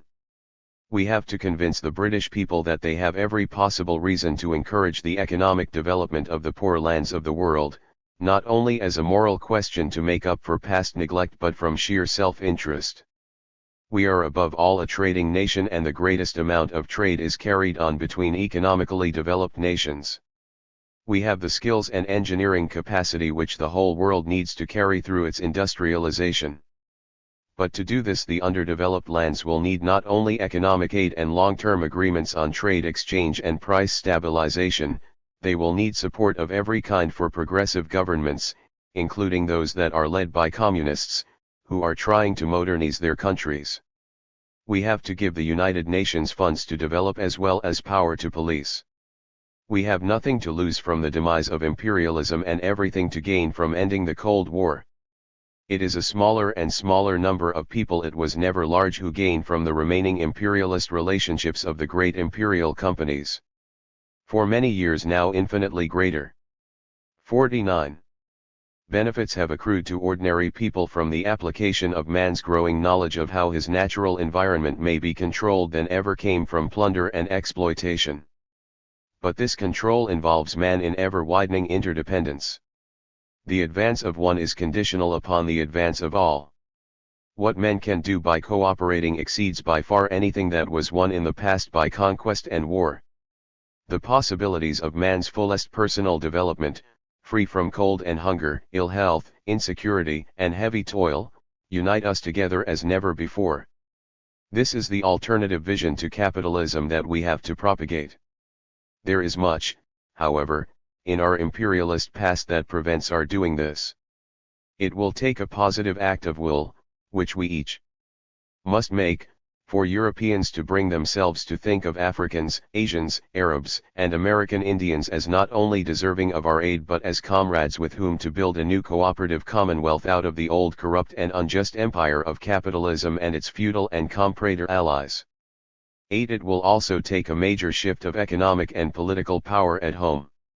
It should help that the same capitalist companies that distort our lives for profit are frustrating theirs too. 51.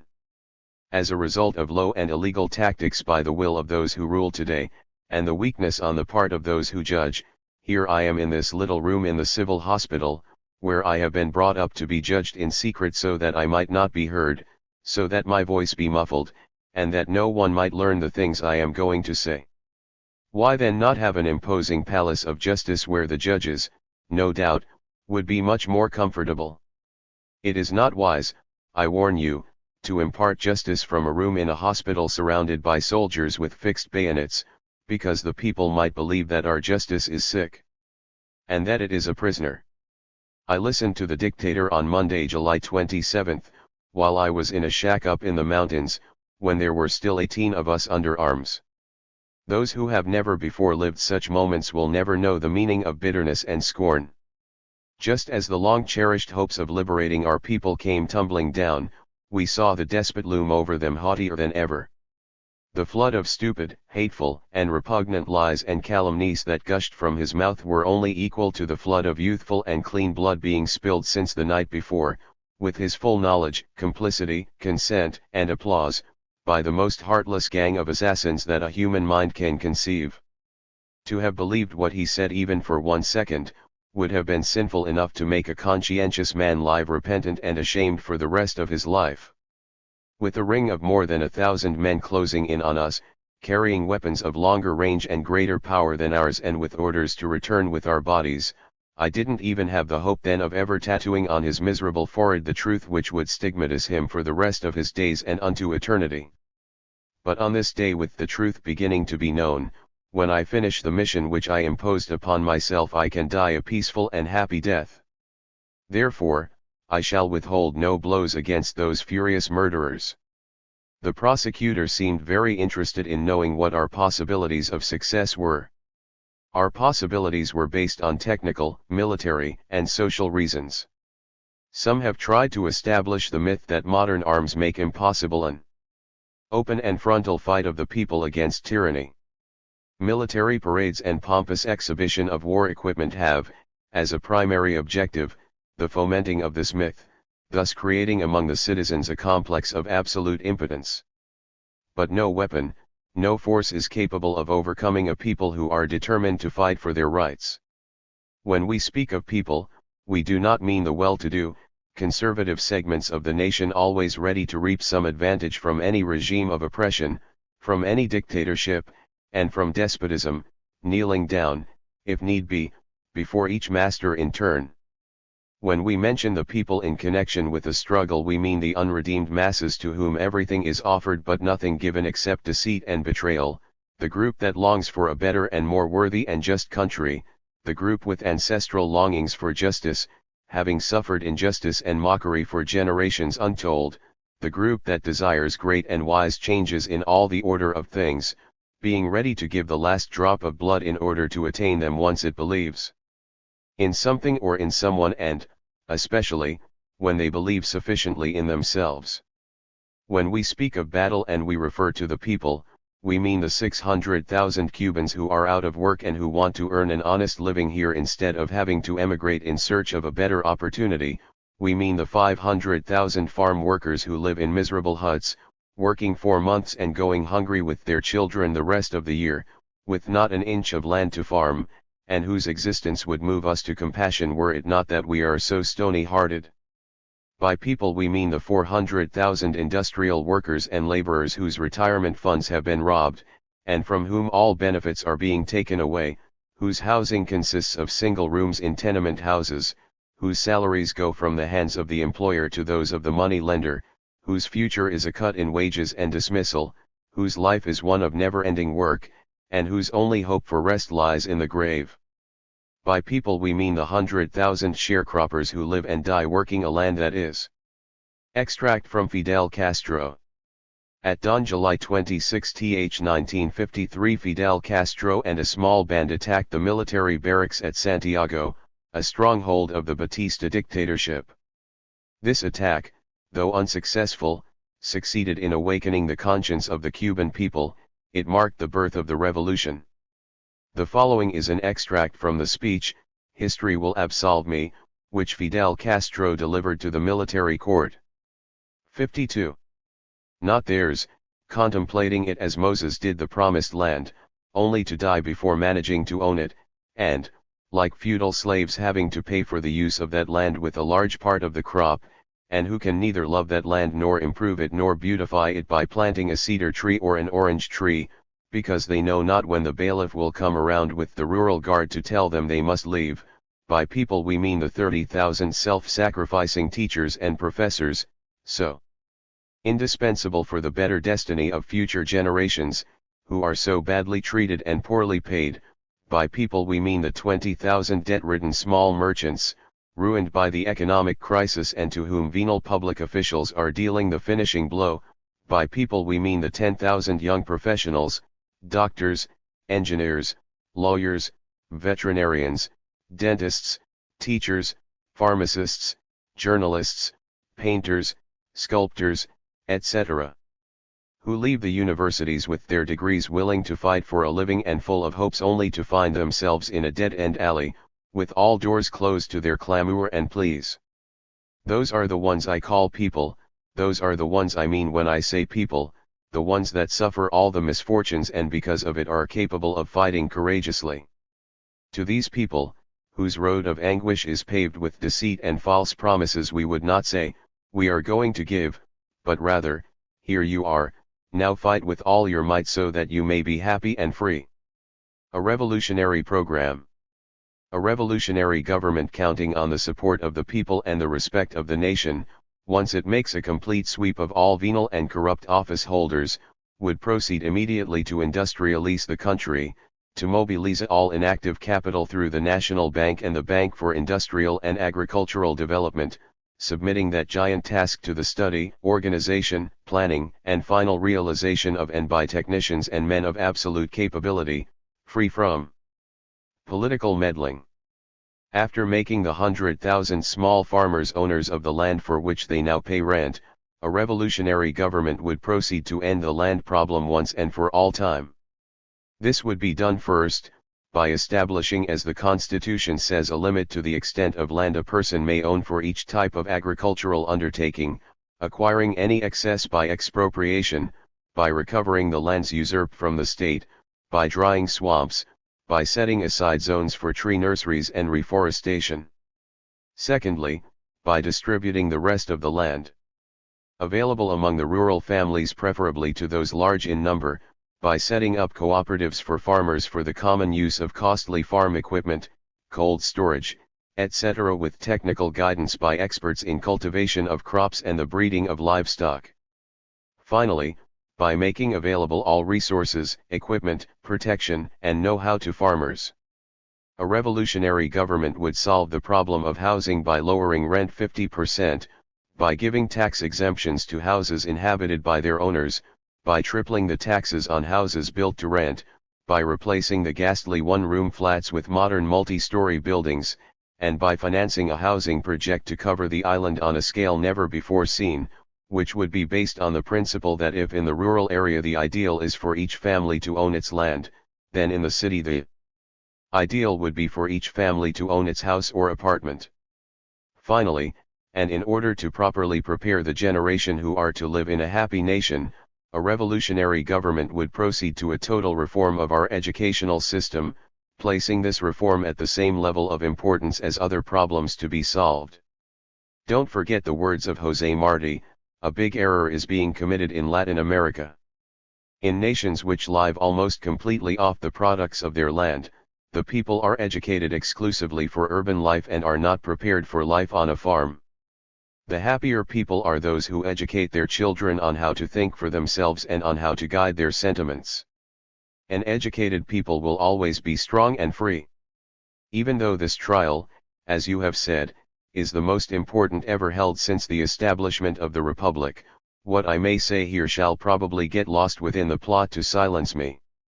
Think not that you are judging a man now, but that you shall be judged over and over again when the present will be submitted to the crushing criticism of future times. Then, what I may have said here will be often repeated, not because I was the one who said it, but rather because the problem of justice is eternal, and the people have a profound sense of it over and above the opinions of jurists and theoreticians. The people have and make use of a sound simple logic implacably at odds with all which is absurd and contradictory, and if any people heartily hates privilege and inequality, it is the Cuban people.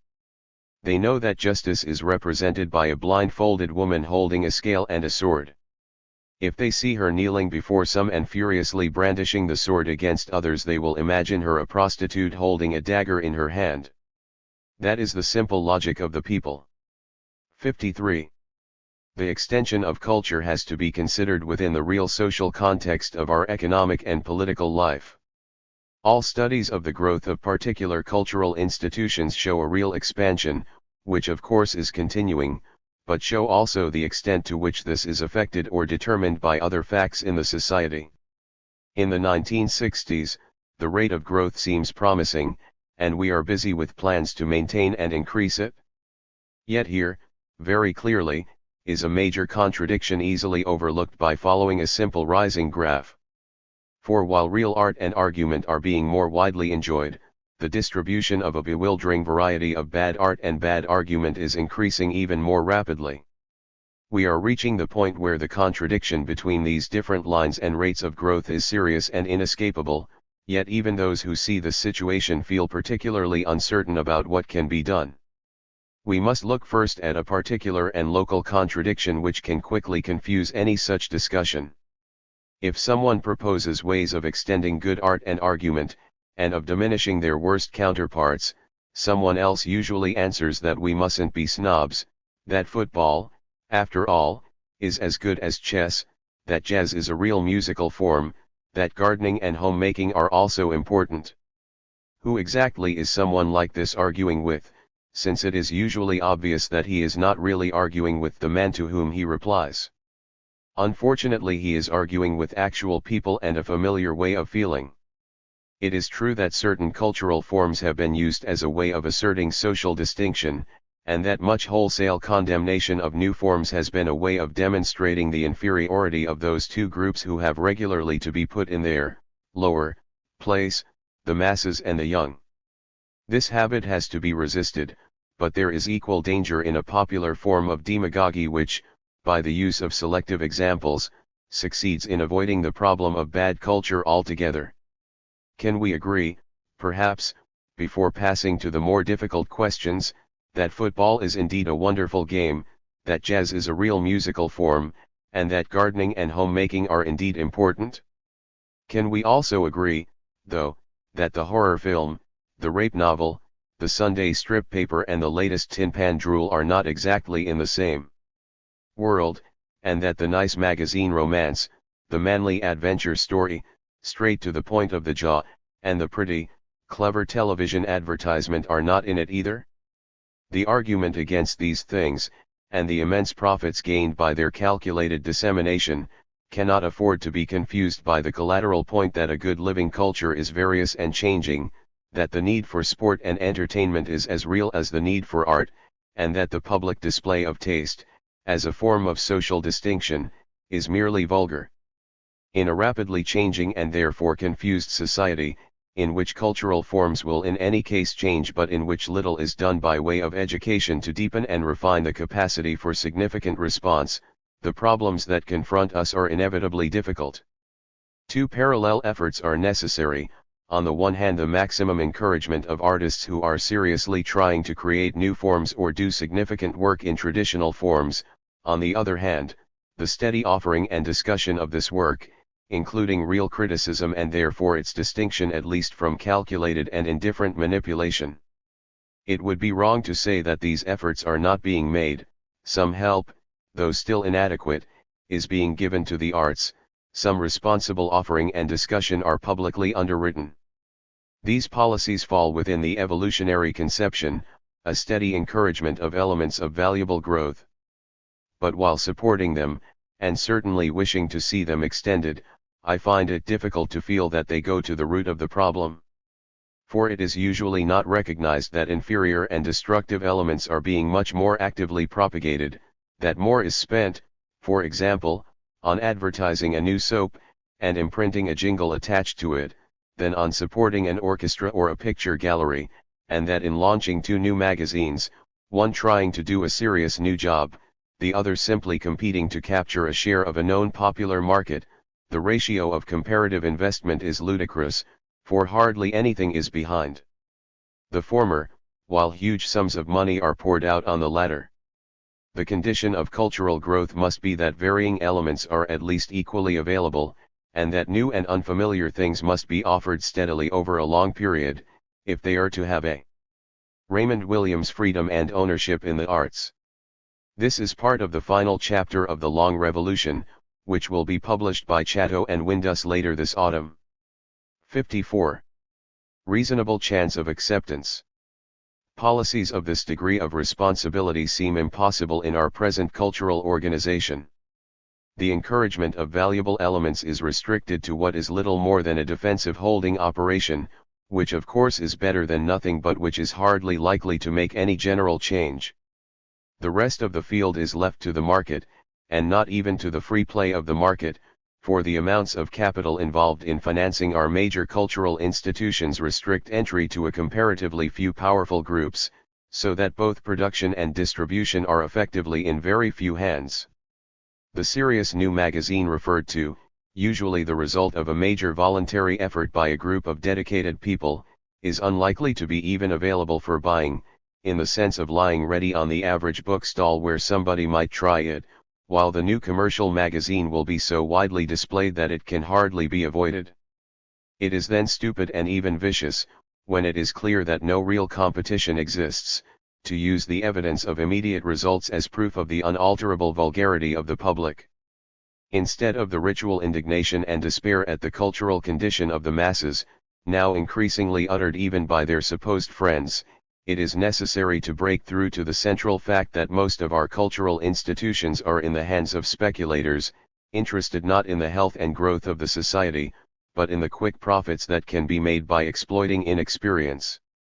True, under attack, these speculators, or some of them, will concede limited policies of a different kind, which they significantly call prestige, that is to say, enough to preserve a limited public respectability so that they will be allowed to continue to operate. But the real question is whether a society can afford to leave its cultural apparatus in such irresponsible hands. Conceiving an alternative. Now I think many people feel the strength of this question, but feel even more strongly the difficulties of any possible alternative. Steady and particular encouragement, in the obvious limited fields, is quite widely approved, but any attempt to tackle the whole situation runs into major difficulties. For it is obvious that the amount of capital and effort required, to make any substantial change, can come only from public sources, and to this there are two objections. The first is the question whether such resources are really available, on the scale required. This goes back to the difficulty discussed earlier, that we find it almost impossible to conceive the financing of social policy out of the social product, and have never learned a system of accounting which would make this possible or even visible. For it is true, of course, that the present investment comes from the society and economy as a whole. The supply of advertising money, the contemporary equivalent of manna, can only come in the end from us, as workers and buyers, though it is now routed through channels that give control of this social capital to very limited groups. If we can realize that we are paying for the existing cultural system, by one kind of organization of the economy, we need not be frightened by the scale of resources required, since that organization is in fact subject to change. We should be much clearer about these cultural questions if we saw them as a consequence of a basically capitalist organization, and I at least know no better reason for capitalism to be ended.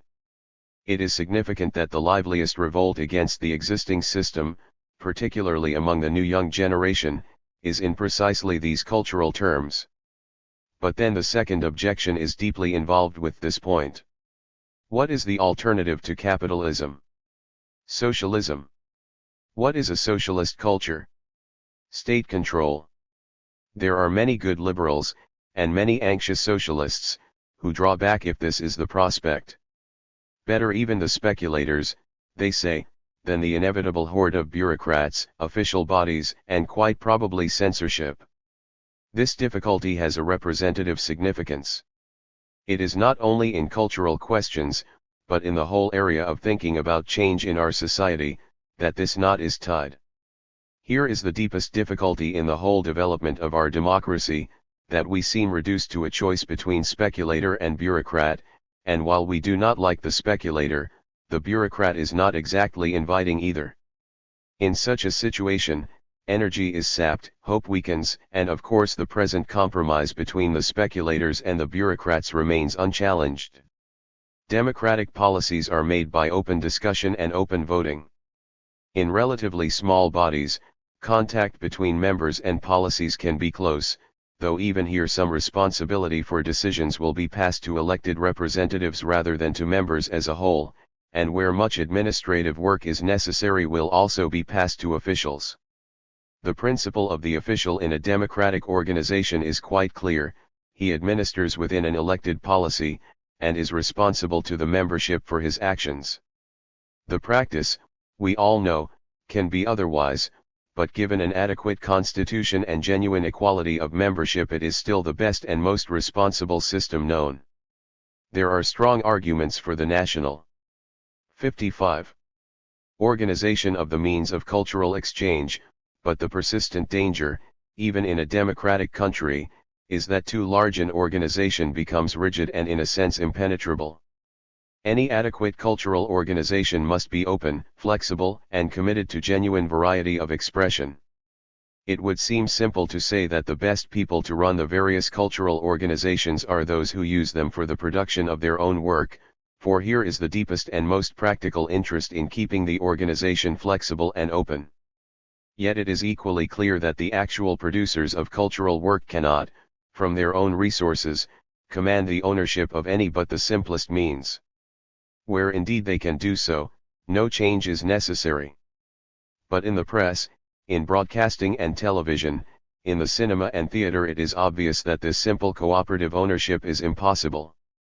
This ought not then to mean, however, that the control of these expensive means should be made available to the highest bidder, especially when he is not even particularly interested in the actual work but mainly in its financial possibilities.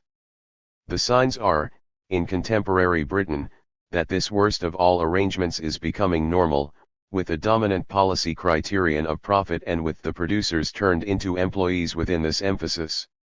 In press and television this is especially the case, and powerful interests are working to extend the same system to broadcasting. It is urgent to define the alternative principle, which I think can only be that when the producers cannot themselves own the means of their work, these must be owned by the community in trust for the producers, and an administration set up which is capable of maintaining this trust. The difficulties here are obvious, but all administration and constitution making in fact proceed from an emphasis of what is desirable, and I believe that if we can agree that this end is desirable, no society is better qualified from experience to devise adequate practical methods. Publicly owned theaters. In the drama, for example, it would be possible for most theaters to be publicly owned, preferably by local authorities, though perhaps with a small national network in addition, and then licensed to companies of actors.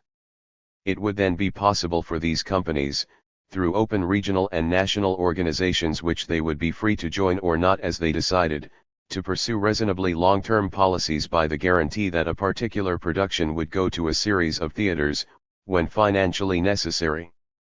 Similar arrangements could be made, through permanent and regular liaison, with the broadcasting and television services. The advantages to the drama of permanent companies creating their own varying traditions, in a context of adequate professional security, would undoubtedly be great. Almost all the good work we have now in the theater comes from such companies, which are left, though, to struggle on as they can with the hope of being eventually hired by the speculators who control the big national theaters. If we are serious about freedom in the arts, we can give it, in this way, to actual artists. Publishing and the cinema. In the cinema, a related system is possible. As things now are, the makers of films are almost wholly in the hands of the distributors, who decide, by certain crude tests, whether a film is worth making before it is made. This is the freedom of the artist which our liberals so complacently defend. It is clear that the number of cinemas is in any case going to decline. The opportunity this presents of a sensible reorganization ought not to be missed. The cinemas should become publicly owned and vested in an independent public authority. There should be at least 2 or 3 circuits, including one specialized circuit, to ensure alternatives. Production should be in the hands of independent permanent companies, which as in the case of the theater would have to satisfy the public authority of their professional competence. Public money should then be made available to these companies, for the making of films which would be guaranteed exhibition on one of the circuits. The more independent companies there are the better, and it would be encouraging to see some links between some of these and the theater companies already referred to. A possible organization of the independent authority would be joint representation between officers appointed by and responsible to Parliament and representatives elected by the permanent companies. In the case of books, we already have a good range of independent publishers, though the pressures on them to surrender independent policies are severe. A rapid process of amalgamation, often retaining apparently independent imprints, seems to be underway, and new kinds of owner, often little concerned with literature, are becoming more common. With high costs, and the wide opportunities of the paperback revolution, it seems that a stage has been reached very similar to that in newspapers at the turn of the century. The quantitative thinking. 56. That can follow from such a system would be disastrous to publishing, past a certain point, and I think the time has come for an inquiry into the facts of recent changes, and possible courses of action. Meanwhile it is of vital importance that publishers who pursue, as now, responsible and therefore varying policies should be given all possible help. This can probably best be done in the now chaotic field of distribution. It is a standing discourse that there should be hundreds of towns without anything that can be called a decent bookshop. The good independent bookseller performs an especially valuable service, but unless he is lucky in his locality he will often go under. The existing chain shops apply to books and periodicals simple tests of quantity. Below a certain figure they do not consider particular items worth handling. Is this any kind of freedom, or free availability? I think we could set up a books council, representative on the one hand of publishers, booksellers, and authors, on the other hand of Parliament, which would have the duty of ensuring the continued independence of publication, and at the same time the best possible distribution of books and periodicals here and overseas. The pressure to reduce publications to a limited number of standard items, easily sold in quantity, should be resisted as a matter of public policy. Such a council could review existing bookselling arrangements, and wherever it found, as it would now widely find, that the real range of books and periodicals is not offered, it would have power to establish and guarantee independent enterprises committed to the policy outlined. It is very odd that we have accepted this principle, in the public library service, for the borrowing of books, but are still so far short of it in terms of books that readers can buy and keep. Newspapers and magazines. In the case of newspapers and magazines, we have to deal with a situation in which control is passing into fewer and fewer hands, within a policy dedicated not to the quality of newspapers and magazines but to their profitability.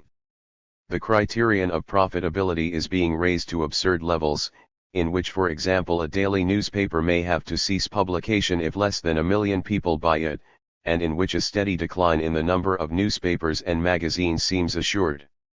Again, is this freedom, or free availability? The quality of newspapers is unlikely to be raised either by exhortation or censorship. Experience in all other fields suggests that standards in a profession rise when they are in the control of members of that profession. Such professional responsibility is now virtually impossible, as a permanent and consistent policy, since the whole organization of the press, like the organization of the cinema and the theater, creates a different atmosphere, in which standards are set by the controllers, on an estimate of likely profit, and the actual producers instead of feeling a common responsibility to their work are encouraged, in far too many cases, to compete with each other in supplying a predetermined article. Personal standards will always vary, but it is a poor society which creates institutions that give success to the least scrupulous and the least concerned. Any attempt to reform these institutions, though, is met with prolonged abuse and misrepresentation. Obviously we do not want a state-owned press, but I think we have reached the point where we need a new press council, including public and elected journalist representatives, charged with the maintenance and extension of genuinely independent newspapers and magazines.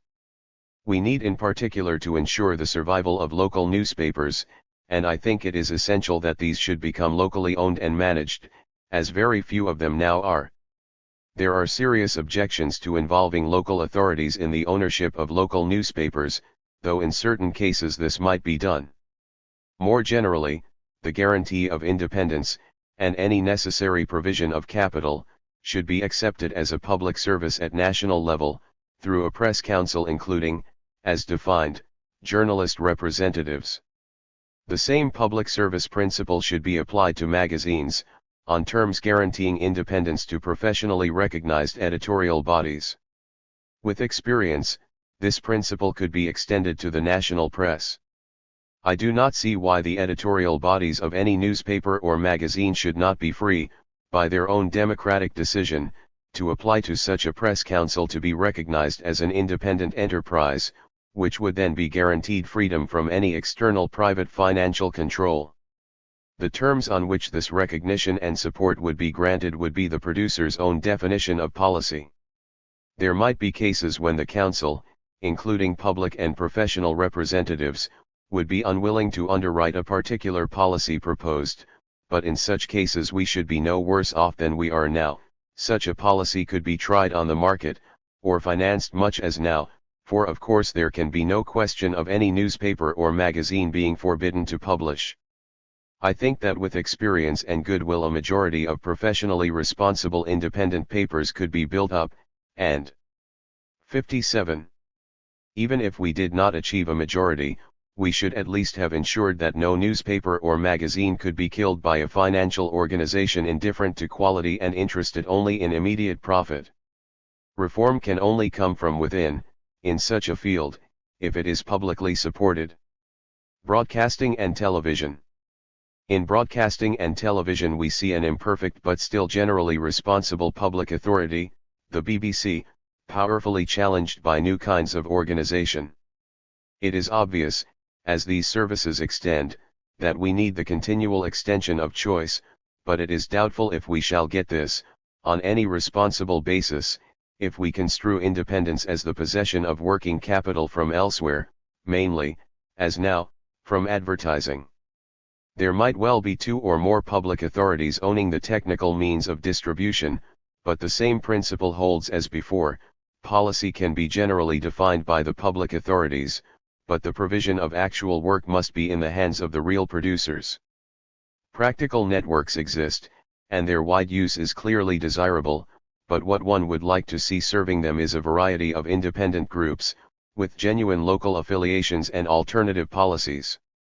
The existing program companies, in commercial television, are hardly ever of this kind, but are essentially a congeries of financial interests employing the real producers.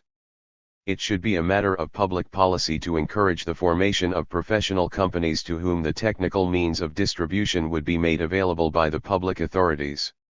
The core of such groups would be the professional broadcasting and television producers, who would work out means of association with other professional companies in the theater, the cinema, and the press, with orchestras and other similar institutions of their region, and preferably with wider local organizations, including education committees and the great voluntary societies.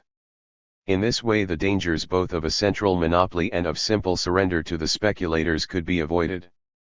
I am very much aware, in putting forward these outline proposals, that much remains to be done in detailed planning and in improvement, by discussion between all those with relevant experience.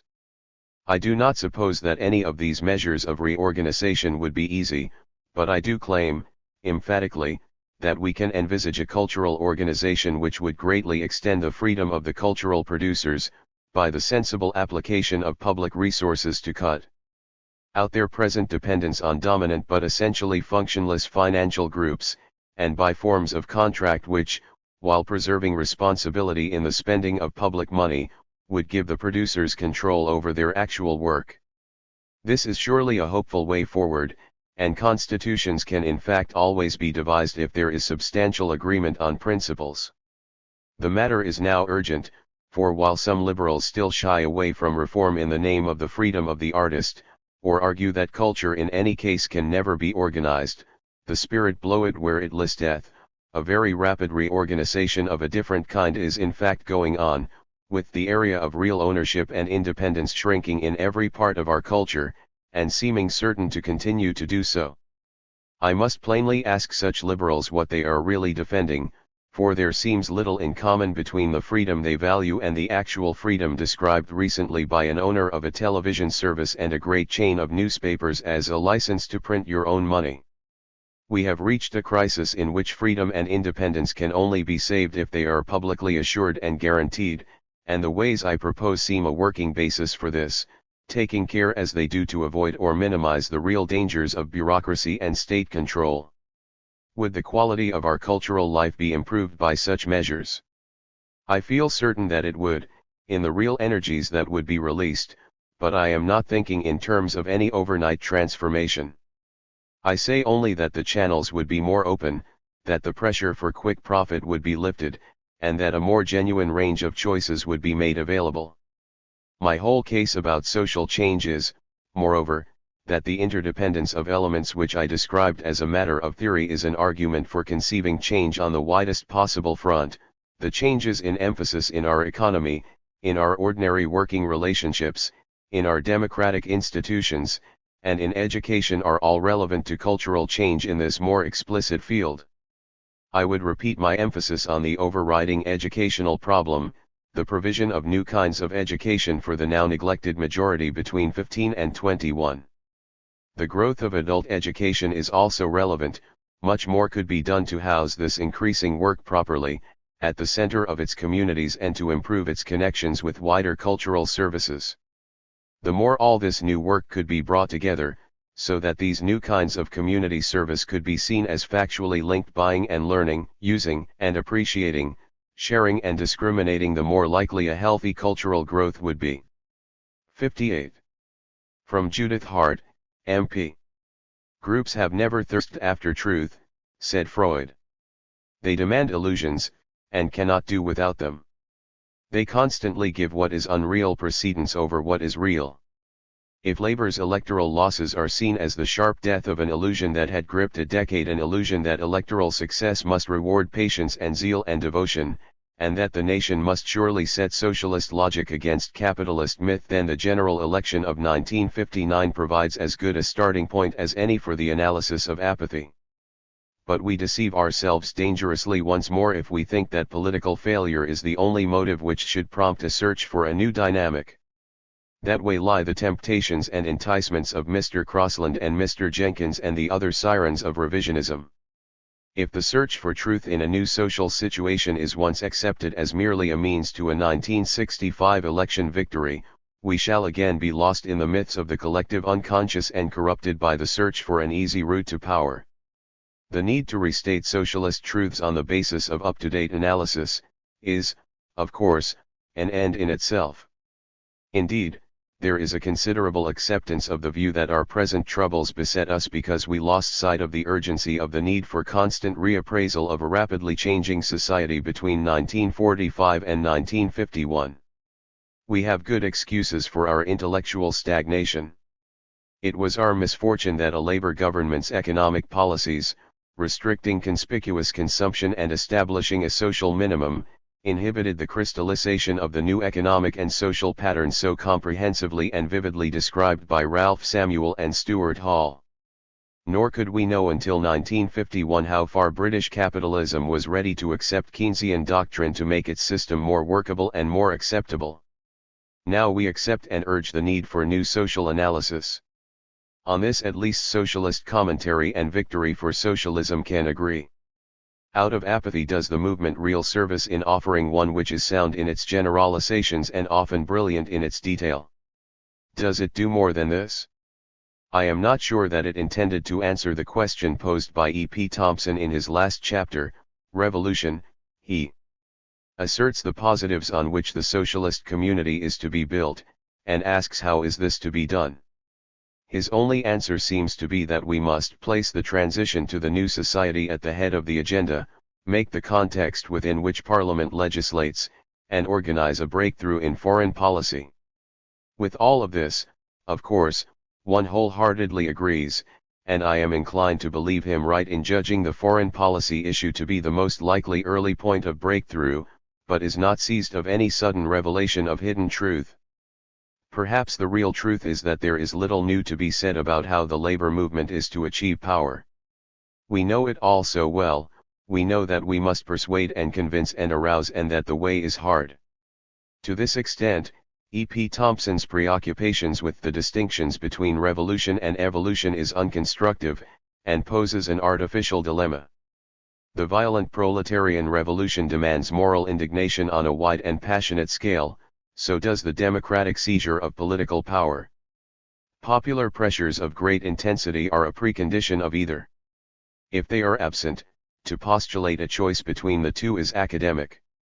If they are present, they can act effectively within the framework of Western democracy and create the revolution by parliamentary means. But it is certainly true that the breakthrough is not one more shuffle along the evolutionary path which suddenly sinks the scale on the socialist side. The program on which the parliamentary revolution is based must so take account of the society which has produced moral indignation that it transforms it as dramatically as possible within the timescale of parliamentary limitations. Because these are important limitations, the need to assess new priorities is acute. And it must certainly take account of many fields of political decision outside Parliament, as E.P. Thompson points out. The assessment of priorities, however, can only be made on the basis of an integrated philosophical approach.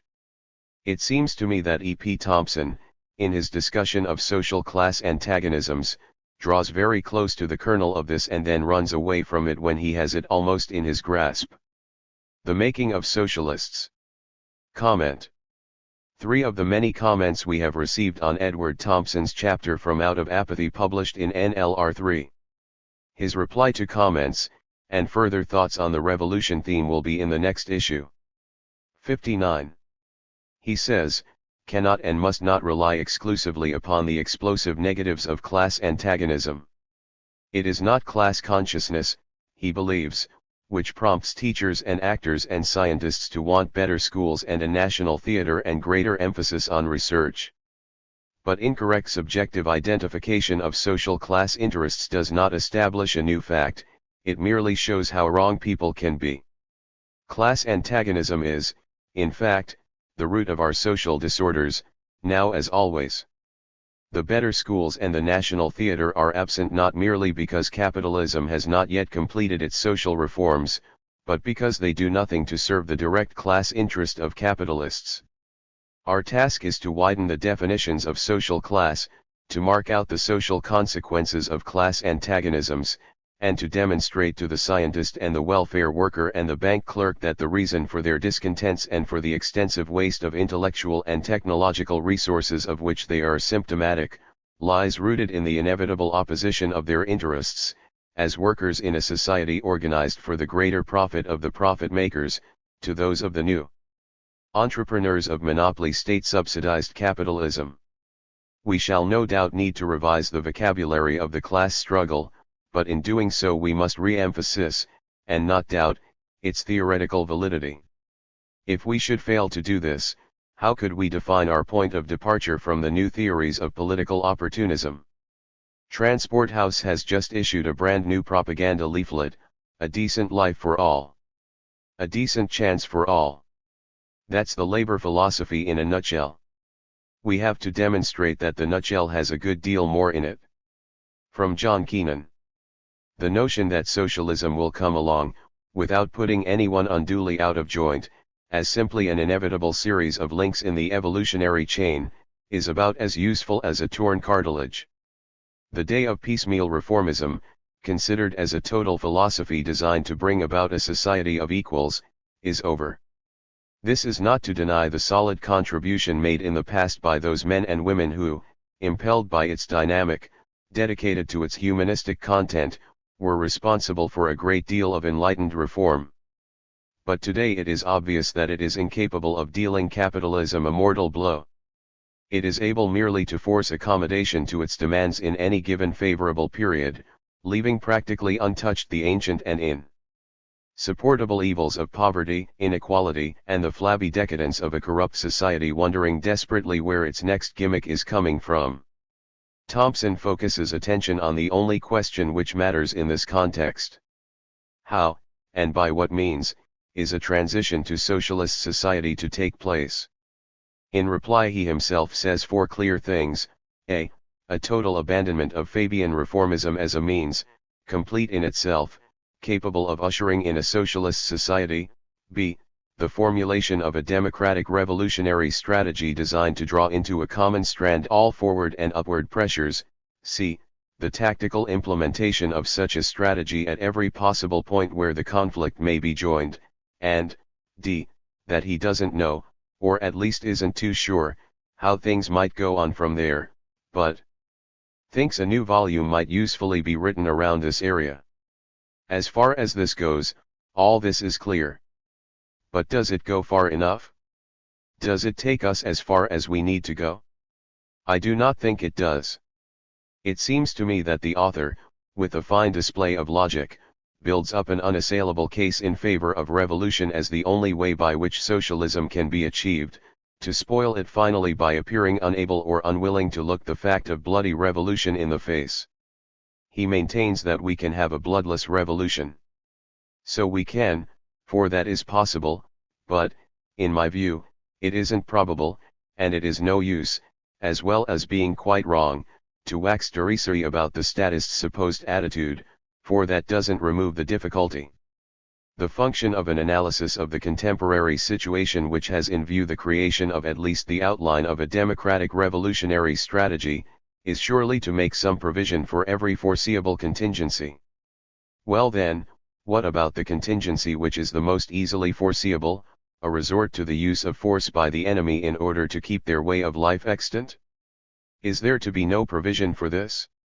This is something that cannot be left to chance. It has to be catered for in advance. The dictum that one choice would disclose another can be permissible only within the framework of the larger picture. It may well be true that events themselves would disclose to people the possibility of the socialist alternative, and if events were seconded by the agitation and initiatives of thousands of convinced socialists in every area of life, the socialist revolution would be carried through. One certainly hopes it would, for as Thompson correctly points out, the smashing process is a double-edged sword. But setting in motion revolutionary processes and leaving the possibility of their successful conclusion to the 59. He says, cannot and must not rely exclusively upon the explosive negatives of class antagonism. It is not class consciousness, he believes, which prompts teachers and actors and scientists to want better schools and a national theater and greater emphasis on research. But incorrect subjective identification of social class interests does not establish a new fact, it merely shows how wrong people can be. Class antagonism is, in fact, the root of our social disorders, now as always. The better schools and the national theater are absent not merely because capitalism has not yet completed its social reforms, but because they do nothing to serve the direct class interest of capitalists. Our task is to widen the definitions of social class, to mark out the social consequences of class antagonisms, and to demonstrate to the scientist and the welfare worker and the bank clerk that the reason for their discontents and for the extensive waste of intellectual and technological resources of which they are symptomatic, lies rooted in the inevitable opposition of their interests, as workers in a society organized for the greater profit of the profit makers, to those of the new entrepreneurs of monopoly state-subsidized capitalism. We shall no doubt need to revise the vocabulary of the class struggle, but in doing so we must re-emphasize, and not doubt, its theoretical validity. If we should fail to do this, how could we define our point of departure from the new theories of political opportunism? Transport House has just issued a brand new propaganda leaflet, A Decent Life for All. A decent chance for all.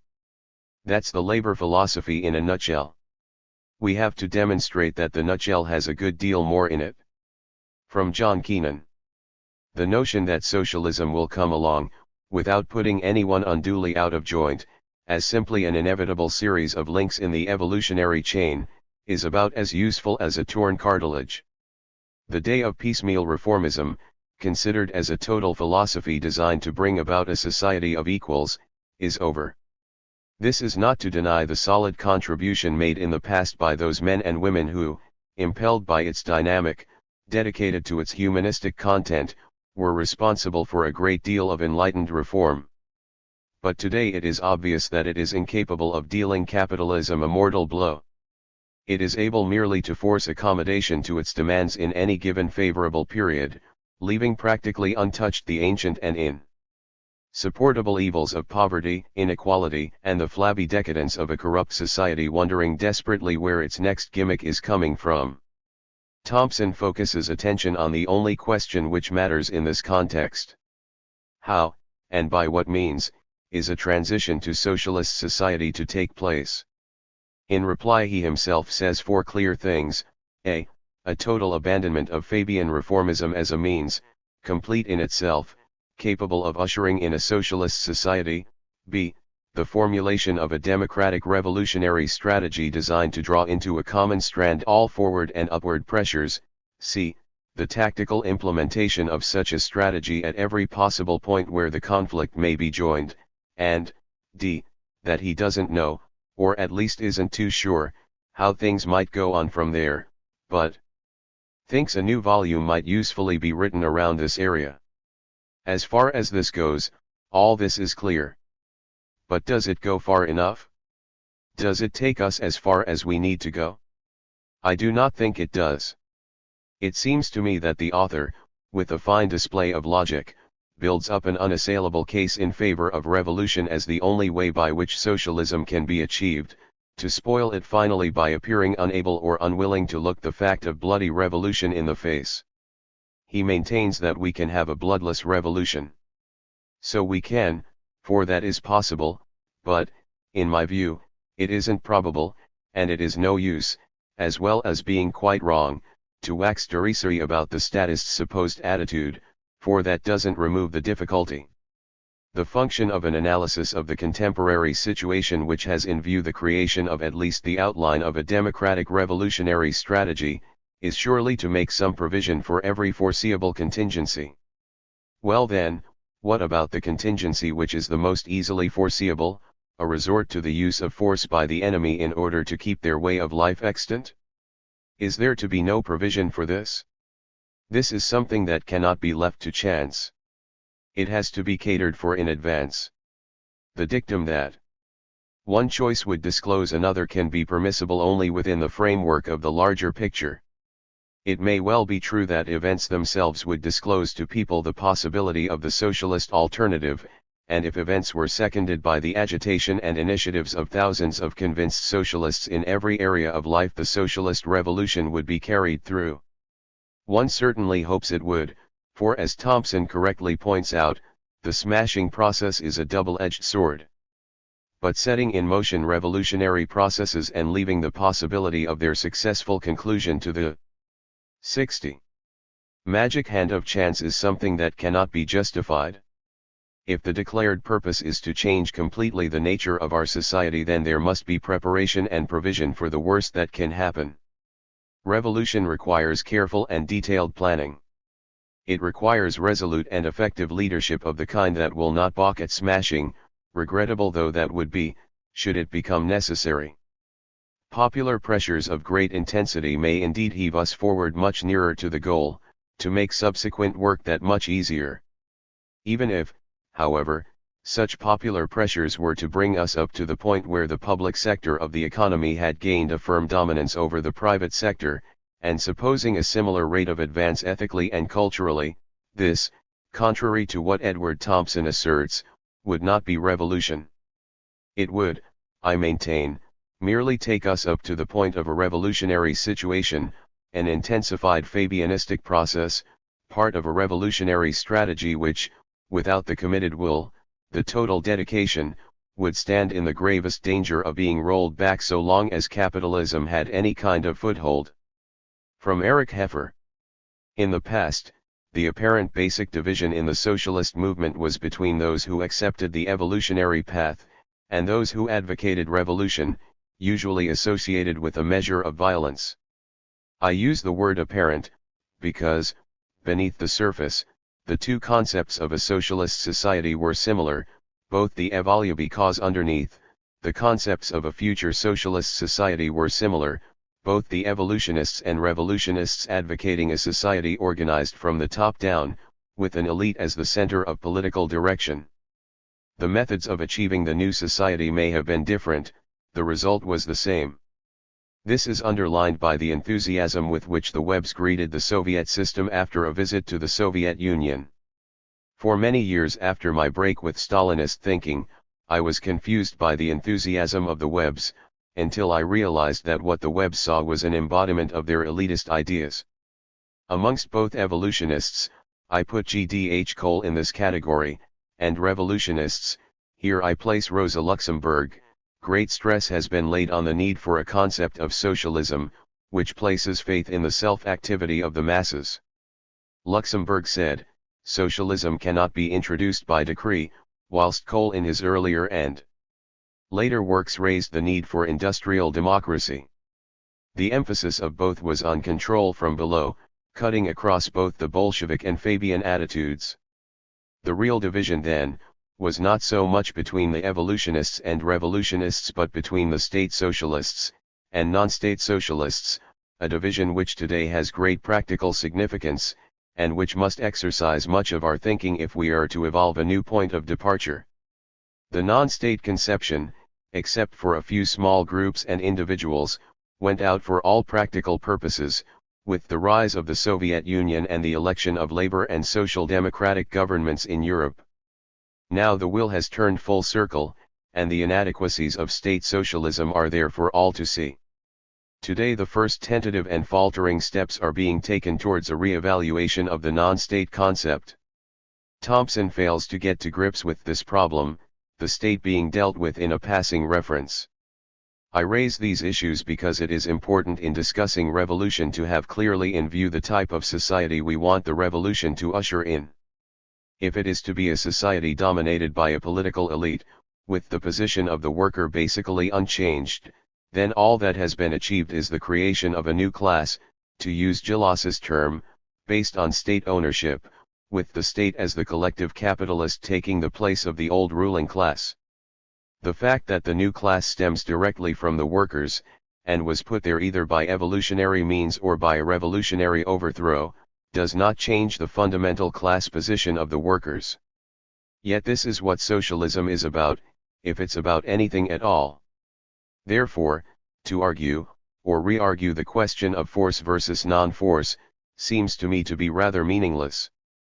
We surely should support evolution, as far as it is possible, and revolution, meaning force, when it is necessary. We can, within the framework of the capitalist system, extend the frontiers of socialist control.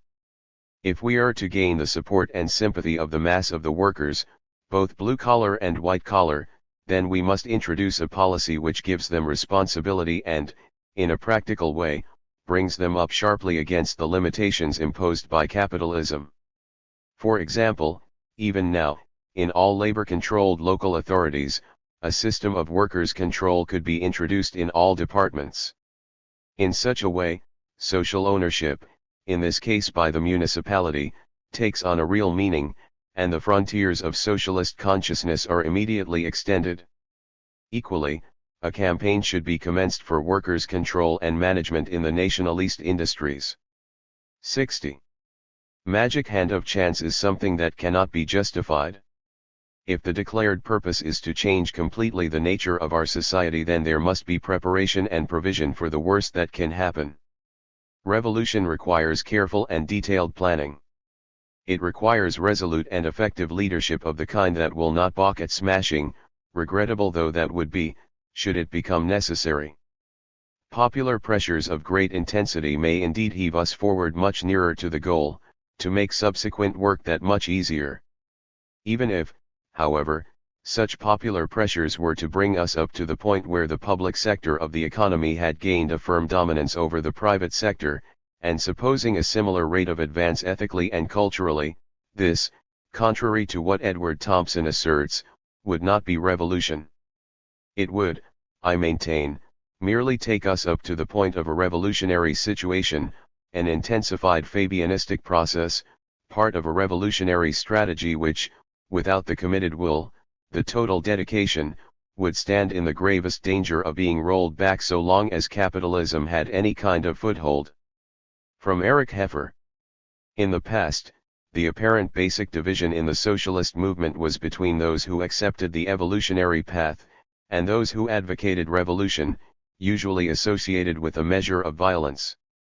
I use the word apparent, because, beneath the surface, the two concepts of a socialist society were similar, both the evolue because underneath, the concepts of a future socialist society were similar, both the evolutionists and revolutionists advocating a society organized from the top down, with an elite as the center of political direction.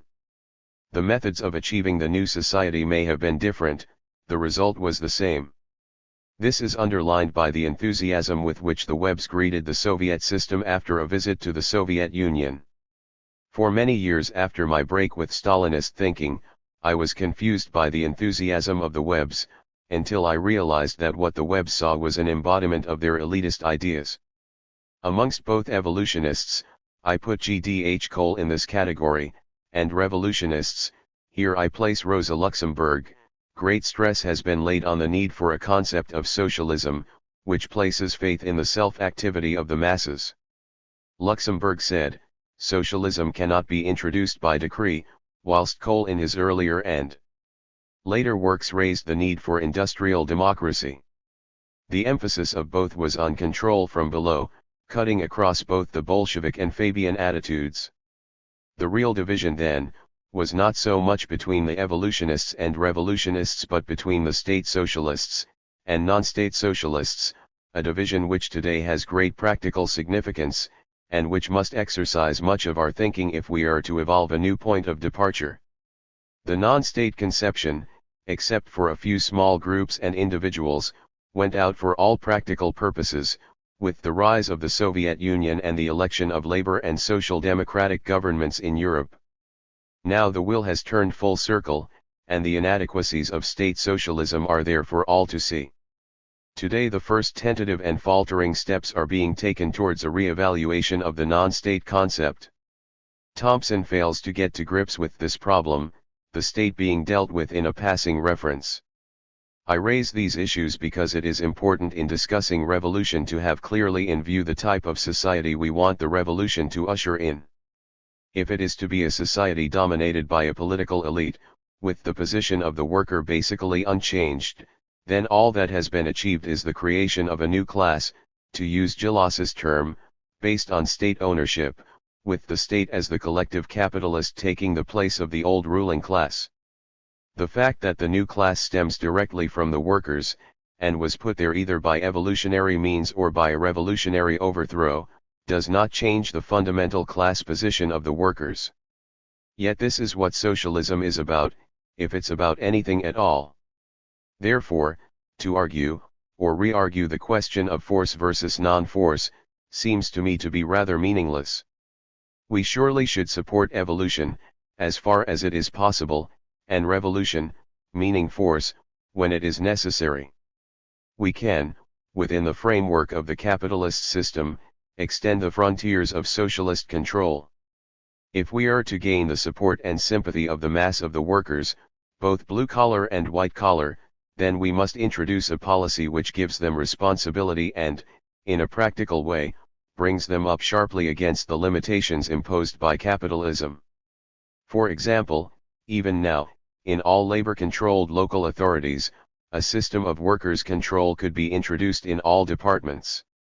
In such a way, social ownership, in this case by the municipality, takes on a real meaning, and the frontiers of socialist consciousness are immediately extended. Equally, a campaign should be commenced for workers' control and management in the nationalist industries. Tokyo against the alliance. The storms of June are over, but the Japanese sky is still full of clouds. The recent high tide of the anti-Kishi movement, whose crest was the massive resistance to the new US-Japan Security Treaty, washed away the visit of President Eisenhower. Nevertheless, the Premier and his Liberal Democratic Party won the summer. The ever-increasing petitions, signed by more than 10 million people, and endorsed by almost all the major commercial newspapers, that the lower house should be dissolved before the ratification, were disregarded. The new treaty became effective, though the opposition declared it null and void. Kishi has gone, but the Kishi policy has survived. It is too early to estimate the general political significance of the resistance.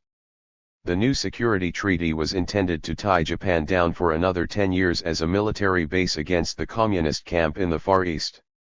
Mr. Kishi, adhering to the familiar logic that the Cold War is reality and neutralism the nightmare, insisted that the new treaty would give more equal terms to Japan than the old one, which was nothing more than the bastard child of the American occupation. The opposition proposed that Japan should renounce, rather than revise, the old treaty. At one point, there seemed to be a compromise emerging between these opposing viewpoints. But in the debates of the Special Committee, the Kishi government, by its inconsistent and unconvincing replies, failed to vindicate its claim that the new treaty was purely defensive in character. This was the beginning of popular suspicion and anxiety. Seizing this opportunity, the recently formed People's Council against the revision of the Security Treaty rapidly extended its influence by petitions and demonstrations. The dominant organizations in this council were the Socialist Party and the Sohio, General Council of Trade Unions, but it also included the Communist Party and the Japan Council Against Nuclear Weapons. At the same time, the National Federation of Students, Zengakuren, split between pro-Trotskyist and pro-communist factions, staged massive demonstrations. May 20 marked the turning point of the whole movement against the treaty. On that day, the Notebook 62 government moved the resolution ratifying the treaty, without any warning, and they used force to remove the socialist members who tried to block the ratification. These measures, adopted by Kishi and his followers to force the treaty through, roused considerable anger. The common slogans became, the dissolution of the lower house, the invalidity of passing the new treaty, and the postponement of the Eisenhower visit. The treaty was, indeed, generally unpopular. The Liberal Democratic Party had deliberately avoided it as an issue at the last general election. According to the Asahi sample survey at the time, only 12% of the population supported Kishi. Now many people of different classes and occupations, trade unionists, unorganized employees, professors and teachers and intellectuals, housewives and business girls rallied to the demonstrations organized by the People's Council. The Zengakuren demonstrations were reinforced by numbers of students, many of whom held to no extreme ideologies. These demonstrations were the ones which enveloped Mr. Haggerty so dramatically on June 10, and which led to the bloody incidents of June 15. On the 19th, however, the treaty became automatically valid. What shall we do, now that all legitimate attempts at protest have been ignored? One student asked me in a desperate tone that midnight, as we sat with countless other student demonstrators on the chilly pavement outside the Diet building. It is clear that the recent tension has been no violence inspired by international communism, the excuse most commonly offered. The fact is that any popular opposition to U.S. Far Eastern diplomacy will always be explained in this way. There is no hostility to the Chinese from the Japanese nation as a whole, and they have reason to know better than any people on earth the human consequences of nuclear strategies. On the other hand, the reconstruction of the Japanese economy has gone hand in hand with the American economy, particularly in the sphere of foreign trade. And the government is in many ways a post-occupation government. It is no wonder, then, that Mr. Kishi firmly backed the treaty, and that Japanese big business firmly backed Mr. Kishi. And although the anti-Kishi movement was centrally organized by the left, it was not a general movement against the existing economic system. The anti-Kishi resistance gained a great deal of strength from the government's intrigue. The government itself has not fallen.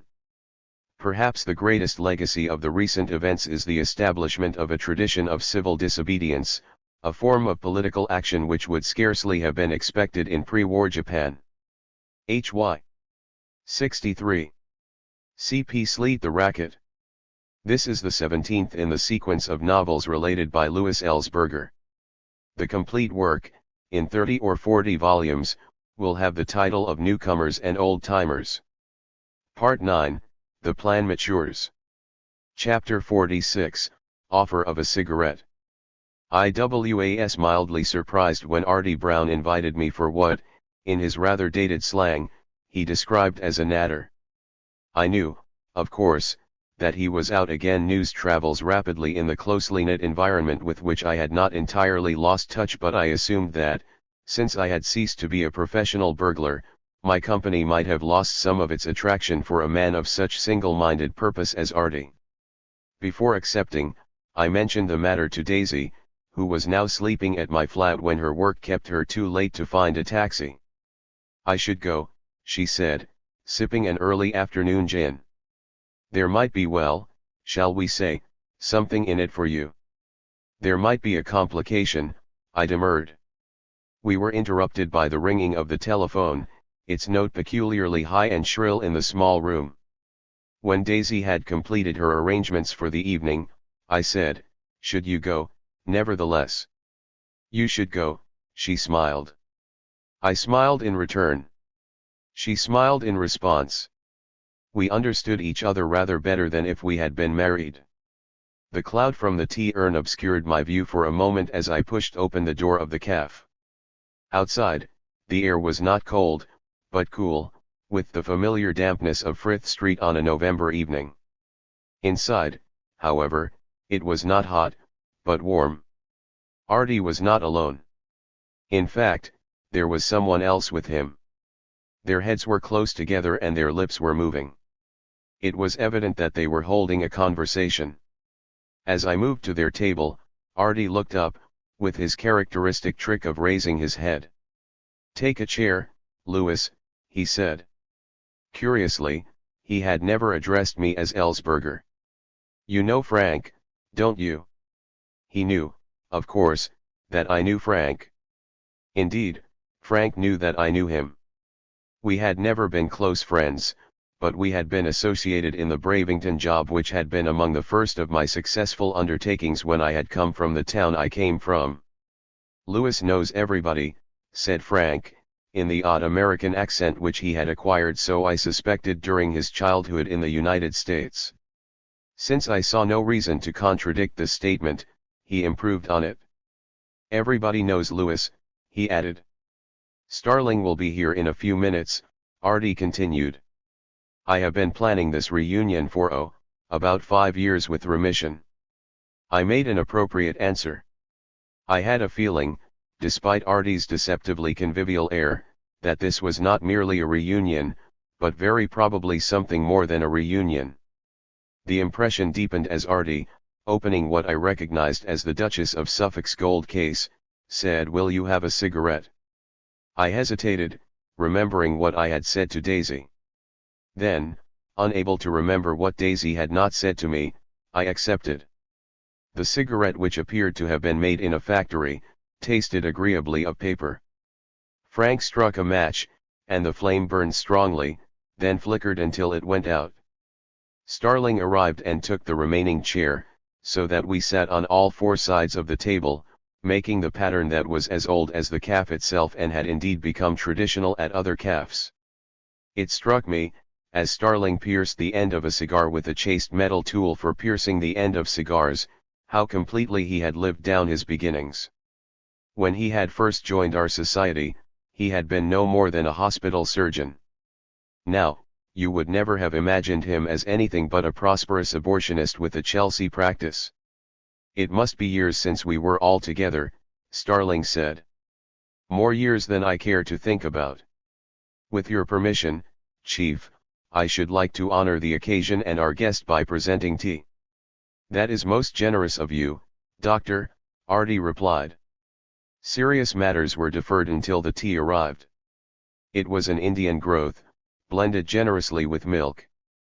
The sugar, in its customary place on the table, gave off a quiet glitter that reminded me of whitened sand.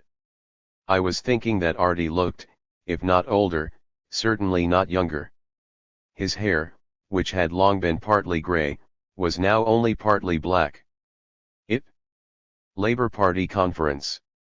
For details of NLR and Left Club plans for Scarborough during the week of the Labour Party Conference, see Letter to Readers in this issue, p. 68. 64. Was too early yet to tell whether he had been mellowed or, like so many I had known whose careers had followed the same course, embittered. At all events, he could look back on a solid record of achievement.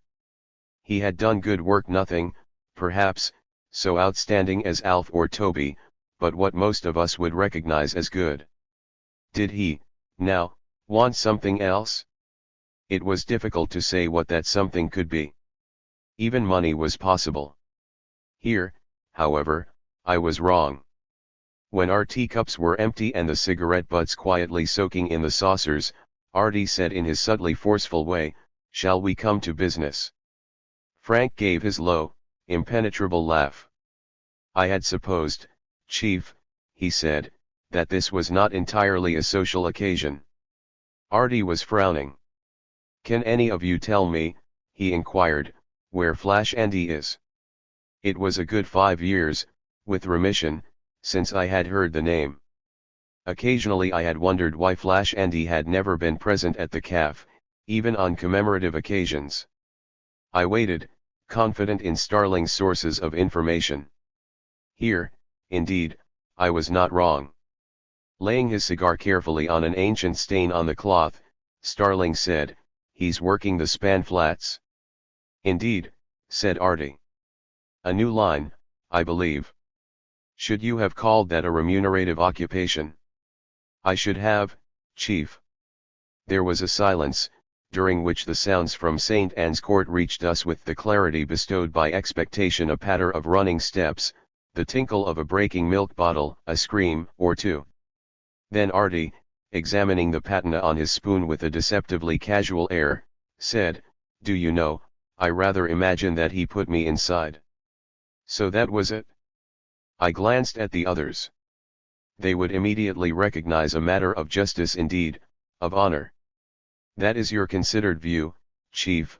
Asked Frank. I should say he was responsible. Put it another way, I don't see how he could not have been responsible. In that case, said Starling, what should you say we should do? I knew, of course, the turn that the conversation was taking. In the 30s, very likely, it would have been more direct. Yet in essentials there had been no change. Artie rapped the table. His mind, at all events, was as clear as ever. Do you know, he said, I rather think that we should do him. The new drama by Michael K. François Villon, That Mad 15th Century.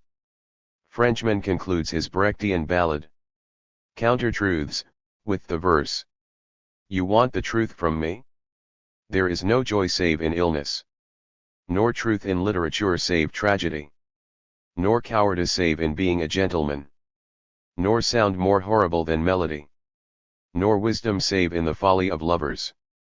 In a recent paperback of his complete work, Bantam Classic, 4/6, translated by Anthony Bonner with French text vis-a-vis, the third line is helpfully mistranslated, nor truth outside the theatre. It is with this idea I want to begin. Life has hit the London stage at last. And with real. A. 64. Was too early yet to tell whether he had been mellowed or, like so many I had known whose careers had followed the same course, embittered. At all events, he could look back on a solid record of achievement. He had done good work, nothing, perhaps, so outstanding as Alf or Toby, but what most of us would recognize as good. Did he, now, want something else? It was difficult to say what that something could be. Even money was possible. Here, however, I was wrong. When our teacups were empty and the cigarette butts quietly soaking in the saucers, Artie said in his subtly forceful way, shall we come to business? Frank gave his low, impenetrable laugh.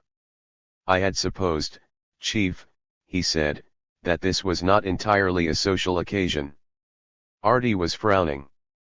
Can any of you tell me, he inquired, where Flash Andy is?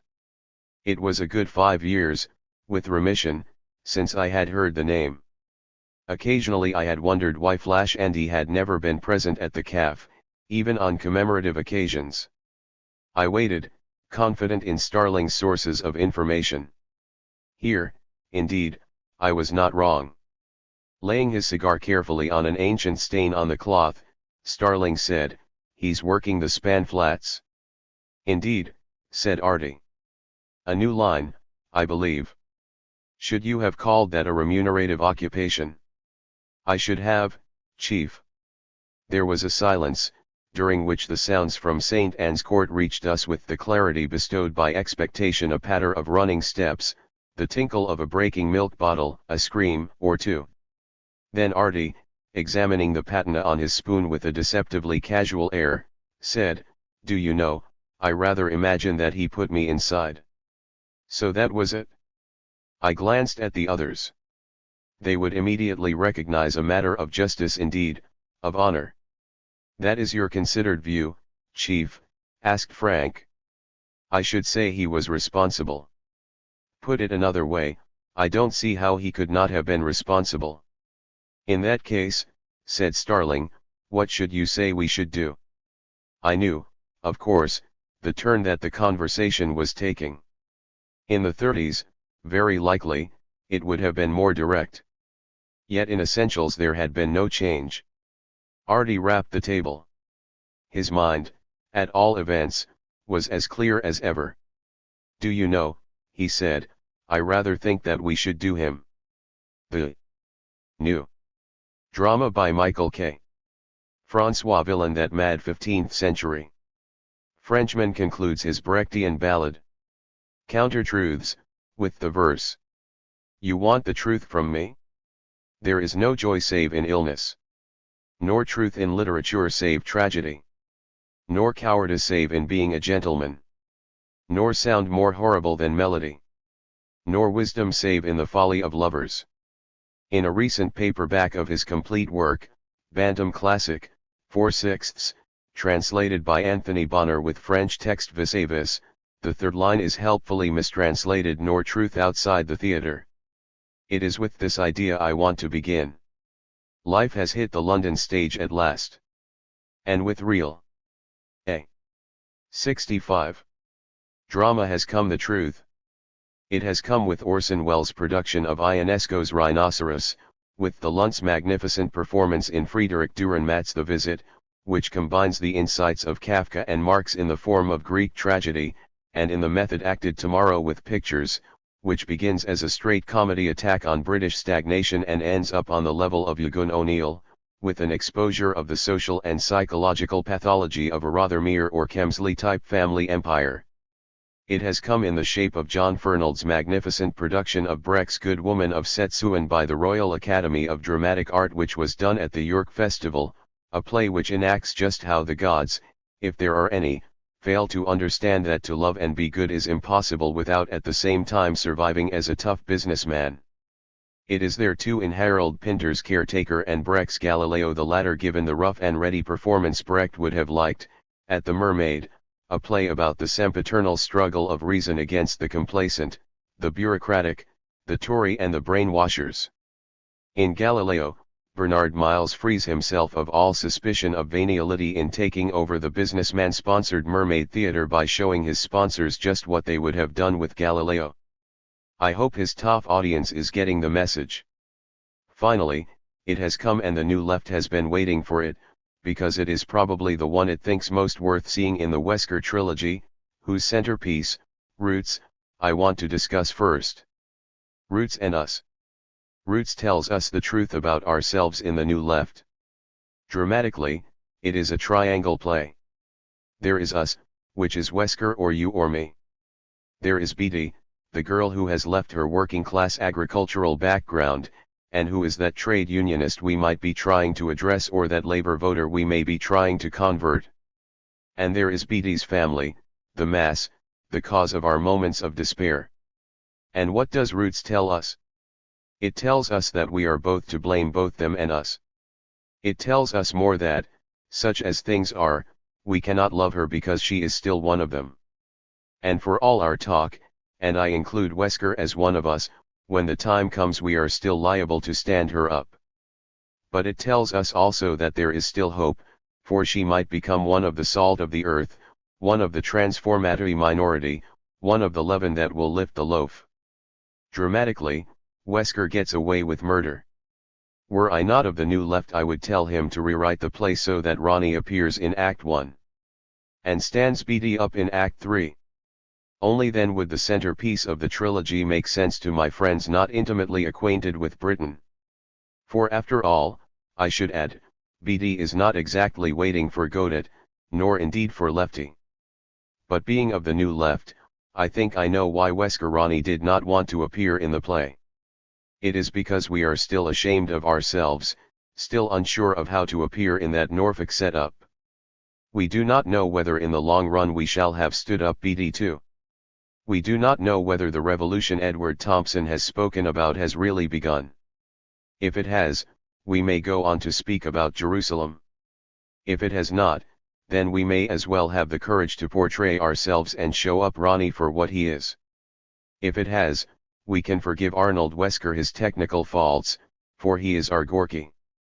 But woe to the Gorky of the revolution that is never to come. I do not want to leave Roots without saying something of the love and care with which it is acted and produced. It has grown since its first production, and Joan Plowright has flowered into something that promises more than Vivien Leigh was ever to attain. From the love with which Roots was acted, I want to turn to the commercial professionalism of Peter Brook's production of The Visit at the Royalty. On the sad Sunday on which the critics discussed this play on the BBC, they dismissed it as German expressionism that works on several levels, and went on to say that this was a thing alien to us Englishmen. They said the production made the play. Well, Peter Brook is British and Dürrenmatt is Swiss, but doesn't Shakespeare or Britain work on several levels? The characters, they said, were not real, everything was foreseeable. Read Oedipus. The play belonged to the nightmare world of expressionist drama. The world of The Visit. The world of The Visit is one in which a love betrayed can turn into a vengeful hate, in which a millionaire's promise of £1 billion gift provokes a hire purchase spree amongst the voters of a bankrupt town, which leads them to complete their down payments on TV sets and furs at the price of a man's life, the price the rich woman demands. It appears that the stagnant little dream world of the BBC critics leaves little room for even the aesthetic appreciation of the nightmare of our psychosocial reality. The production? The effects, I must admit, were marvelously contrived. The performance of the Lunts, who have given their lives to the theatre, was past reproach. But the cast, with the 66 exception of a few individuals who put in a certain amount of private enterprise, particularly Brian Wilde as the intellectual who sees and sells out, and Richard Dare as the pastor who consoles, lagged miles behind. But what does one expect, with a fortnight's rehearsal time? Given a fortnight, the most Peter Brook could do was arrange the effects and leave the rest to individual actors. They take the chance, or they do not. And the audience comes away with the usual, wasn't so and so good, but never with what a production. Without proper rehearsal facilities, we never see the whole of a play brought to life in the way the Moscow Arts Theatre did Chekhov. We are doubling our standards of living so fast that we are willing to sacrifice our Stanislavskis. Wasn't that partly what The Visit was about? We can only afford Klemperers by doubling the price of the seats. No one wants a good conductor, a friend of mine used to say. He might ask for an extra rehearsal. Dürrenmatt's The Visit is one of the great plays of all time. It recreates the vengeance theme of Euripides' Medea. A woman got with child uses her money to avenge herself on the man who betrayed her. At first, the people of the town refuse to accept her bribe and sacrifice the man, but in the end, they are so much in her debt that they can do nothing else. The tragic victim of the play dies the death of Kafka's Joseph K. in the trial like a dog. But the moral is not just, see how vengeful a woman can be. The Visit demonstrates what Brecht meant by the epic play, when he wrote. The spectator of the dramatic theatre says, yes, I have felt the same, I am just like this is only natural, it will always be like this is great art, it bears the mark of the inevitable. The spectator of the epic theatre says, I should never have thought so, this is not the way things should go, this will have to stop, this is great art, nothing here is inevitable. Roots, I fear, is in Brecht's sense, dramatic, though it may be too early to tell. The Visit is epic, it is more like, justice without mercy is a Kafkan nightmare. We live in a society in which it exists. Capitalist democracy provides legal means for the perpetuation of monstrous private vengeances. The world we live in conceals a hideous potential. Of course, Brecht's Galileo made some of these points too, but then, as the critics would say, we all know Galileo was right. Living in an ex-Protestant country, we all know how wrong it was for the popes to use torture. But Dürrenmatt? He showed that a hire purchase spree in a little town could have the same illiberal effects as papal instruments of torture, the mere sight of which made Galileo recant. The BBC critics could not forgive that. After all, hire purchase is part of our doubling standard of living. Moreover, Dürrenmatt showed good decent folk, Labour people, Tories and Liberals, intellectuals and pastors doing a man in like a dog because they had got terribly in debt to capitalism. And yet, are not, on perhaps a slightly larger scale, the finance ministers of, say, India doing in a lot of their fellow citizens by letting them go on living like dogs? I am thinking of the way plans are cut down for lack of hard currency in several underdeveloped countries. It is uncomfortable to be forced to connect the vengeance of the media with certain Western agencies for the aid of underdeveloped territories. Irrational. Nightmare expressionism. Well, yes. Only connect, E. M. Forster once wrote. Dürrenmatt has forced us to make some connections. In certain of his later writings, Brecht put in place of his term epic theater, the term dialectical. Oh yes, the visit works, all right, and on several levels. But it is not I who make the connections. You have to see how they are enacted in the play. Connections. Which brings me back, inevitably, to roots. The second point of criticism about roots is that the connections are spoken about, not enacted. Of course, that is partly because they have yet to be made. The revolution may be only about to begin. But still, even if we do suffer and the protagonists in roots do from a lack of connections, this should be enacted, not talked about. A large part of the point of the play is conveyed in Beattie's great speech in the final scene, a ULR editorial to end all ULR editorials. But how can this speech be enacted with Ronnie left out? After all, that is the locus of the connection in roots: Ronnie and Beattie making love, Ronnie talking, Beattie silent, Beattie inhibited by Ronnie, and Ronnie getting annoyed at Beattie's obtuseness. The two have still to go their own ways. It is too early to talk about Jerusalem. Aristotle is right. Speeches in drama ought to be verbal actions, to subserve the action of the play. The action is the interaction. But the interaction must be shown, not spoken about. That is where Dürrenmatt wins. He does not tell you what is the matter. He shows it. And he shows it to the whole world, not merely to England. Longinus said that great art should move all men at all times. I am not a tremendous believer in another purely English revolution. Things interconnect a little too much. What with NATO and Kafka, Euripides, and South Africa.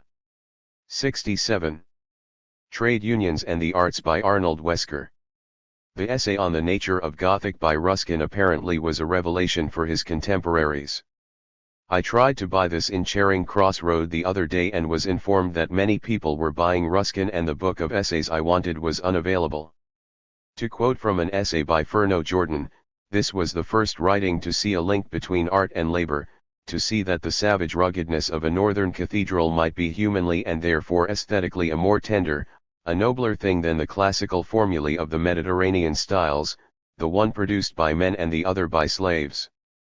This is as exciting a conception today as then. That an age reveals itself by its culture we are learning from our own times.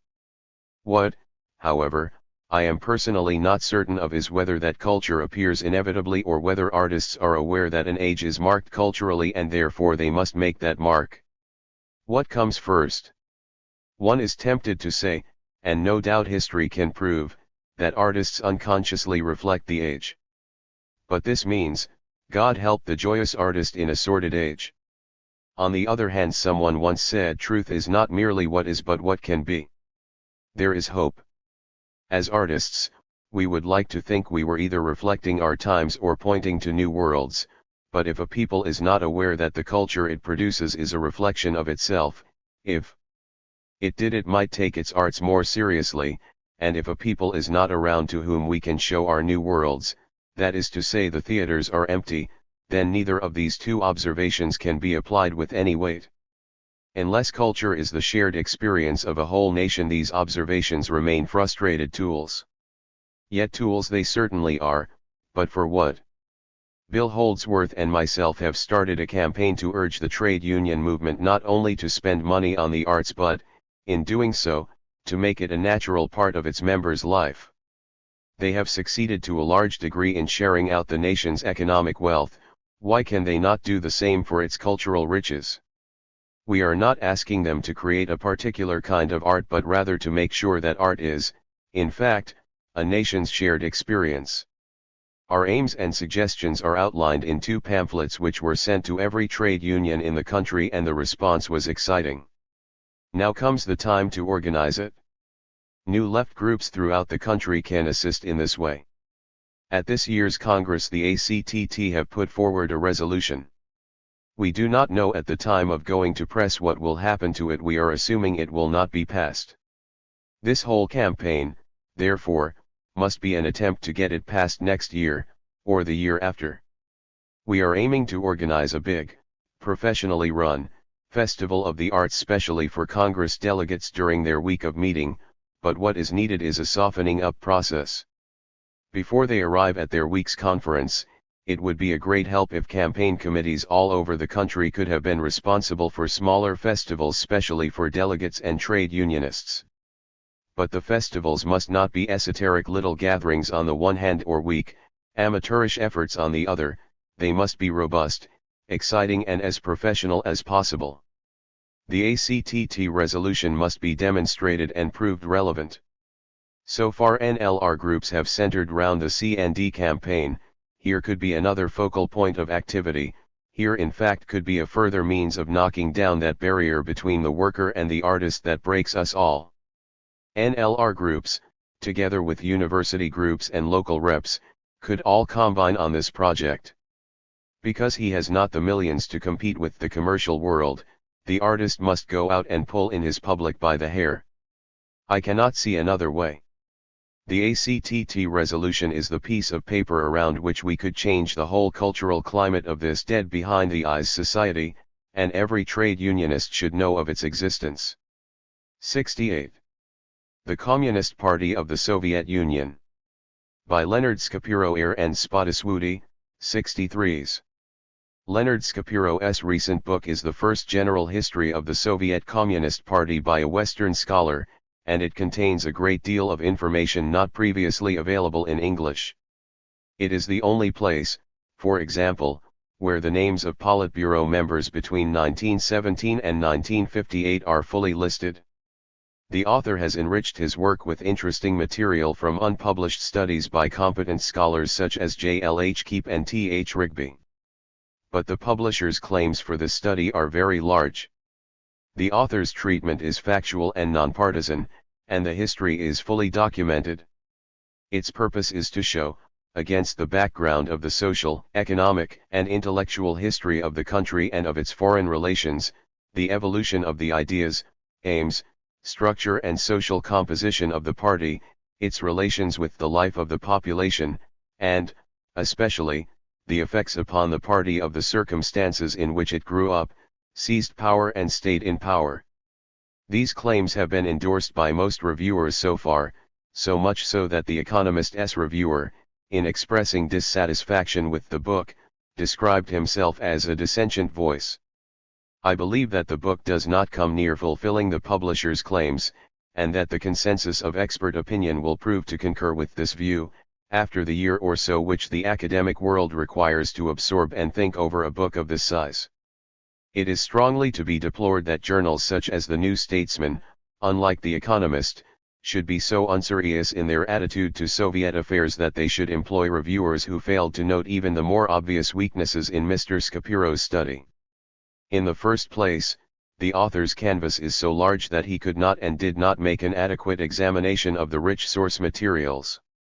This subject required a decade's or a lifetime study to be covered by one man, not 3 or 4 years. The author has made little use even of some of the key debates and reports at party congresses on party organization. Kuibishev's reports on the work of the important Central Control Commission, for example, are virtually ignored. This means that even on his central theme of the party itself the author's materials are inadequate. And when he deals with the economic and social background, his treatment is often deplorably thin.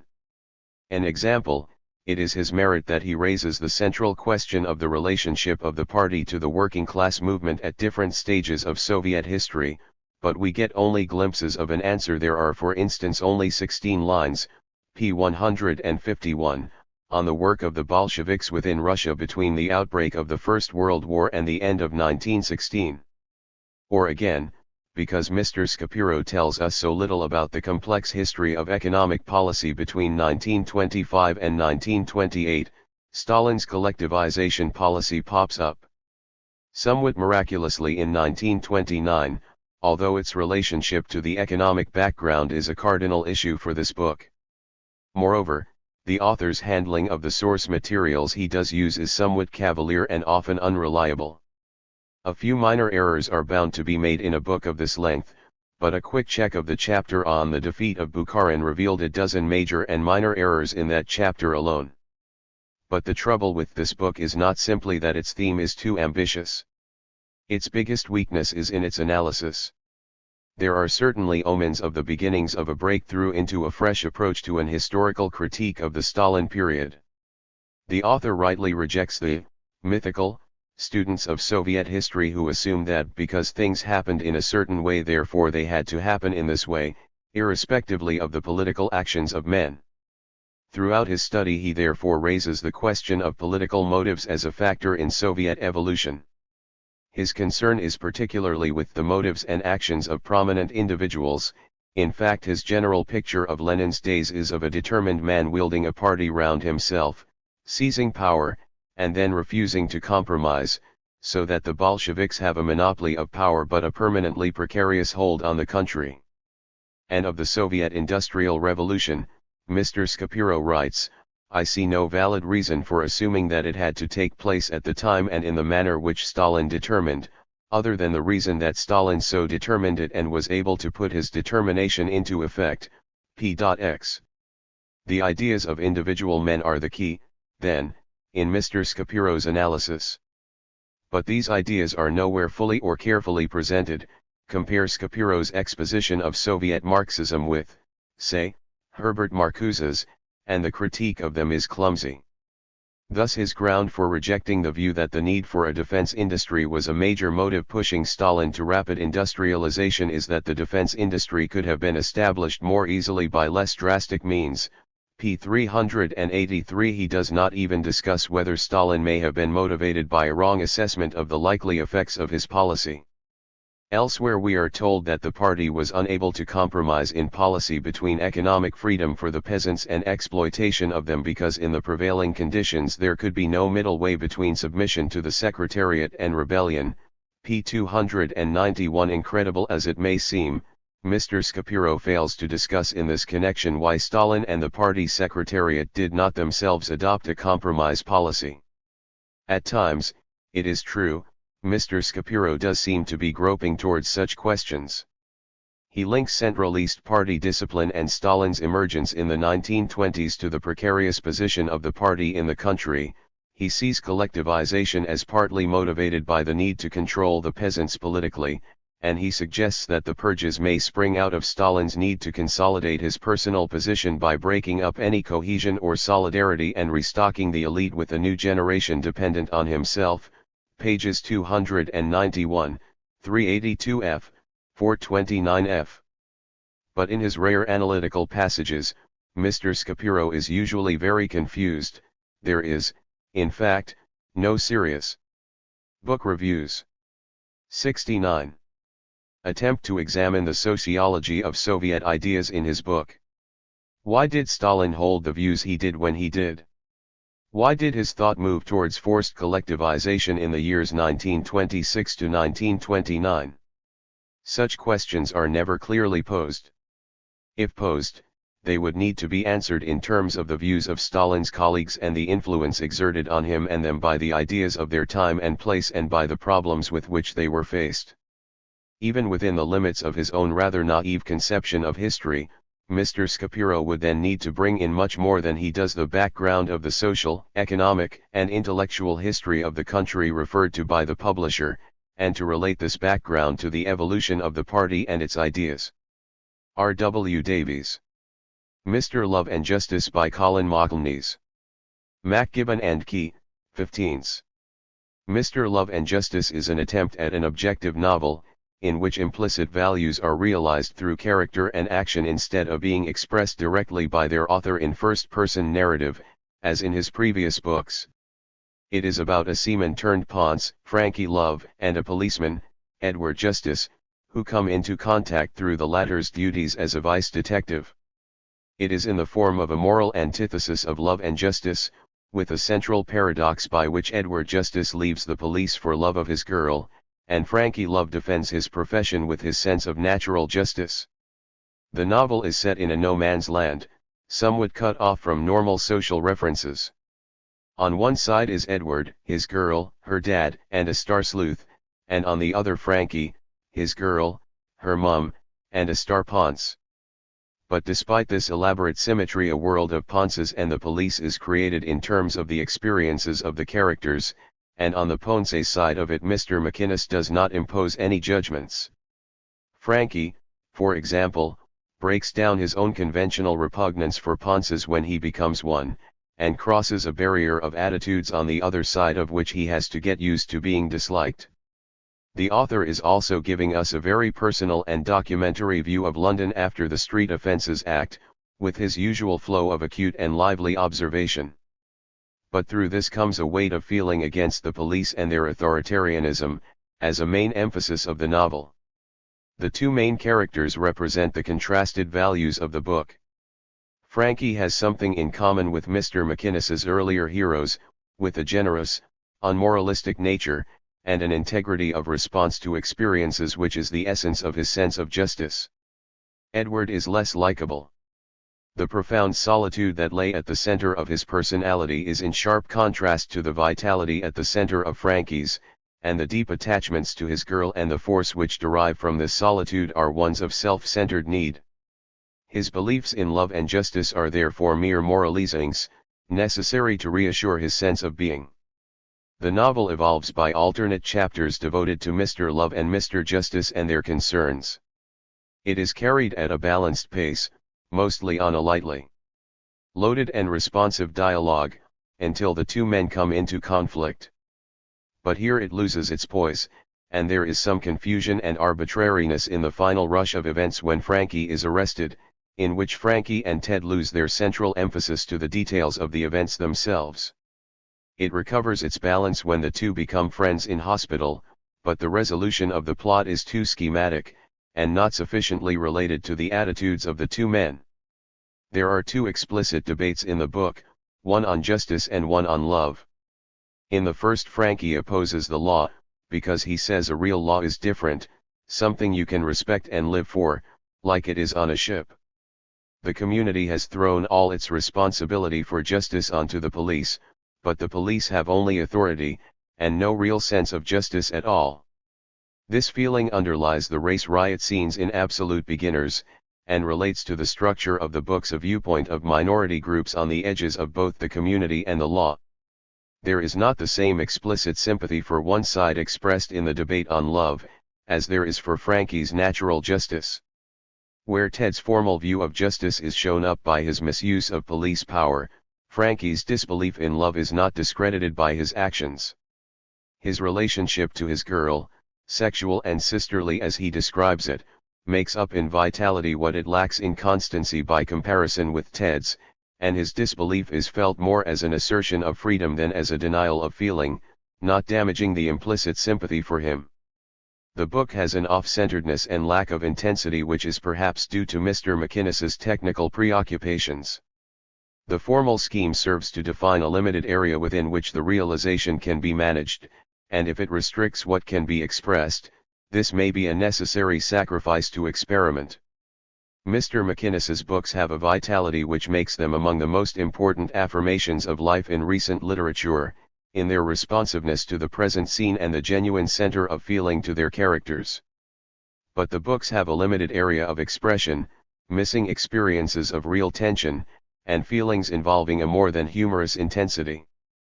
The social perspective is also confined. The extra-social heroes maintain a bombardment of the wider world out there, the great world of the mugs, the millions who pay their taxes by the PAYE, through an observation that is always humane, but there is little realized sense of the pressures of that world. The enlargement of these two horizons by Mr. McInnes is something one deeply wants to see, and one hopes that Mr. Love and Justice, an essential advance in form, will be a step along this road. Mike Rustin. NLR 6.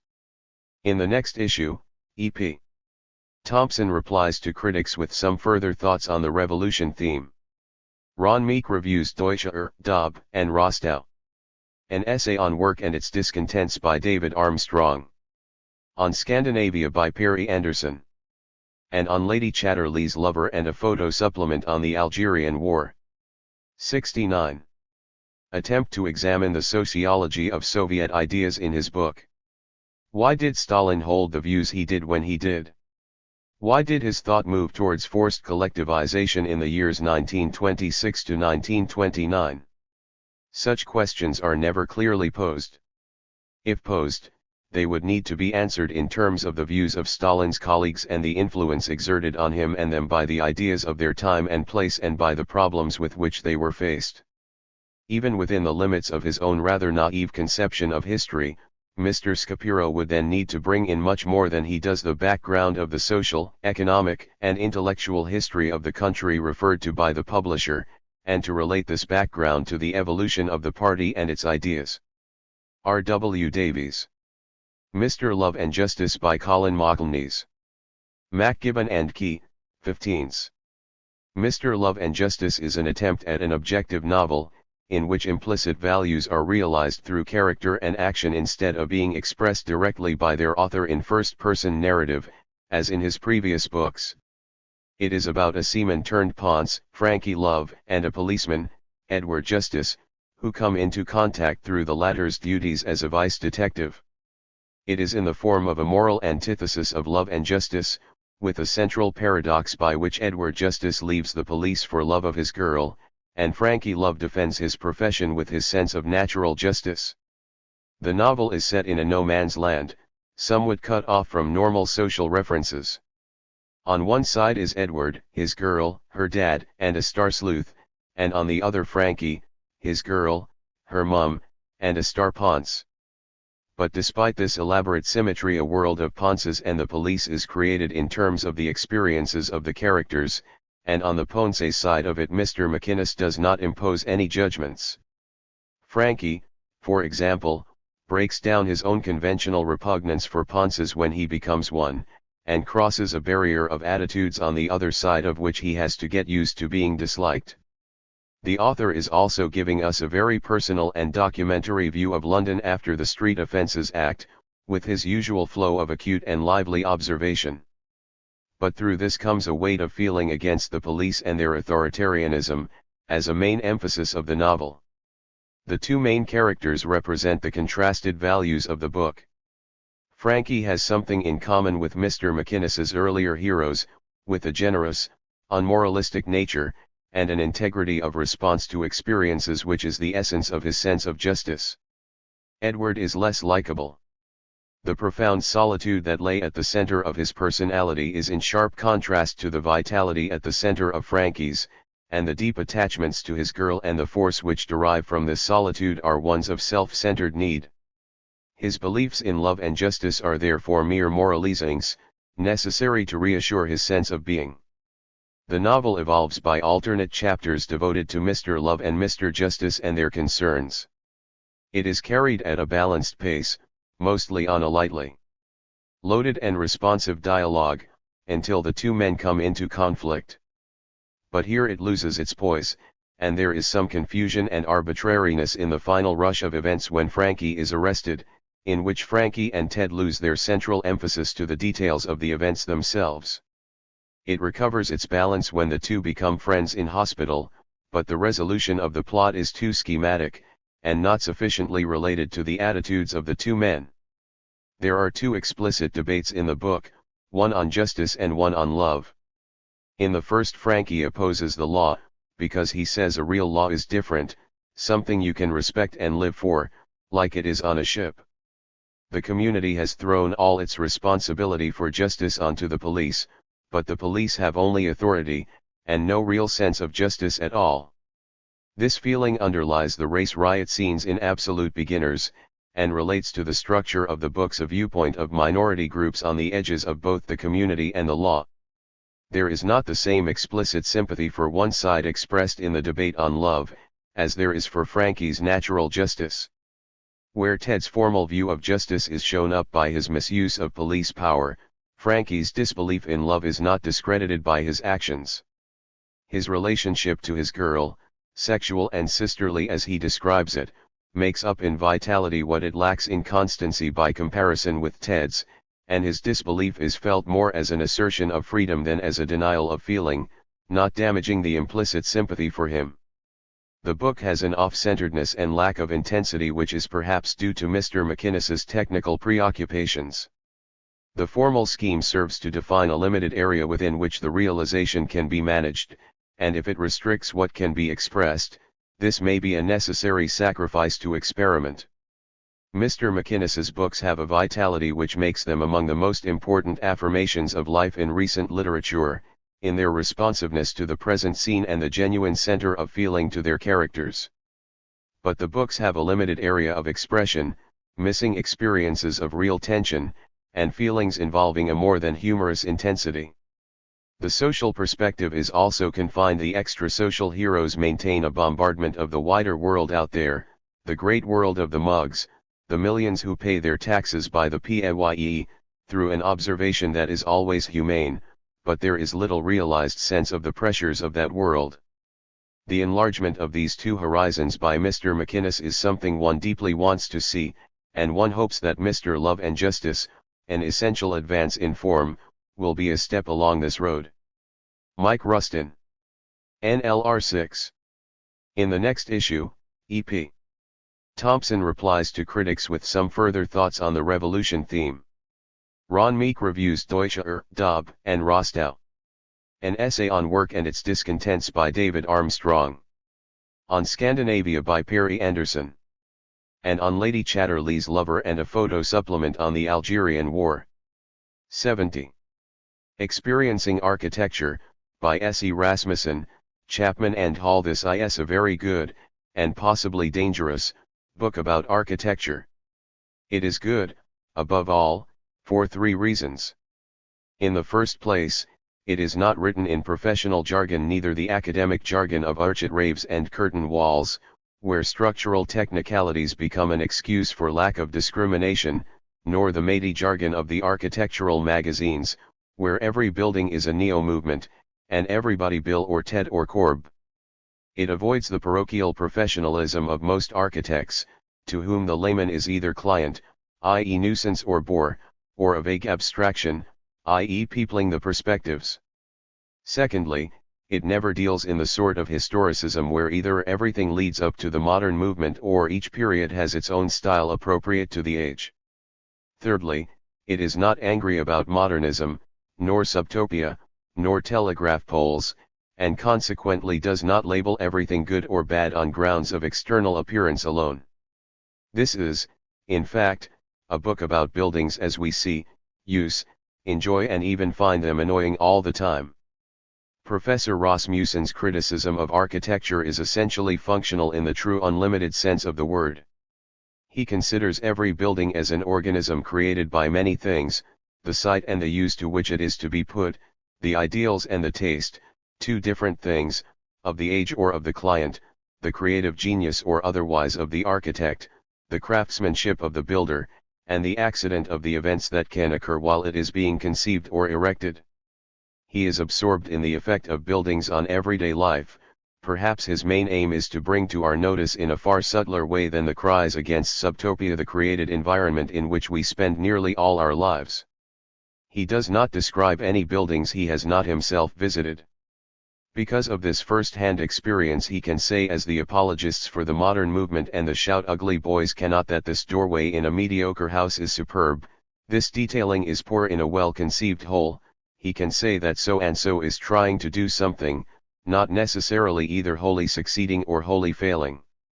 He is genuinely critical because he is genuinely alive and interested in why and how in the widest sense any building is as it is.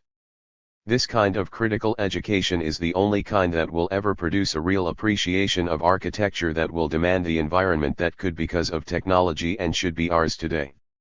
The good v. Bad, modern v. Fake notion of architectural education for the layman is useless.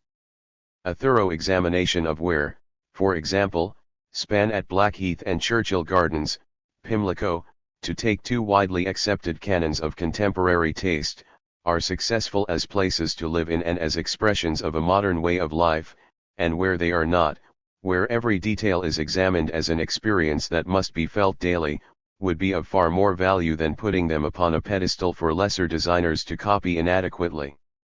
Let us criticize the best, find out where the best has created richness and where flatness, ask what the best have forgotten, down to the smallest detail. Then we might have the basis for some good architecture and some criticism which might keep architects in touch with the reality of their job. This book is an example of the way this criticism might be carried out. Yet I have said that this might be a possibly dangerous book, and so it might. For two reasons. The first is that it has an eclecticism of its own, which seems at times to be able to separate buildings from the quality, as opposed to the kind of life for which they were designed. If that appears a little unfair, let me put it in another way. Professor Rasmussen sees life, it seems to me, as inexhaustibly different and varied, which is true enough, but he does not draw the necessary distinction between what, in the inexhaustible pageant of culture, is a valuable expression of real life and what is merely a stultifying ritual. And at times he is satisfied with and praises architecture which is only the ritual, the facade, instead of the embodiment of a living idea. He cannot say that the ritual architecture of old Peking or of Versailles is unbearably repressive, or that the Spanish steps in Rome are grandiose and mundane. This is a weakness in a man who sees the task of architecture to be that of bringing order and relation into human surroundings. And this is the second danger of this book. For this is a large aim and I feel a mistaken one. We must be aware of the limitations of architecture. It is a truism to say that good buildings alone are not an assurance of contented people and happy lives. It is not perhaps such a truism to say that to impose a false sense of order upon people, an order they do not understand, is to ask for swift revenge. Many architects find out too late what the people who are put to live in them will do to the formal layouts that look so impressive on the drawing board. We are mostly humane enough now to know that the solution is not a return to the concept of the barrack room. They can't damage this. But we must also escape from the idea of imposing the order of an architectural formality based upon the existing social patterns and class ideals. I suspect that Professor Rasmussen is unconsciously expressing the emergence of a truly new conception of architecture in his occasional comparisons of Baroque and modern. This is not a retreat from functionalism into a new style. Functionalism should, as I understand it, be able to embody the living culture of the old society, the new ideas and needs that are arising, in buildings that can freely, undogmatically, without the necessity of formal order, express the superabundant life. But this can only happen so long as the architect himself has ideals of what social life can and should be firmly embedded in his own consciousness, and if he is artist enough to be able to express them. The real fact about good architecture, especially good housing, but it also applies to more standard forms of buildings such as offices, is that people always recognize when a building or a housing scheme has been designed with this kind of feeling, a feeling for people and for living needs, not for shapes on the drawing board or ideas of community culled from the latest sociological study. The only order is then the underlying feeling for what life can be in the present. This is the only order which will ever make architecture live. The difference between formal order and this other concept, to return belatedly but necessarily to buildings, is the difference between the winning design for Churchill College, Cambridge, and the scheme placed second by the judges. P. M. Aldous. 71. Trade Unions and the Government. By V. L. Allen, Longmans, 35s. Dr. Allen writes in a dry, flat, matter-of-fact style, oddly reminiscent of Lord Italy's. There are occasions, such as the 1921 coal dispute or the 1926 general strike, when this heightens the drama of his narrative. Elsewhere the unadorned, almost colorless prose makes needlessly heavy going of the intricacies of collective bargaining or of labor relations in nationalist industries. The book deals with the relationship of trade unions to the central government in Britain in an attempt to assess their influence and power. The author exercises a masterly control over his facts, and carefully cultivated legends about the irresponsible power of trade union oligarchs will not survive a study of his evidence. Under conservative governments, the union's influence on legislation is marginal, and with labor in power it is sometimes even less than that. Indeed, the uneasiness of the relationships between labor ministers and their industrial allies is still, after 4 labor governments, one of the dozen major unsolved problems of the British working class movement. Like so many assiduous research workers, Vic Allen sometimes suffers from the defects of his merits. He tends to ignore the realities of power in favor of the constitutional and procedural formalities in which they are cloaked. While influence is an elusive concept, power is not. It depends upon the possession of sanctions. Trade unionists have too the ability to vote and the ability to strike. So long as the Labour Party remains a possible alternative government and while the general level of employment remains high, trade unions wield a great deal of negative power. They can hardly hope to sponsor pieces of class legislation as blatant as, for example, commercial television or the Town and Country Planning Act of 1958. But they have so far successfully blocked proposals for worsening their own legal status, while attacks on the social services have been delayed by the probability that they would provoke vigorous compensatory wage claims. In rightly demonstrating the inability of the unions to exercise much direct influence on legislation, while neglecting their considerable negative powers, Vic Allen presents too gloomy a picture of the prevailing balance of class forces. One could question, too, the author's treatment of the political element in strikes. He is right to show the negligible importance of political strikes in Britain's industrial history. But when the workers in a nationalist industry go on strike against the consequences of government policies, it is hardly possible to keep political factors out of the campaign. Allen criticizes, by implication, the leaders of the London bus strike in 1958 for mixing their industrial claims with political issues. Yet the miners and railwaymen are now facing the threat of decentralization. While this can be presented as a matter of economic and political policy, it can also affect the wages of 1 million workers. If the number and the nerve decide to throw their full weight against the change, it will hardly be possible to avoid the mixing which Allen appears to deprecate. This is a valuable book because it provokes more questions than it answers, because it gives rise to a discussion of neglected topics, and because, above all, it provides so many of the facts which we must have if our new thinking is to become more than a joke gone sour. Henry Collins. 72. Letter to Readers. We have had a steady flow of comments from readers and critics on Out of Apathy, and particularly Edward Thompson's chapter on Revolution, NLR 3. He will discuss some of the points raised, and develop the theme in a follow-up essay in our next issue. In the meanwhile, the second in the series of New Left books will be out later this year. This will be Irving Howe's excellent study, Politics and the Novel, which has received a good deal of critical attention in America, but has not previously been published in this country.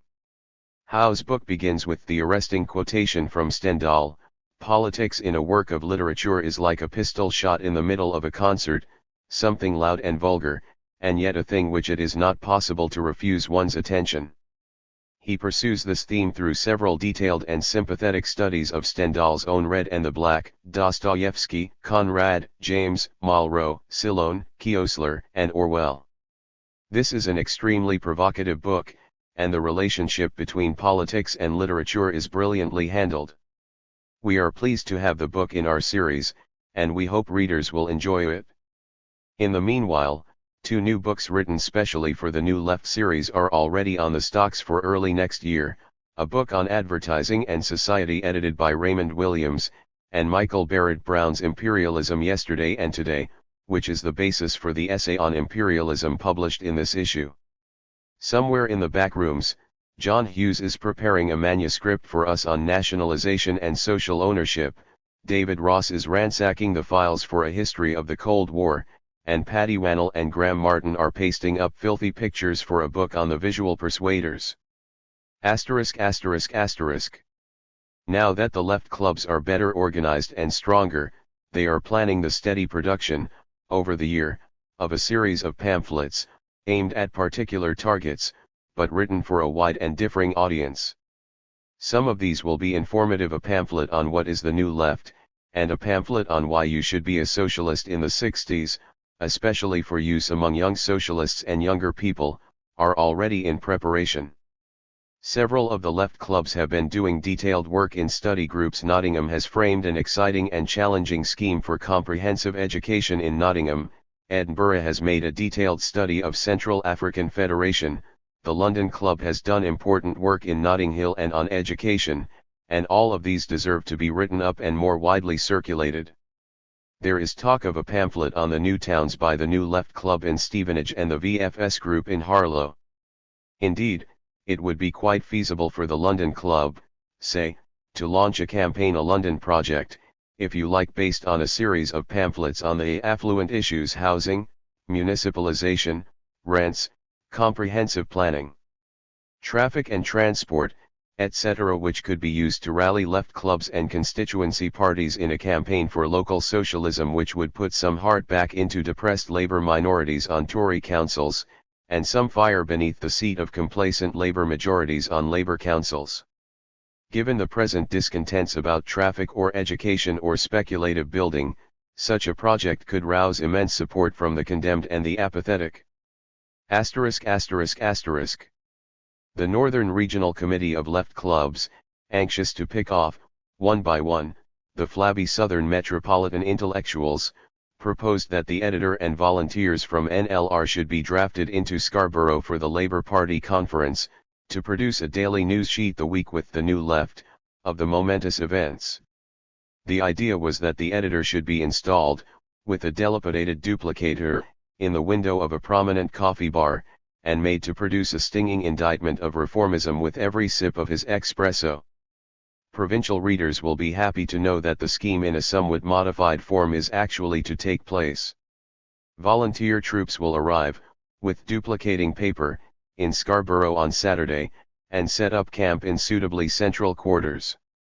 The Left Clubs Committee are preparing a special brochure, describing the work and aims of the Left Clubs and NLR, which will be given away to delegates to help spread the word. A daily edition of NLR special conference issues will be published, and we are anxious to have teams of helpers to supply us with those interesting tidbits from the compositing room, and to assist us produce and distribute the libel louse sheet. We hope that left clubs in the area will make a special effort to bring a contingent and a club banner into Scarborough for the CND march and demonstration on the Sunday preceding the conference, and stay around to watch the fireworks. Typists, expert duplicators, accredited news vendors, urgently required. Seriously, if you are going to be in Scarborough as delegate or visitor, please make sure you find out early where the People's League for the Defense of a New Left Press has established its GHQ. This may be the last conference which you have a chance to attend. By next year, you may need a do-it-yourself atomic stockpile and a year's subscription to Encounter or The Spectator to get within spitting distance of the national executive. Contributors to NLR 5, C. Wright Mills, who is working on a study of the Soviet intelligentsia, is probably at this moment taking socialist greetings to Castro in Havana.